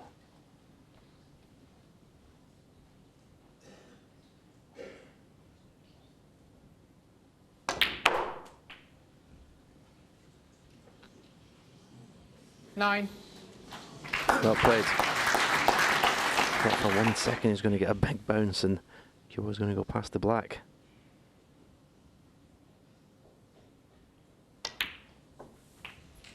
$15. Black to even things up.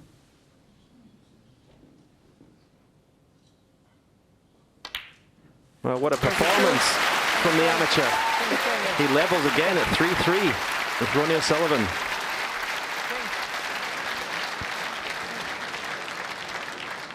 Getting rather interesting, isn't it? And 1 or 2 loose shots from Ronnie towards the end of a frame once again. This time it was the brown, which really afforded James the chance to get in and do what he's done a couple of times in this match so far. Yeah, I said earlier on in the match, we see the brown again now. Even before that, the green, he's got James snookered, just put him back in. There's no reason to take that on in a logical sense. He did it earlier, and I said if you take liberties with this game, it will bite you back. It's not very often you take him to task with his break building because he's brilliant. I mean, he's made over 1,008 centuries or something it is now. Yeah. But there was a red above the black in that break that he had to play on early to knock the brown off the cushion. It was in a perfect position to just pot it, stun it, move it. You're going to leave yourself on the blue in the middle pocket. The brown would have been in play and the clearance would have been there. But he tried to move the brown off the black when he did, but the red above it was the one you'd been looking at straight away and go, get on that half ball, flick the brown off the cushion, there's the clearance. That's right, he's got 4 reds and you think it's a collector's item when Ronnie doesn't take them in the correct order. It's easy sitting here watching it, but he knows what the correct order is. John's right, red above the black, low on that, shift the brown. He didn't do it. And all of this, of course, is giving encouragement to a man who really thrives on adrenaline and momentum, as we've seen in bigger matches in the past. Yeah, well, the boys said in the comm box that he's now in the match. It's 2-2 coming out. He's in the match. He can relax a bit. And Ronnie's given him a bit more licence to be able to do that. So he's got to be careful. Yes. No, yeah, there's just 1 or 2, inklings of shot selection and. I don't know, losing a little bit of focus out there at the moment. I mean, look, he's a human being, he's not a machine. But at the moment, it's just looking like, I don't know, he's lost a little bit of focus for a couple of shots. 3-3, and all the more interesting for it.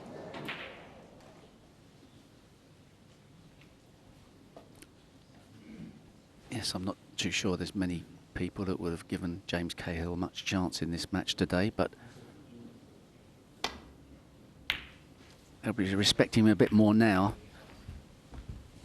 And make no mistake, there's pressure out there for both players. You expect Ronnie O'Sullivan to be immune from the pressure, but it's the World Championship. I'm sure he wants to do well in it. It's not just about playing because he enjoys playing.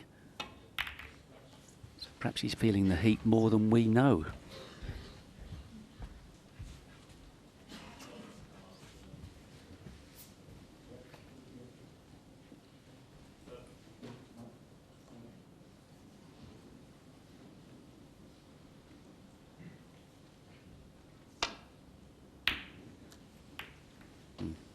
Hit that so badly, it's come out good.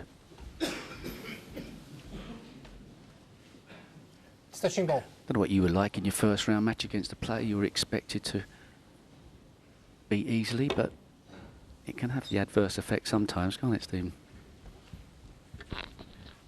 Well, the problem arises when the player you're expected to beat easily suddenly starts playing quite well. And you think, what's happening here? This is not part of the plan. And then it kind of just knocks you off balance a little bit. That's why the performances by Shaun Murphy and Neil Robertson were so impressive. They stamped their authority early in the match and kept their foot on their opponent's throat. Foul and a miss. Ronnie O'Sullivan 4.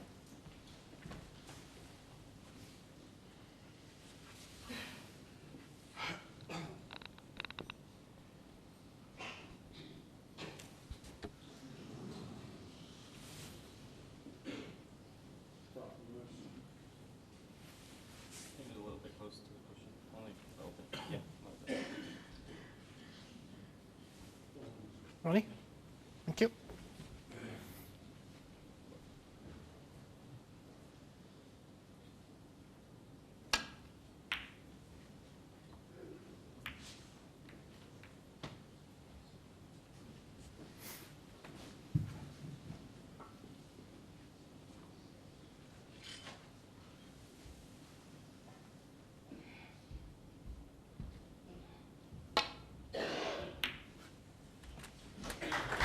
One.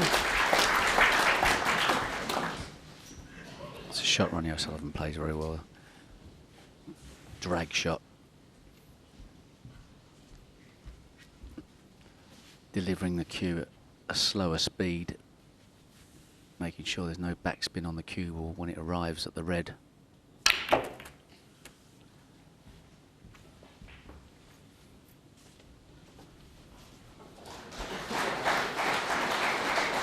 Eight.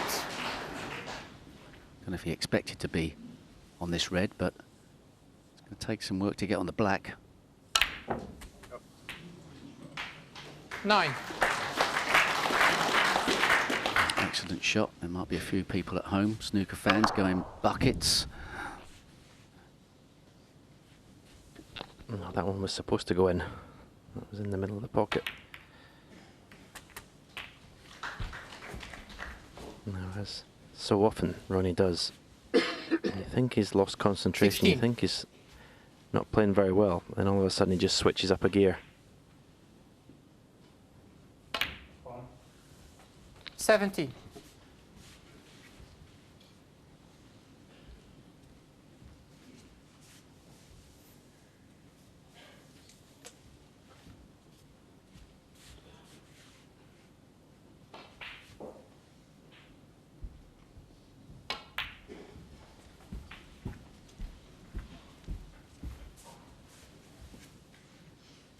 $22.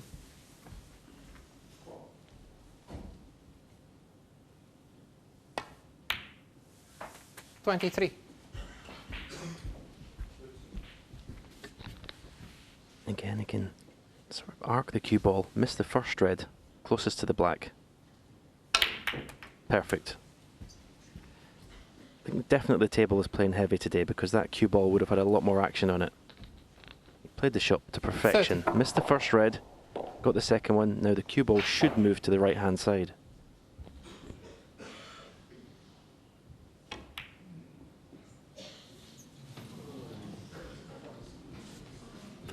Ronnie O'Sullivan, 30.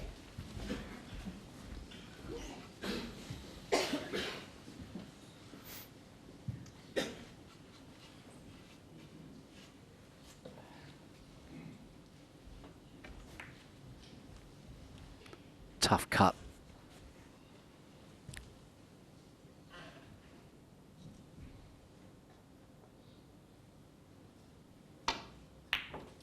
Another sign of a table playing a bit heavy, the cloth playing a bit slow. One. Maybe the balls go a bit thicker than they would normally. Only fractional though.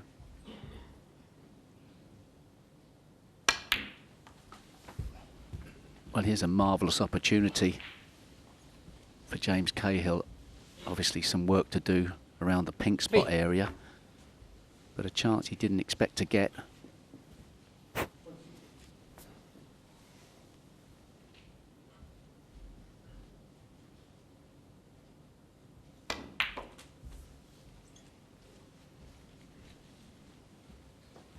Four.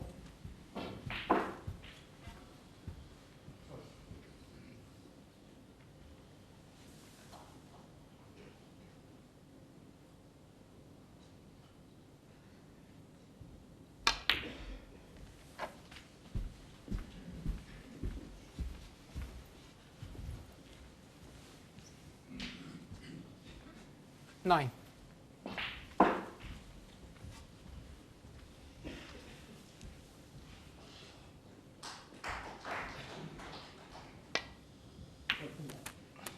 Ten. It's not the easiest set of reds from here on in, but certainly not the worst.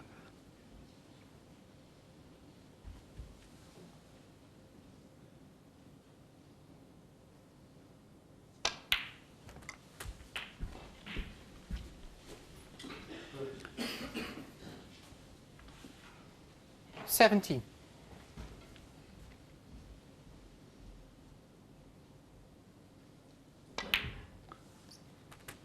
18.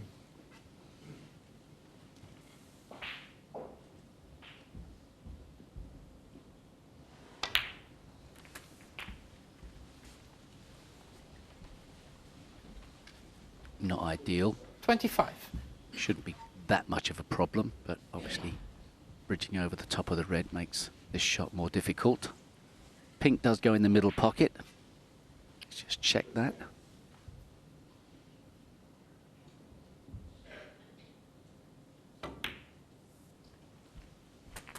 $26.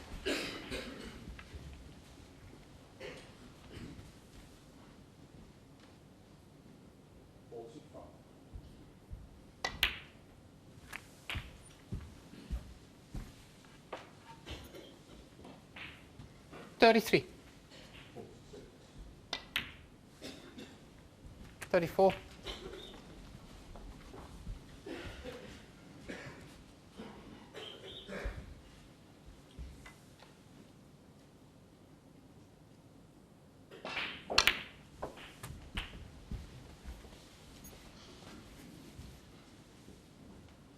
41.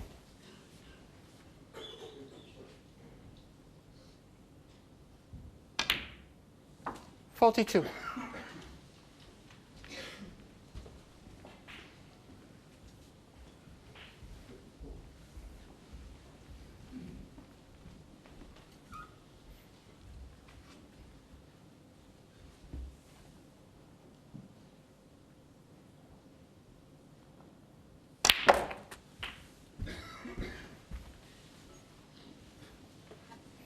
He was a bit too straight on that, Blake, to 49. make that an easy shot, so he's a little out of position here.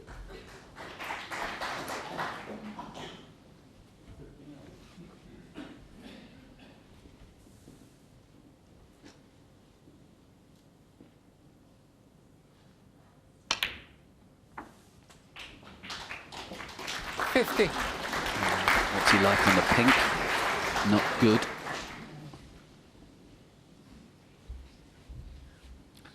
At least his initial reaction was not good.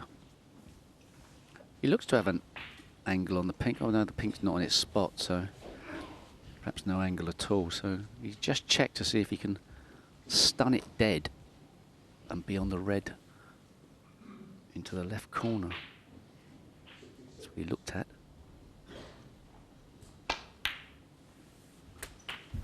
Ugh. Don't like this much, do you? Give me a second, please. Gee whiz. Not too sure he's on it. I think he's going to have to play safe. He's too close to it to... I think it's on. It's just going to get the rest out. He's got to be careful he doesn't play a push shot, though. Mm. And he's got to use the extended piece on his cue. Thank you. 56. I think it would free the pink Yeah, if he was able to get some sort of stun on it. He's got to be careful of it. I mean, the cue ball's going to sort of be coming backwards. He's got to get his cue out of the way very quickly. He's got every chance of being a push shot. He's got to be... Yeah, okay. Very nicely played. 57.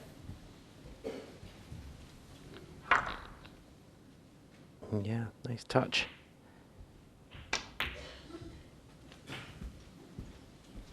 This is nice as well.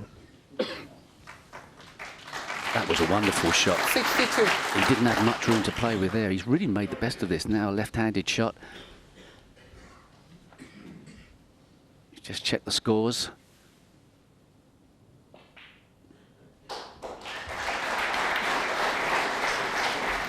$63. Oh, superb performance by James Cahill here.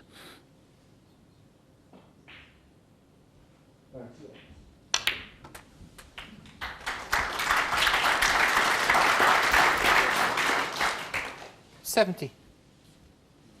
He'd ideally like this ready.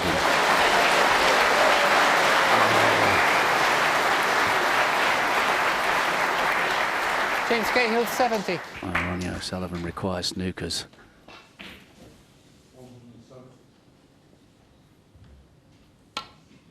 Will James Cahill regret that? 1. Ronnie floats the red in. He collects the 8 points. Just wants one snooker.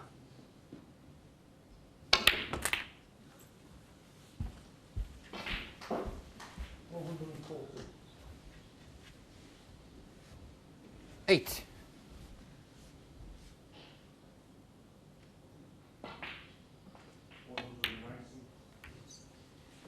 Not on himself, though.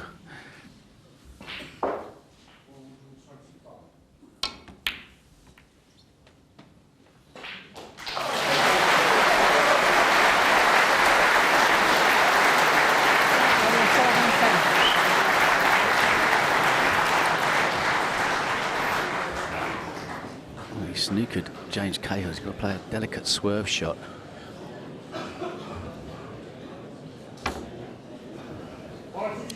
Oh, he's overcooked it. Foul. Bizarre circumstances. Ronnie O'Sullivan, 4. Absolutely bizarre circumstances. Ronnie O'Sullivan snookering himself, blasting at the green, getting a weird snooker on the green. Thank you. Amazing frame.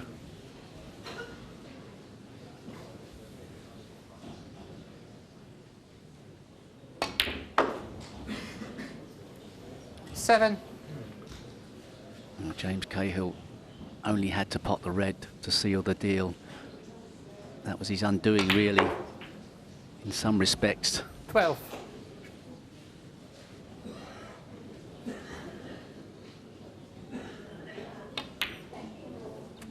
You never know what's going 18. to happen in a game of snooker.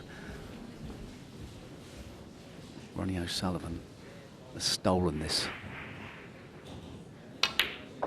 35. Yep, what a steal. It all seemed to be going along very nicely for James Cahill when he was on that break. Looked like possibly making a century, but missed the red, and wow, that swerve shot has cost him the frame. He trails 4-3.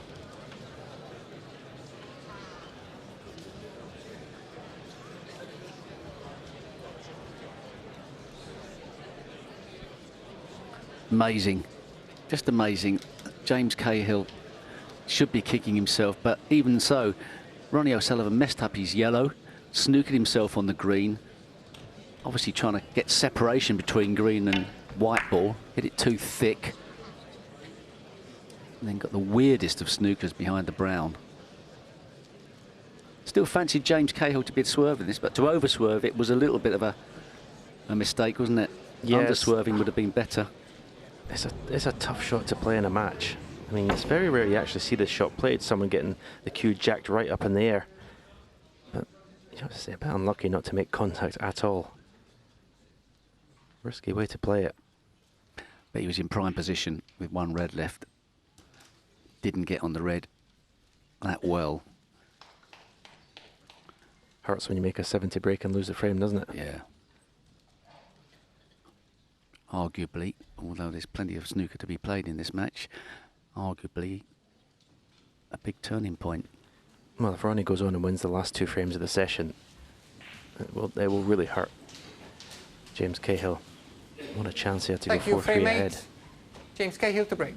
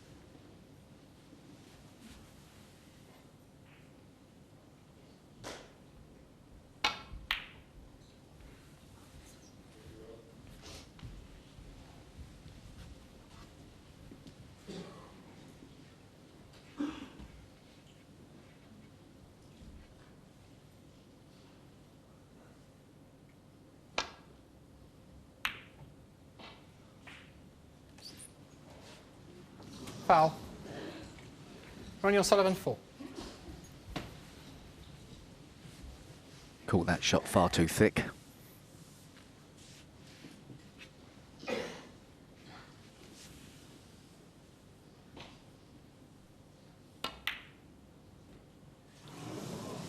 Well, Ronnie O'Sullivan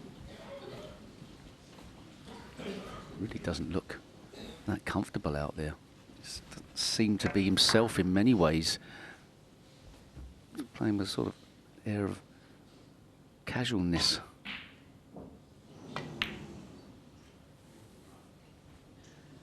Oh, so close it stayed there in the jaws.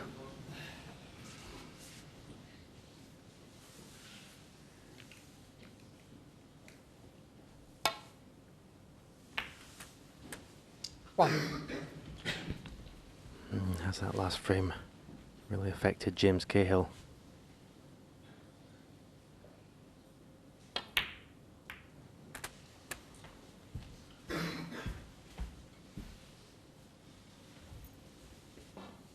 Eight.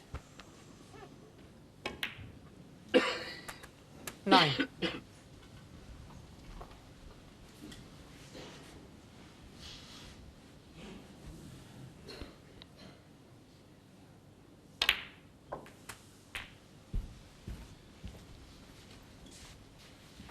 Hmm. 16.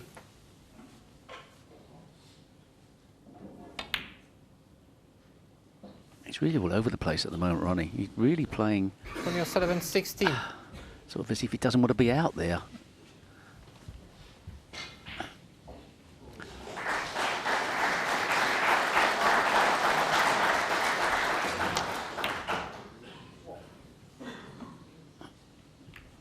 Can't be the case. He'd have prepared for this match, I'm sure.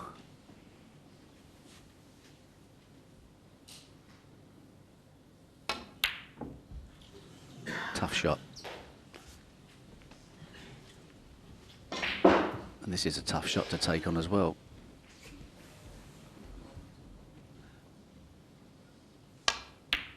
Under the circumstances, the correct shot.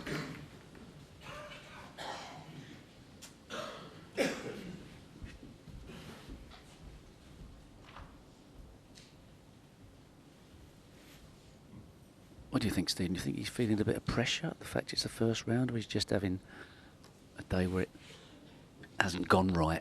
He's not felt comfortable out on the table. He's come out to me today almost playing like almost like exhibition snooker. Some of the shot choices have been very random. Foul. And I miss. James Cahill 4.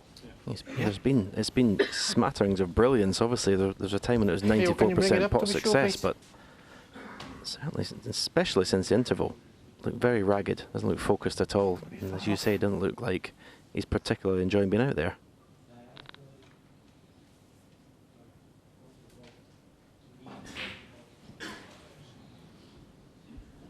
Yeah, Ronnie. James? Yeah, we're not talking about some of the situations Ronnie's found himself in on a snooker table. He's still competing.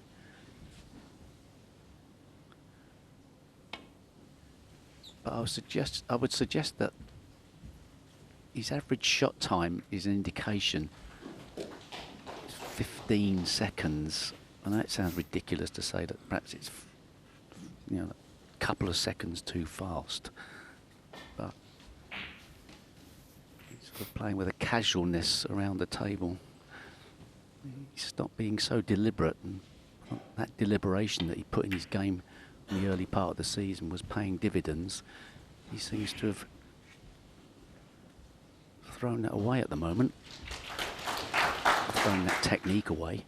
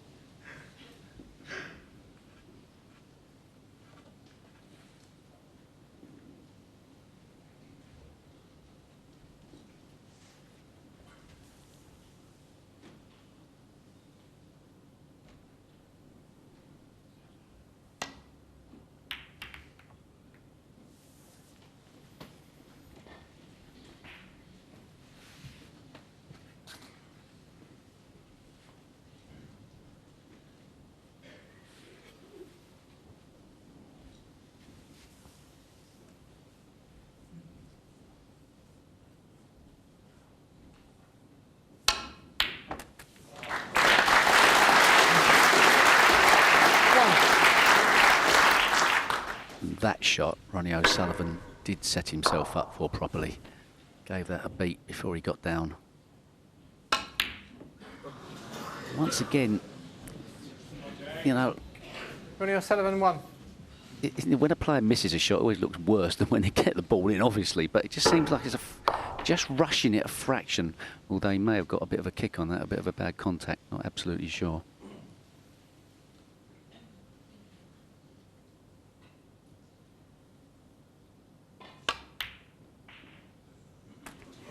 One.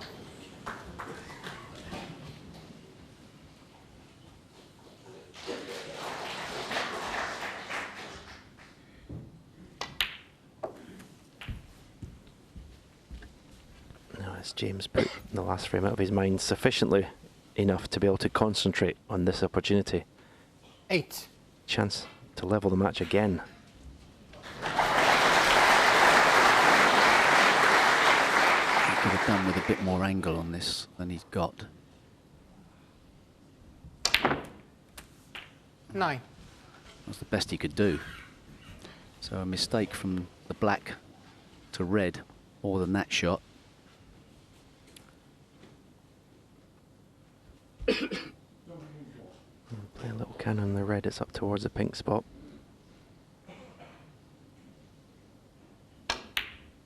Good shot. That shot alone there should get him back on track with his mind. 16. Get him back feeling positive again.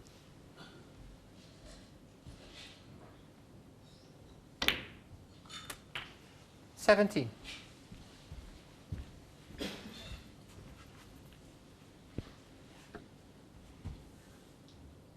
Just the right side of the blue.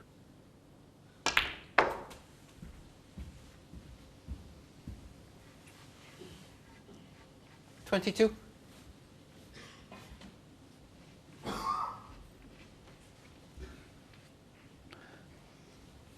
Ooh.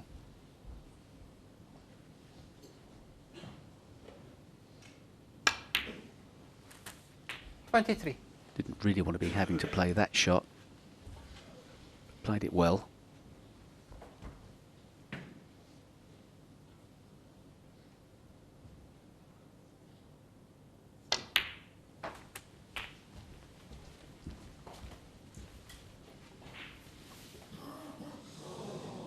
$30.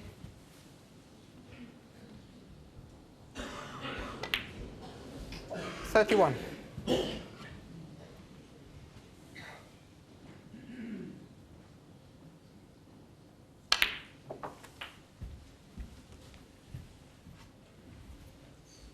Well, he's back in good rhythm here. 38. Looks very comfortable on the table once again. 39. He really needs to convert this chance, make amends for the last frame.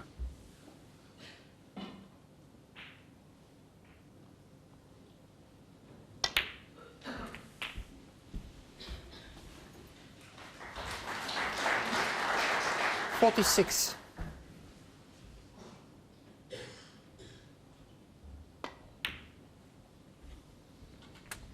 Not the best of contacts on the cue ball there, on the red.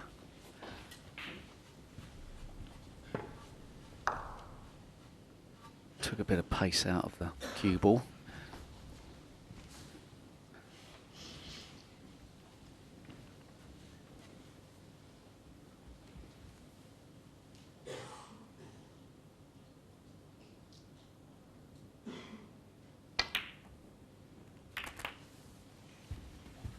Played that well.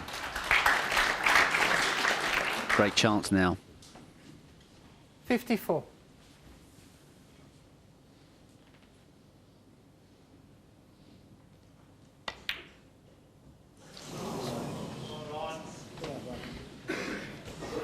James Cahill, 54. It felt like another thick contact. Not saying an absolute kick, but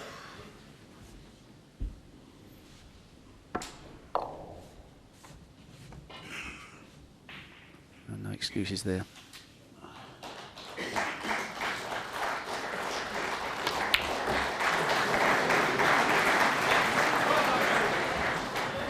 Well, what's happening? O'Sullivan is certainly not enjoying his day.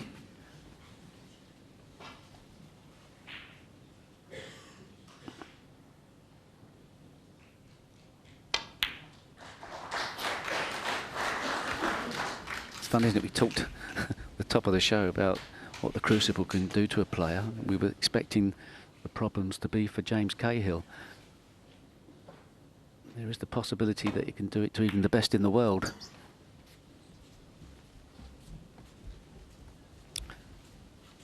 It's a very loose safety shot as well.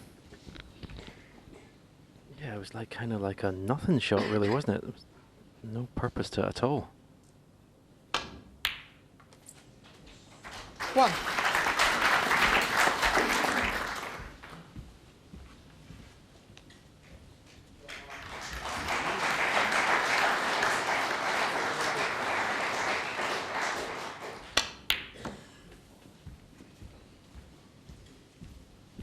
I was talking earlier today with your good self about the fact that Ronnie's not won the World Championship for a number of years.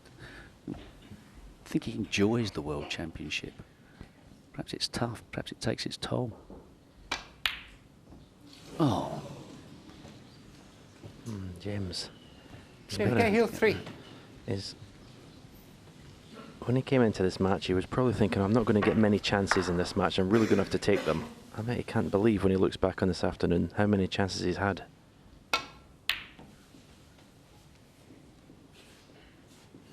But yeah, as I said at the top of the show, the snooker that Ronnie's played in the last 5-6 years, winning all these tournaments, and yet hasn't won the World Championship in that time. It's not a great shot. It's a strange one. 6.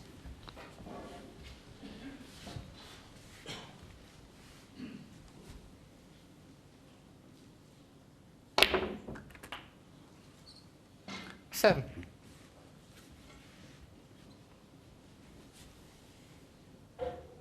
This pink will free the two reds to the left middle. That was a nice shot. Yeah.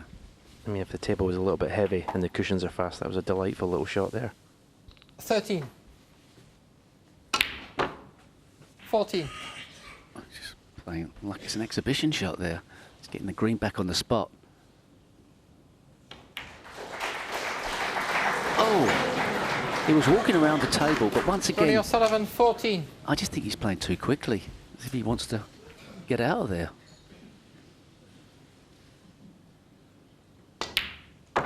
1.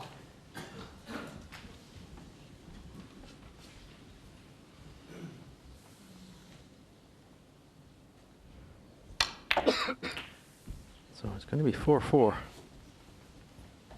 And the deciding frame as we watch this green again. 4. He's on his way around. He thinks it's in.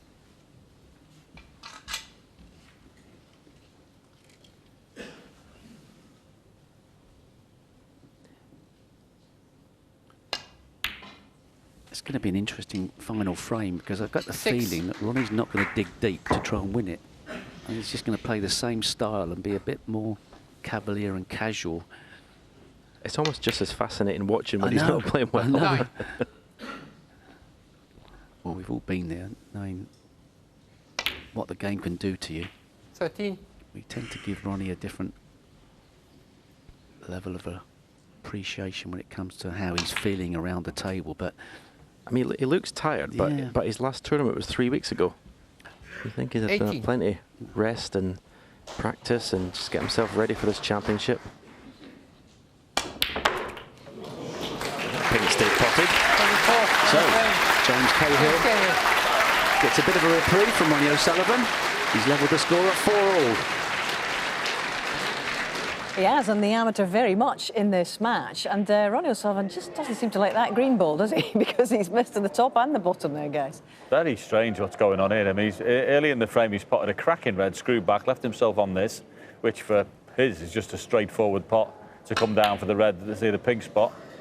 Misses it, bad timing, misses it completely. And then the one he plays later on in the frame here, it's almost as if he thinks, oh, I can't miss this. He just walks around, he's on the walk and hits the near jaw and doesn't go in. But he's just lost focus. Where do you stand on Steve Davis' comments about the speed at which he's playing, the 15 seconds? It looked brisk, it looked businesslike early on, but as Steve is saying, does it belie something else, Alan? I think it does. There's a world of difference between being carefree and being casual, and at the minute, he's far too casual. You can't just breeze round the table and think, this is going to go in, that's going to go in. I'll just off-the-cuff stuff. There has to be method. And the method that he's been using in the last, year or two has not been there today. There's no question about it. It's far, far too casual for me. OK, and handing a lot of chances to James Cahill. And we've been talking whilst it's been going on. Interestingly, does the reverse psychology apply where that's concerned, It's John? exactly what's happening, Hazel. I mean, he come here today thinking, I've got to make sure that I take my chances and I won't be getting that many of them. He's getting bucket loads. And sometimes it's a reverse psychology. It puts you under pressure yourself. You think, I should be making more of these than I'm getting. And then, there's another one. And, and he's not really taking them all in one go. He missed a red in the middle, didn't he, that he should have potted. And he goes back to the table. 2 shots later, there's another chance. And he's not quite getting over the line in one visit or 2 visits. And it just puts pressure on you. It's bizarre the way it works. Well, I have to say, we asked questions about how James Cahill, the first amateur ever to grace the Crucible, was going to cope with this occasion. I think we could see the answer. He's coping very nicely, thank you. Yes, he is, and John hits on a good point there. You're expecting playing Ronnie, you're going to sit in the, the seat of your pants for a few frames, but that ain't happening. He's getting, chances in regularly. So he's got to maybe change his own mindset and think, right, I'm going to get chances, let's take them. This is the last frame of the session. Who will take the lead going into tomorrow morning's final set of frames?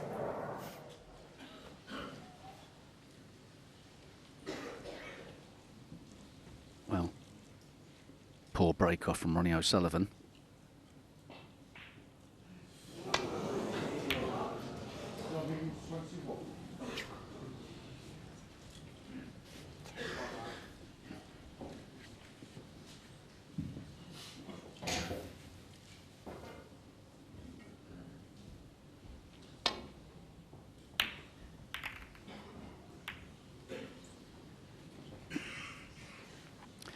Got away with that.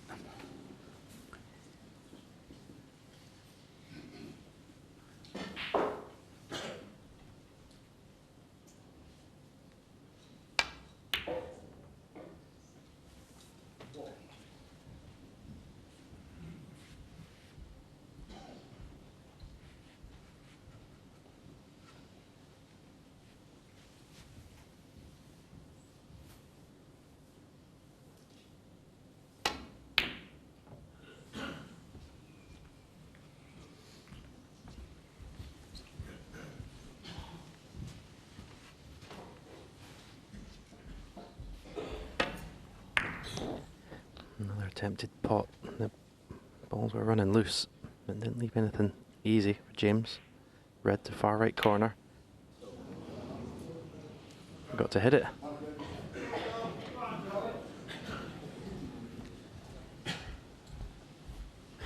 Yeah, it looks like he was also concentrating on playing the safety as well.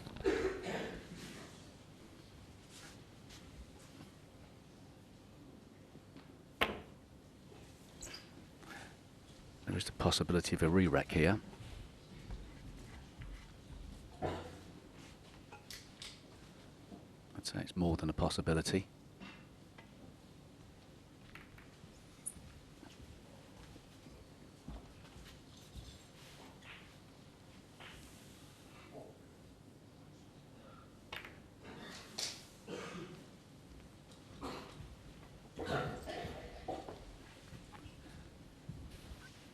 I suppose the player that keeps on getting the cue ball to the top cushion's got an advantage.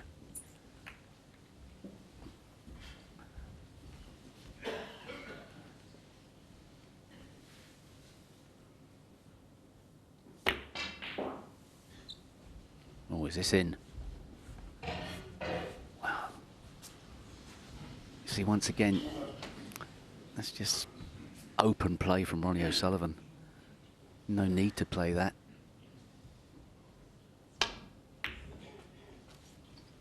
The re-rack was the right answer. One. He's just not really enjoying being out there at the moment.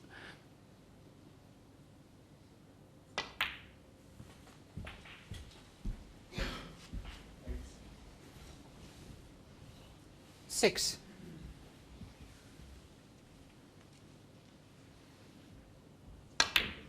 Seven.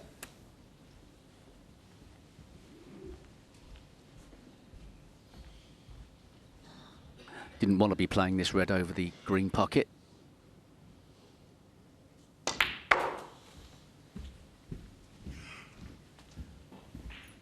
Wanted to leave that there just in case. 12.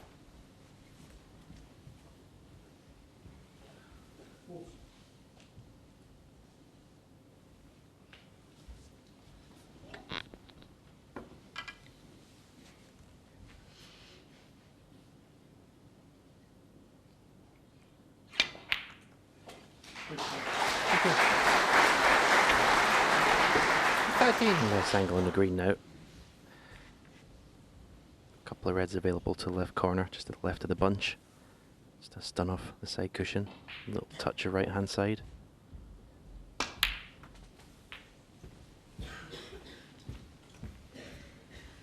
There's a red available at the top of the bunch, the right corner as well. 16.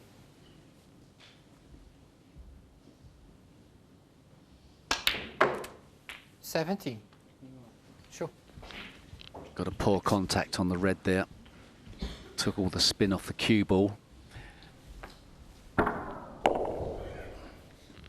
You see the red jumping off the table, didn't you?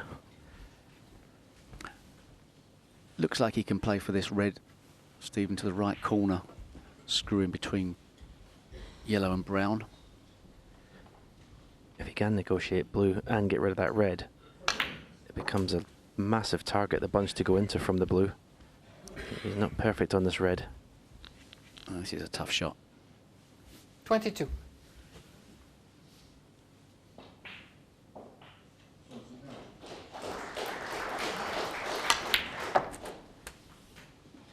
Struck it very well. Arguably too well.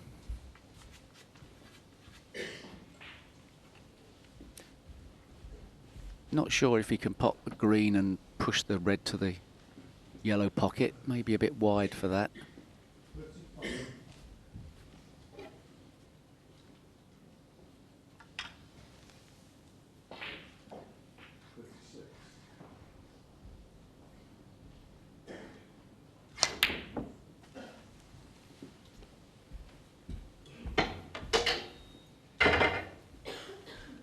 Fair effort, but out of position. 25. Well, this would be aggressive to go the red to the left of the bunch in the left corner.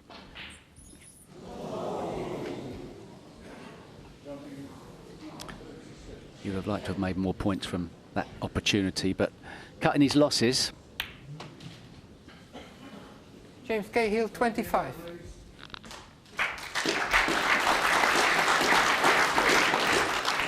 Can Ronnie O'Sullivan mentally regroup for the rest of this frame?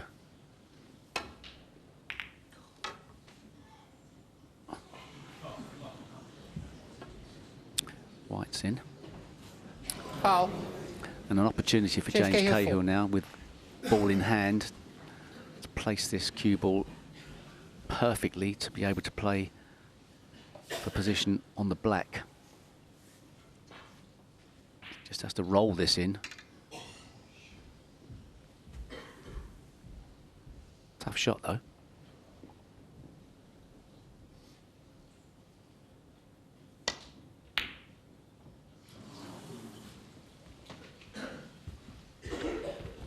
Got pretty close. The red he's gone for is left to the far right corner.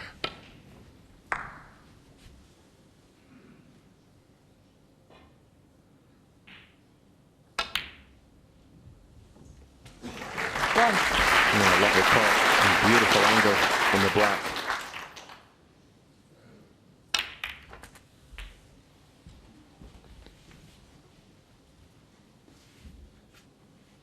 Eight.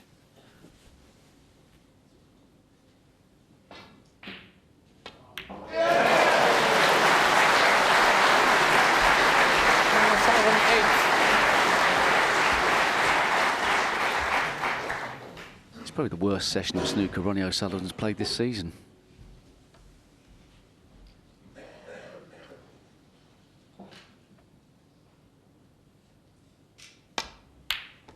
1.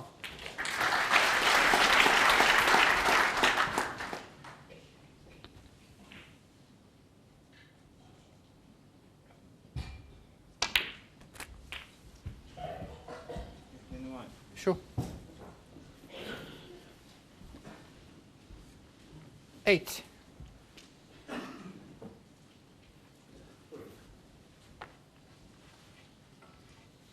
Once again, the possibility that it was a poor contact made that cue ball fall short. Not sure of the exact angle he's got on this red. He's been sort of shaking his head a bit on it.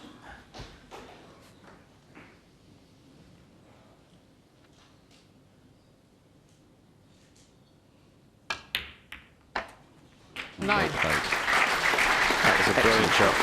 Brilliant shot from James Cahill. Yeah, I agree with you. This is definitely one of the worst sessions I've seen Ronnie play all season. But people might think we're disrespecting James for that, but we're not really. That's the standard Ronnie sets, and he's been well below that standard. But all credit to James Cahill. Oh, his attitude's been fantastic in this match. He's 16. really played with a lot of rhythm and confidence. It was a poor shot he's played there, by the way. Really is in no man's land, so he's got to be careful here. Tough shots these. Make the most of it.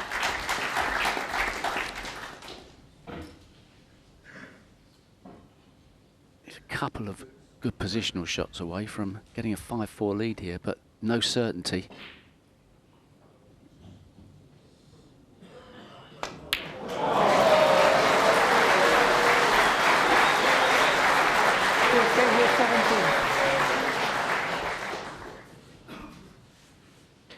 Okay, awkward bridging. But it's another chance. James has let go.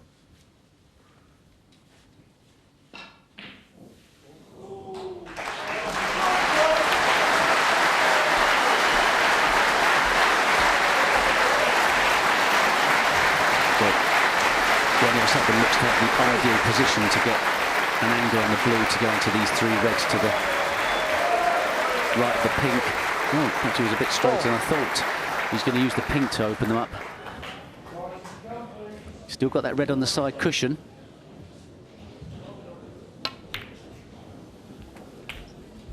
Oh, that's gone wrong. 10.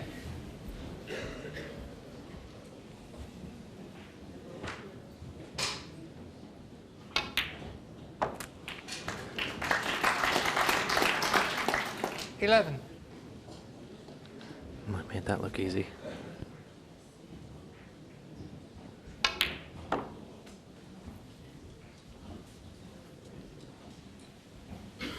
Lovely shot. 15. So what's the problem? The red and the right cushion. Does he take it off here? 60. It's the only risk when you take a red off in playing a red. That's the risk you take. Yeah, I didn't think he was going to play that. He needs a good shot here on the blue. I don't think it's an in-off.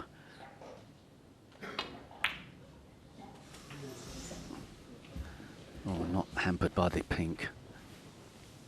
Oh, the worst 21. outcome. And now this is, well, such a tough shot. Also can't get position on anything nice. That's a great shot. 22. A little bit of Ronnie O'Sullivan brilliance at the end of this session. Can he win the all-important last frame? He's going to get close to this. This is a fantastic shot. Does he flick it? No. 28. Does it go? It's tight. From that view, it certainly looks like it goes.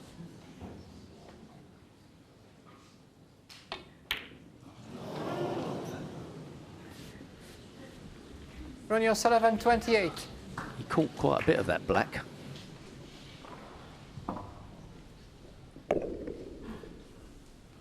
So, another chance for James Cahill.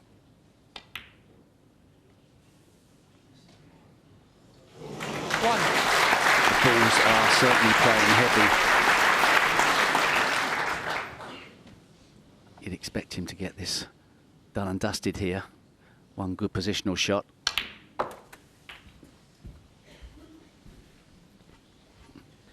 It would be an unexpected result at the end of this session if James Cahill was 5-4 in front, but he's deserved it.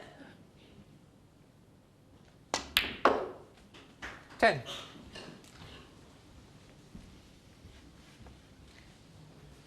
Just the green.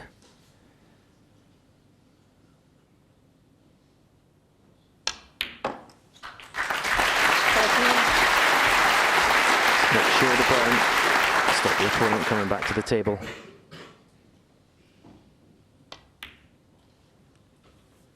What a performance from James Cahill. I don't think anyone in the Crucible, perhaps even himself, expected this result after the first session. Well played. James Cahill leads Ronnie O'Sullivan, the tournament favourite, 5-4 after the first session.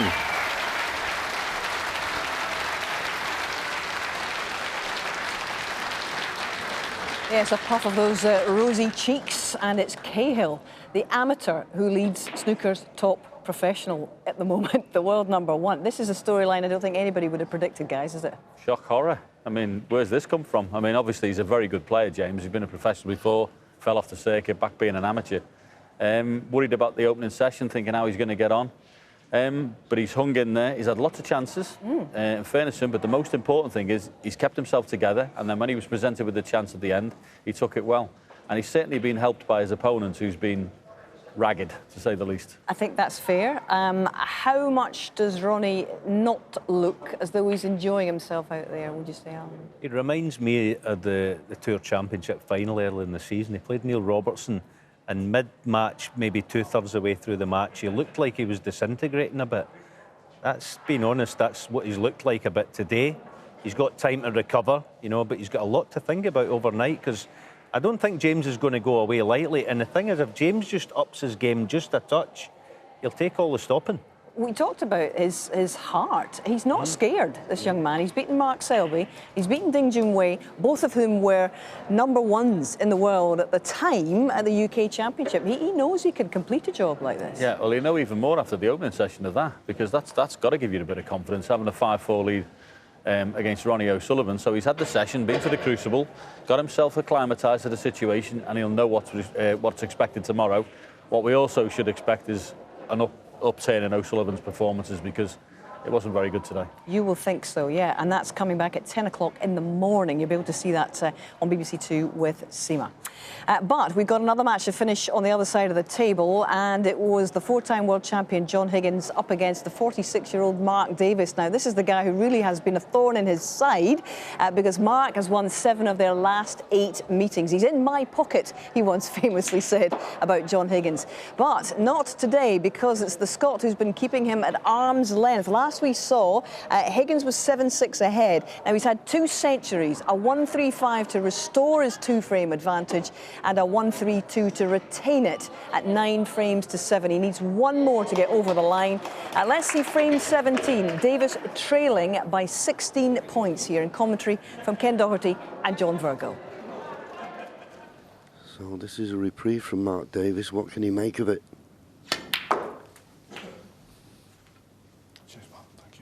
It's not the easiest chance, of course, with the blue and black out of commission, but it's a chance.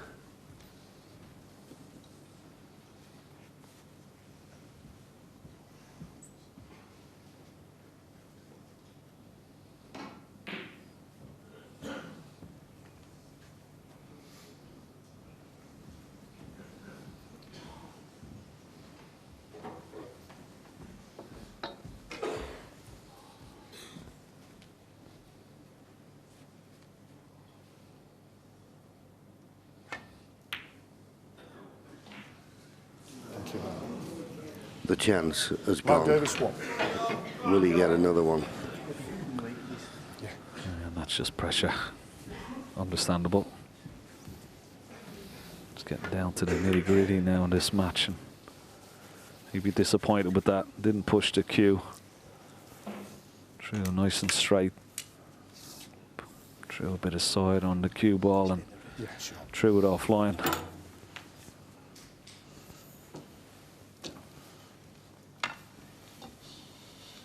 Believe it or not, that's the first pink he's missed off the spot in the whole match.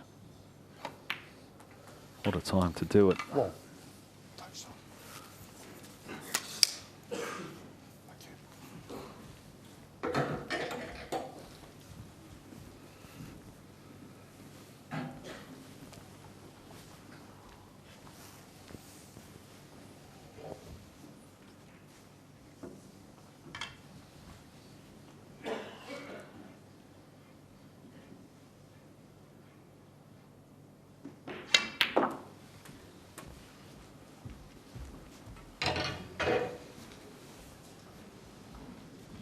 Seven.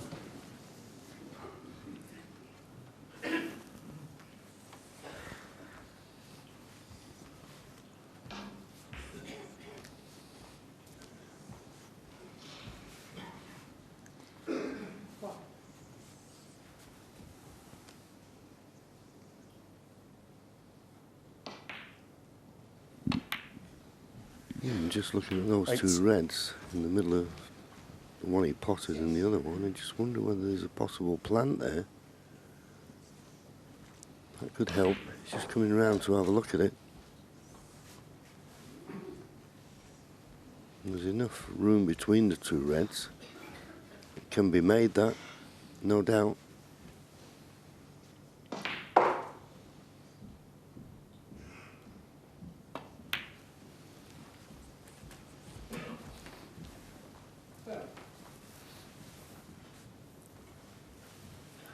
Forcing.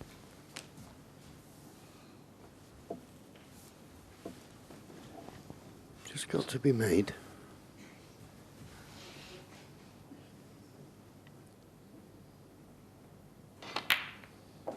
But no problem. And of course that plant is now released. Another red.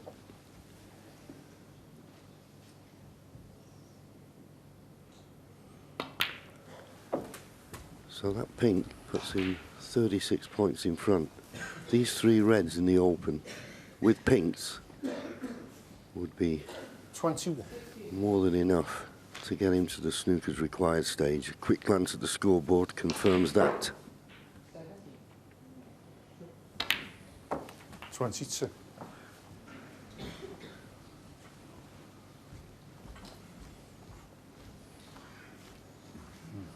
I think he's got a slide angle on the pink.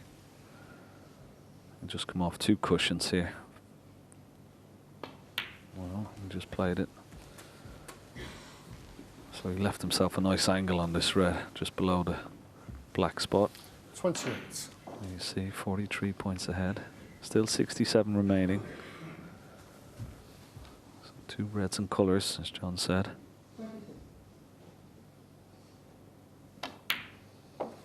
29. That was a good shot. And got a nice angle on the pink.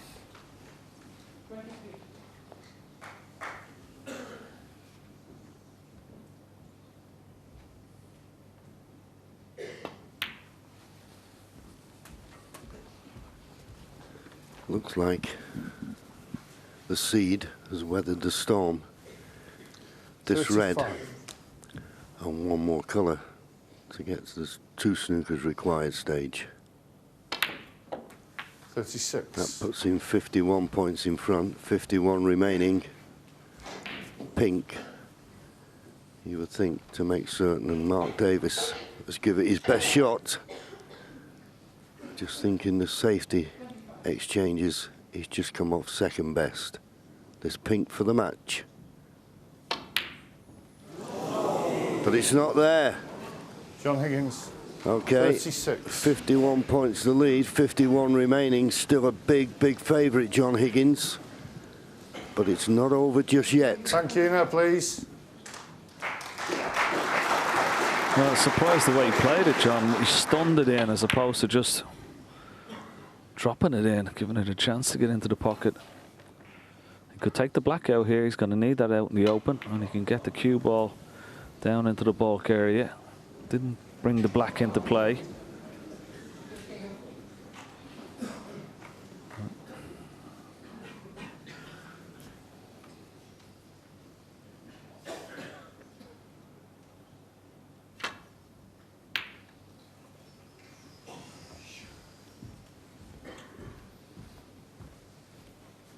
Now, chance to knock the black out into the middle of the table here from Mark Davis if he wishes. Doesn't like it this time.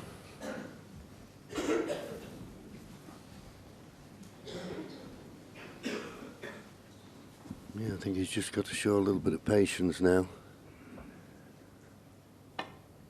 As I say, John Higgins still a big favourite for this frame, but he's been offered a little bit of a lifeline as Mark. Now can John Higgins get through?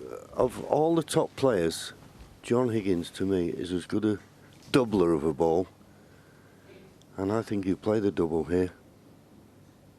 If the match over, should it go in? It's gone in! As good as anyone in the game.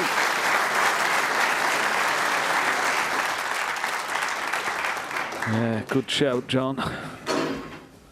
Excellent shot.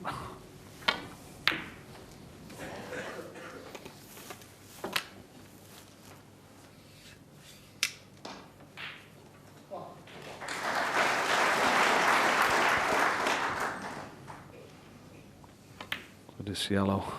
Cheers, John. Thank you. Put him 54 points ahead with just 43 remaining. Yes, you could say he's been given a very good workout here, and Mark Davis, every credit to him, has proved his merit, but it just wasn't good enough on the day. John Higgins has made two marvellous century breaks, and a couple of times when Mark Davis has broke off, left John him Higgins, 3 chances, and that's the only shot he got in frames. So it looks like John Higgins now is certain to be through to round 2.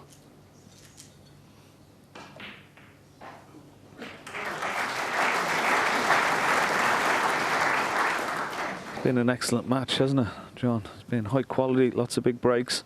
Yeah, played at a good pace, some excellent safety play, excellent potting and break building. But I think it's going to be handshake time now. The etiquette, of course, when it's your opponent's turn at the table, that you don't stop him coming there. Although with it being the last frame, I don't know why he didn't shake his hand.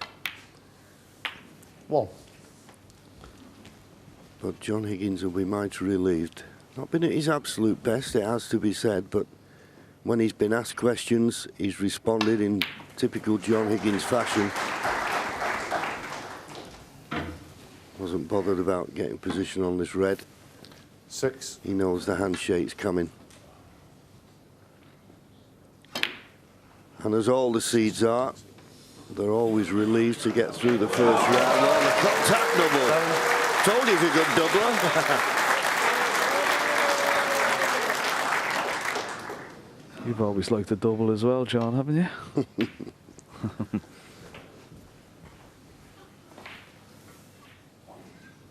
13. And even though he hasn't come into this tournament with good form, he's still going to be tough to beat no matter who he plays. Yeah, absolutely. Because John Higgins come the crucible, he lights up. Mark Davis gives him a warm handshake, and I'm certain wishes him the best for the rest of the tournament. John Higgins, as I say, when it comes to playing in the World Championship at this wonderful theatre, he knows how to perform, and he produced the goods at the right time, and he runs through and wins by 10 frames to 7. He's in the second round. John, a couple of classy clearances there when you were coming under pressure from Mark. Yeah, no, listen, such a tough game to play Mark, and Mark didn't play great. Now, he let me off the hook a few times. I was beginning to feel the pressure near the end there. But no, a great win for me, because I've not beat Mark for a while, so it was good.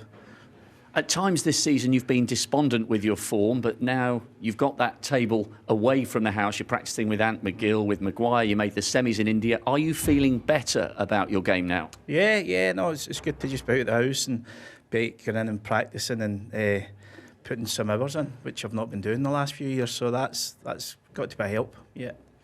And what's happening with your brother? We heard that he'd broken his leg or fractured his knee. How is he, and have you been to see him? Yeah, I was with him for about 7 hours in the hospital last night. He's just a freak accident. He was coming down off the last step, and his trainers suctions on him or whatever, and he's fell totally on his kneecap. So he's fractured his kneecap. So we need to get him back up the road and get him an operation tonight. So yeah. So you're straight back up with him now, and then you'll come back at the weekend. I'll come back down Thursday or Friday or something, I think. So yeah. So I think I've got a bottle of champagne, so I'll need to give him in the car for some pain relief. He can drink that. Any preference, Stuart Bingham or your compatriot Graham Dott in the second round, or are you just happy to get this first round and the bogeyman out the way? Yeah, of course you are. But listen, you would obviously like Graham to win because he's a mate and he's a fellow Scot, so it'd be good to play him. But I think your little quarter of the draw, someone said that's 4 world champions. So yeah, it's tough, very tough. No easy matches. Well done today. Get your brother back up the road and we'll see you at the weekend. Great, thank you. Cheers, John. Champagne, the best anaesthetic of them all. Absolutely fantastic. And Jason, that's John's brother. We wish you all the very best, and I hope you get back here very soon to see John at the weekend. Now, that is an important win, Alan, because as John himself has said, he really has had a tough time against Mark Davis over the years. How important do you think it is, from John's point of view, thinking about the next few weeks here? I think it's a real feather in John's cap to beat Mark Davis, quite honestly. And I think John will think the same. He mentioned the word pressure there. Pressure is not something... Pressure's a bit like a snake bite, that'll sound, but the more you're exposed to small doses of it, the more immune you become to dealing with it, being able to deal with it. And John, that'll do him masses of good. You know, he's waiting on a tough assignment next again, but he looks like he played very well the first session. I was in the box for that. The signs are looking better. Yeah, and he mentioned that quarter he's in. It's actually 5 world champions of the 8 who've made it here that are in that one quarter, and it's going to be Bingham or Dott next. And that in itself is a heck of a match to look forward to. It is, but he can look forward to it. That's the main thing. Getting over the first round here is just huge, but I agree with that. I mean, Mark Davis has got an unbelievable record. Yeah. I mean, sometimes there's people on the circuit who you play against who just whatever you do, just have a style of play that just overcome you, and to get past that one is great. But John Higgins is never to be discounted in this place. I mean, I don't think the best of 7s and best of 9s in other tournaments suit John. This is where it suits him. When it's a distance of ground, there's plenty of frames to play, where his percentage play can come to the fore. I mean, he's been in the last 2 finals. He's turned up not really in brilliant form for either of them, reached 2 finals here. So his game stands the test of time. It sure does. And he'll be back on Saturday afternoon once, of course, he's seen Jason up the road to have his operation. And again, we wish him well. So there's a lot on offer, gentlemen, tonight in our coverage. And it starts on the red button and online from 7 o'clock, the evening session. Mark Selby returning 3-5 down against Zhao Jintong. He was 5-1 down at one stage. And we've also got the most improved player on the season of the circuit. It's Dave Gilbert setting out against the most miserly of the qualifiers, Joe Perry, who has only dropped 5 frames in the 3 best of 19 matches that he played to come through the qualifying campaign, and of course knocked Mark Selby, the defending champion, out last year. Highlights with SEMA at about 11:20 this evening.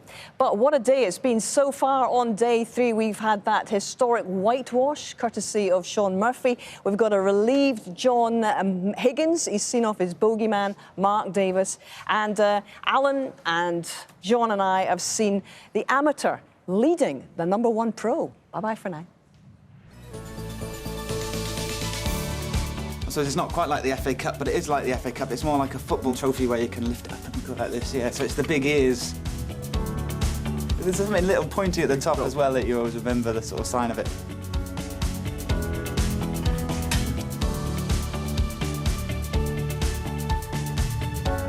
It's the pinnacle, isn't it? Pinnacle must mean you know, there's nothing else you can win that can beat it. I never thought that would ever happen. Not the way you play.